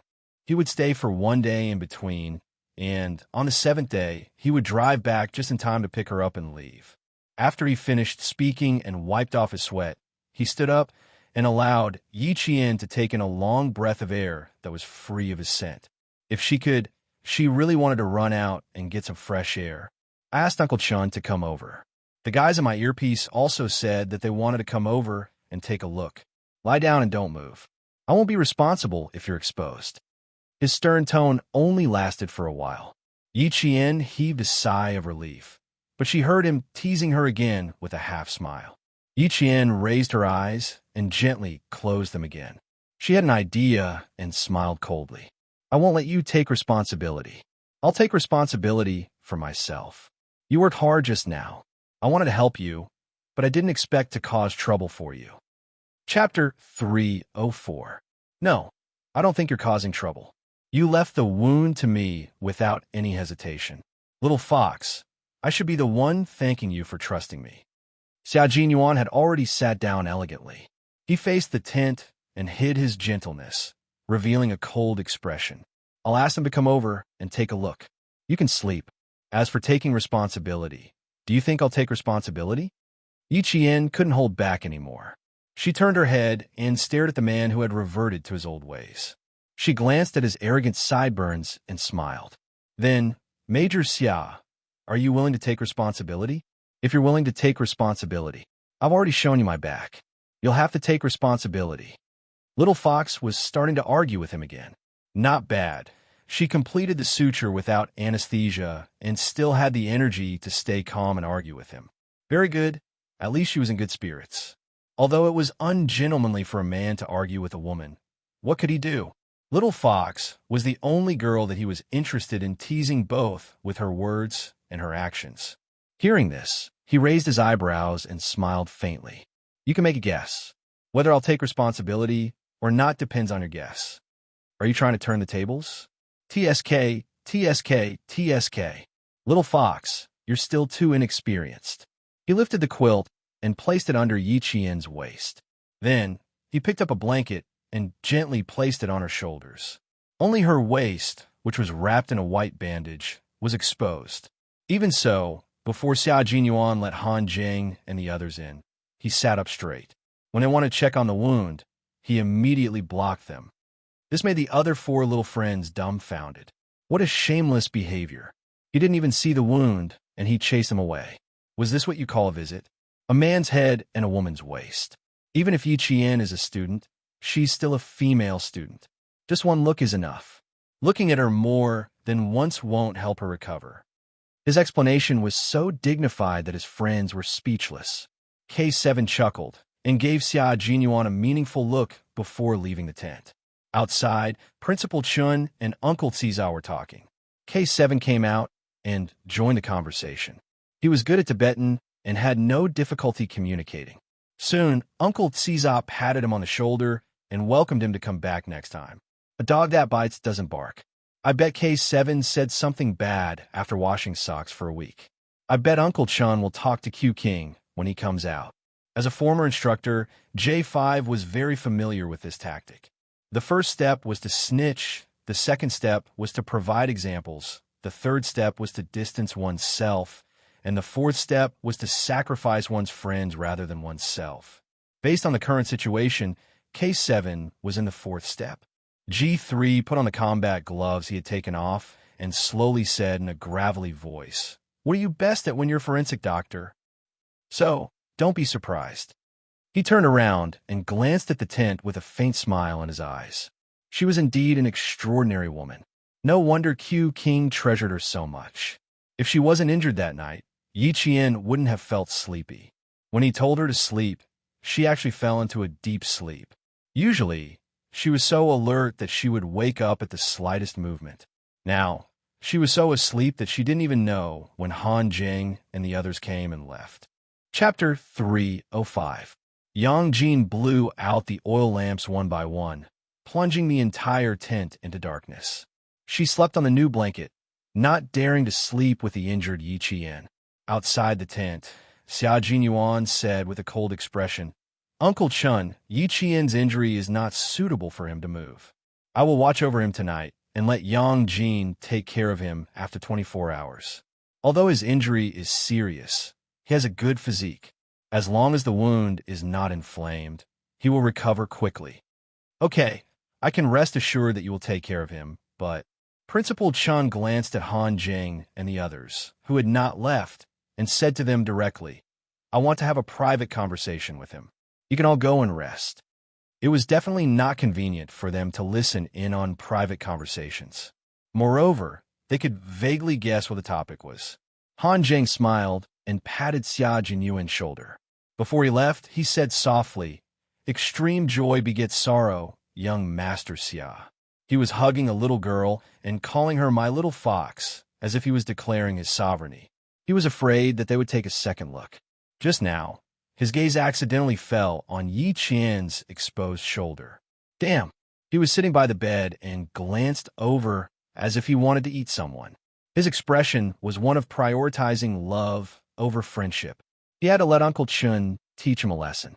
What Principal Chun wanted to say was indeed related to Yi Qian. As for what he said, Han Jing and the others did not know.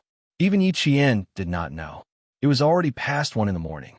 Although the temperature outside was very low, it was still very warm sitting in the tent. They were not at Uncle Xija's house now, but at another herdsman's house. The master and mistress had both gone to Dima's house, leaving the 3 children to be taken care of. Principal Chun promised to take care of them until the master's family returned. There was a fire in the fireplace, and it was burning brightly. Sitting by the fire, they felt so comfortable that they felt lazy. Xia Jinyuan did not speak.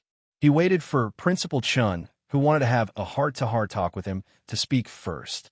You have other thoughts about Jian Yiling, don't you? Principal Chun did not beat around the bush.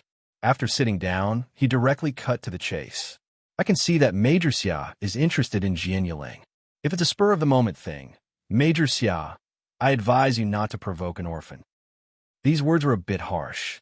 However, it was true that he truly cared about the little fox, which was why he was so direct in protecting her. Junyin smiled and said calmly, Uncle Chun, I have no intention of provoking Yi Qian.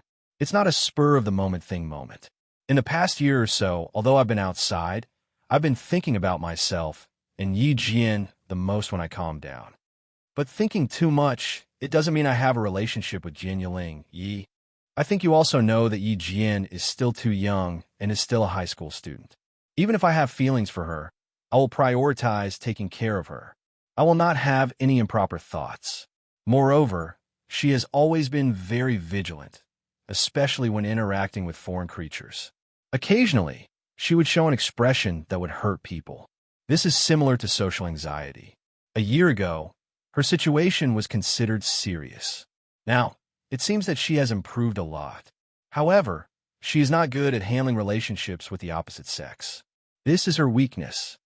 You and Uncle Jin want to send her to the military to develop. With her ability, she will not be assigned to a place with many female soldiers. After many rounds of selection, she will definitely be sent to the front lines. However, if there are any obstacles in her path, it will greatly affect her military career. It had to be said that Xia Jinyuan was an excellent lobbyist. He was also very good at analyzing and thinking from their point of view.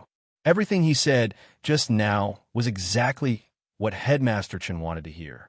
Chapter 306. Xia Jinyuan would never fight a battle that he had no confidence in winning. He was already prepared to talk to Principal Chun and Uncle Jin at any time. Therefore, every sentence he said now was watertight. Every word he said was from the bottom of his heart. When he saw that Principal Chen's originally cold expression had eased, he knew that he had hit the nail on the head. He also understood that as long as he was considerate of Yi Qian, neither Principal Chun nor Uncle Jin would stand up to stop him from getting close to Yi Qian. With a heavy gaze, he calmly continued, Also, Yi Qian is too outstanding. In the future, she will definitely meet all kinds of outstanding men who will be attracted to her. I have to walk around her more in advance, so that she will be more picky when choosing a boyfriend in the future. He was just sure of saying, who told her to be so picky that Xia Jinyuan is the most suitable boyfriend for her? Headmaster Chun, whose expression had softened a little, instantly darkened when he heard this. This Major Xia was really scheming. No matter how intelligent Miss Jian is, she may not be his opponent. She will definitely be at a disadvantage in front of him. No wonder when he was in Fujian town, as long as he was around, Miss Jian would definitely spar with him or be his sparring partner. So this was his plan. Even if Miss Jian wanted to find a boyfriend in the future, she could only look for him. Captain Xia, do you think you are suitable for Miss Jian? She is an intelligent but simple-minded girl. Do you think she will think you are the most suitable? Principal Chun was not an ordinary person. Thinking about Yi Qian's personality, he was able to pinpoint the crux of the problem. Xia Jinyuan did not immediately speak. His lips curled up into a smile. His elegant and handsome face was as calm as ever. He sat there casually, his deep eyes looking at the flames in the fireplace. His gaze and the fire intertwined and burst out with scorching heat. He raised his head and smiled at Principal Chun, who had a cold expression on his face. He slowly said, I don't know if she will like me, but Uncle Chun, what I can tell you is that I am definitely a man worthy of her. Moreover, I am a soldier who has fought for the glory of our country all my life. There is only one Xia Jinyuan like me in this world. That kind of Yi Qian, smart, patriotic, loyal. That's the kind of person she needs in life, Xia Jinyuan. In front of the elders, Xia Jinyuan had always been gentle and elegant, and rarely showed his strong side. But this time, Xia Jinyuan instantly showed his oppressive side. His eyes were smiling, but they were arrogant and awe-inspiring. His expression was calm, but it was extraordinary. Even if he was smiling, it made people feel that this man was really dangerous. Principal Chun, who felt a chill in his heart, narrowed his eyes. Then, he looked over with a deep and probing gaze.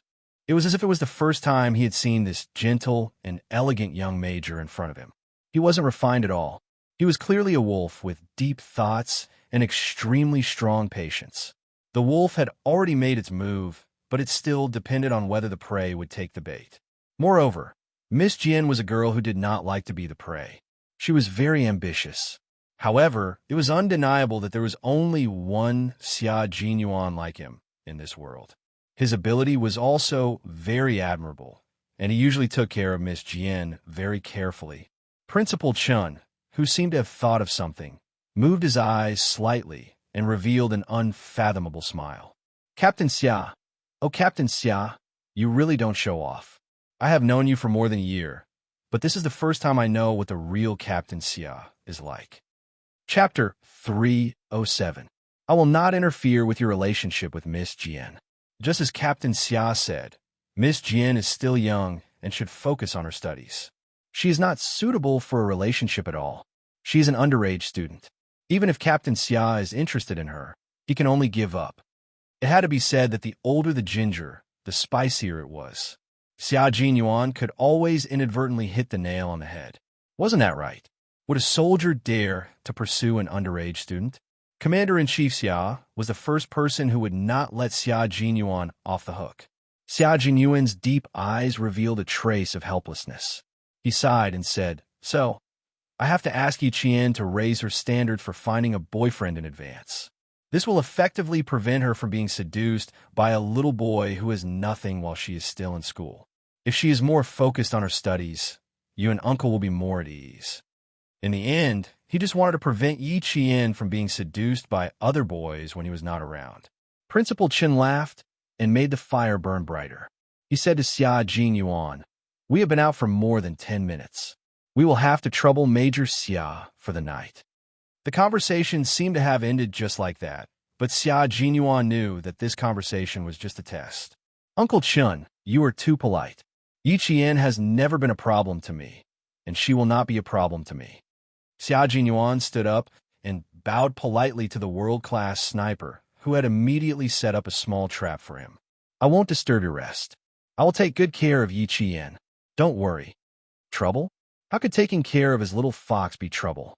He was more than happy to do so. He was definitely not afraid of trouble. Principal Chun had indeed set up a small trap for Major Xia. If he dared to show any signs of being afraid of trouble, then he would really have to trouble him to take care of Yi Qian for the night. Tomorrow, he could forget about taking care of Yi Qian. At night, as soon as Yi Qian moved slightly, Xia Jinyuan, who was guarding beside her, immediately opened his eyes. He patted her shoulder gently and used his gentleness to drive away Yi Qian's struggles in her dream. This was the second time she had killed someone. Yi Qian's dream was still a sea of blood. The roar echoed in her mind, and cold sweat broke out on her forehead. She was in a very restless sleep. She murmured something vaguely. Xia Jinyuan stood up and leaned close to her. He was shocked after hearing what she said.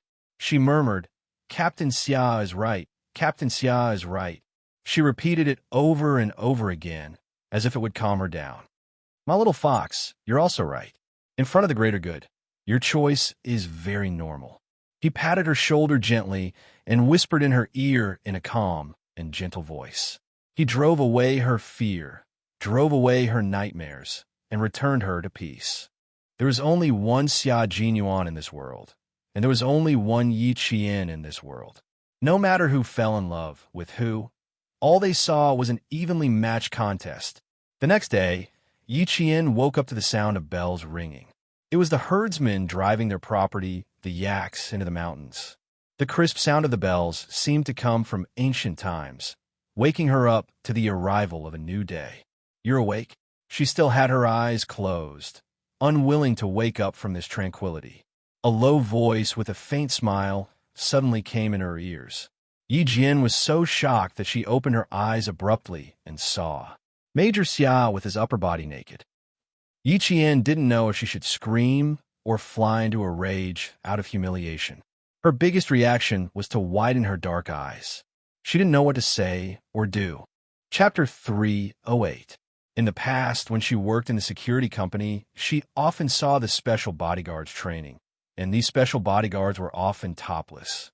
In the army in Fujian town, she often saw topless male soldiers training. Not only was she able to look straight ahead, but even if she did, she was very natural and not shy at all. However, when it came to Xia Jinyuan, there were always some things that were out of her control. What should she do to be more natural? What should she say to avoid embarrassment? It was rude to keep her eyes open, but if she closed them, wouldn't she be at a disadvantage? Moreover, she was still sleeping in the tent, so why was he changing while she was sleeping? Did he not consider that if she woke up, it would be awkward? In the end, it was Major Xia's bad taste again. Yi Qian, who had originally wanted to close her eyes, decided to open them instead. If he dared to take them off, how could she not dare to look? But this time, Yi Qian was overthinking things. Major Xia, who was pulling up his pants with both hands, wasn't familiar with Tibetan men's attire. When he saw Yi Qian wake up and stare at him with a confused expression, he raised his eyebrows slightly and explained, "I can only leave in 3 days. It's too obvious to wear a combat uniform, so it's better to wear a Tibetan attire." "Oh, yes, it's better to wear a Tibetan attire." "Me too." Yi Qian, who had lived 2 lifetimes, was in the same room as a topless man who was changing clothes. Although they were in a tent, but this was still a room. In the past, even if she saw a topless man, it was always a few of them, and she wasn't facing him alone.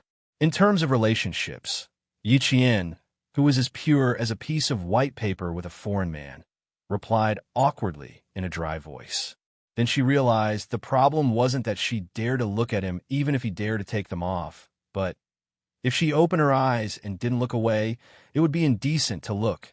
After she realized what was happening, she immediately closed her eyes in shock. "Xia Jinyuan, hurry up and put on your clothes. I'm still sleeping. Why are you changing?" These words were clearly meant to be humiliating, but just by listening to the literal meaning, there was something wrong with it. Hearing this, Xia Jinyuan's sexy thin lips curled into a perfect smile. He was originally standing in the middle of the room to change his clothes. When he walked over, he stopped right in front of Yi Jian. She could see his slender legs, his lower abdomen, his abs, and his strong chest. She could see his sexy body with her own eyes. Yi Jian looked up at Xia Jinyuan. His deep and mellow voice sounded doubtful. "Little fox, why do I feel that something is not quite right with your words? You're still sleeping, so why should I change? Are you saying that I can only change my clothes when you open your eyes?" She could already hear the hint of a smile in his voice as he said lazily, "I'm sorry. It's my fault. I should have changed when you were awake." "Nonsense. I didn't mean anything else. No, I didn't mean it that way at all." Yi Qian had closed her eyes tightly when he came closer. Now that she heard him spouting nonsense, she opened her eyes in embarrassment and anger. She looked up at the man who was looking down at her and said, "Don't misunderstand me on purpose." She even dared to open her eyes. She had improved a little. Although it was an accident that she woke up in the middle of changing her clothes in the tent, it was still a pleasant surprise. Chapter 309. He wanted to avoid her for a while, but when he saw her shy expression, he decided not to. In Fujian town, the little fox would spend her summer and winter holidays in the army. There were plenty of half-naked male soldiers training in the army. She spent her days in the army and had seen the upper bodies of countless male soldiers. The only one she had never seen was him. He was confident in his figure and wasn't afraid that it would be worse than the other male soldiers in the army. He had already taken it off, and it wasn't like he did it on purpose in front of her. It was fine to let her admire his figure. He had to let her know what a man's figure was. TSK, TSK, TSK. Sometimes he felt ashamed of his dark heart. In order to improve Little Fox's taste and mate selection, he was even using his looks in front of a 15-year-old girl. Commander-in-Chief Xia. Oh, Commander-in-Chief Xia, I hope you won't get so angry that you'll have a heart attack when you find out. After Yi Qian finished speaking, she suddenly realized that Xia Jinyuan was standing too close to her, and she was still looking at him with her eyes wide open. Even when she hurriedly closed her eyes, her gaze still swept across his muscular chest. When she closed her eyes, her gaze fell on his sexy abs and his beautiful green pants. Yi Qian closed her eyes tightly, and her heart trembled. She knew that her face was burning hot. She steadied her voice and said softly, Xia Jinyuan, why are you standing in front of me? Even if you're wearing clothes, you should wear them far away from me. Also, don't misunderstand me. Misunderstand? Little Fox, are you saying that I misunderstood you? Sigh, sometimes you have too many meanings, and it's too hard to guess. So, I can only guess from your literal meaning. Xia Jinyuan raised his hand and took the Tibetan robe from the rack. I'm not standing too close to you. That Tibetan girl put the Tibetan robe I wanted to wear on the rack beside you, so I had to come and get it. If I didn't come and get it, I would have been half naked, and you wouldn't have dared to open your eyes. She was really adorable. It was not like she had never seen a male soldier shirtless, yet she was still so shy. How did she get along with all the male soldiers in the army? Xia Jinyuan, who was laughing in his heart, took the clothes and lowered his head to look at Yi Qian, who had her eyes tightly shut. He was so close that he could see her long and thick eyelashes clearly. When he saw that her face was abnormally red, he frowned and asked in a deep voice, Why is your face so red? As he spoke, he had already bent down. His right hand was holding the Tibetan robe, and his left hand was already reaching out. The back of his slightly cold hand gently pressed against her forehead, and his brows furrowed even tighter. You're having a fever. Do you feel any other discomfort? What about the wound? Does it hurt? Do you feel any nausea, vomiting, or powerlessness? He closed his eyes to hide the uneasiness in his heart. Yi Jian's body stiffened again, as she was not prepared for it. The hidden awkwardness and shyness instantly gushed out from her heart like spring water. At this moment, not only was her face burning hot, even her body was burning up. She subconsciously raised her hand, wanting to push his hand away from her face. Before she could raise her hand, he placed the Tibetan robe in his right hand to the side and quickly pressed down on her wrist. Don't move. I just stitched up the wound. Do you want it to split open again? His voice was cold and deep. At this moment, half of his body was above Yi Qian's head. He had taken a shower with cold snow water before coming back to change his clothes. At this moment, not only did he have the refreshing scent of mint, but he also had the coldness of snow.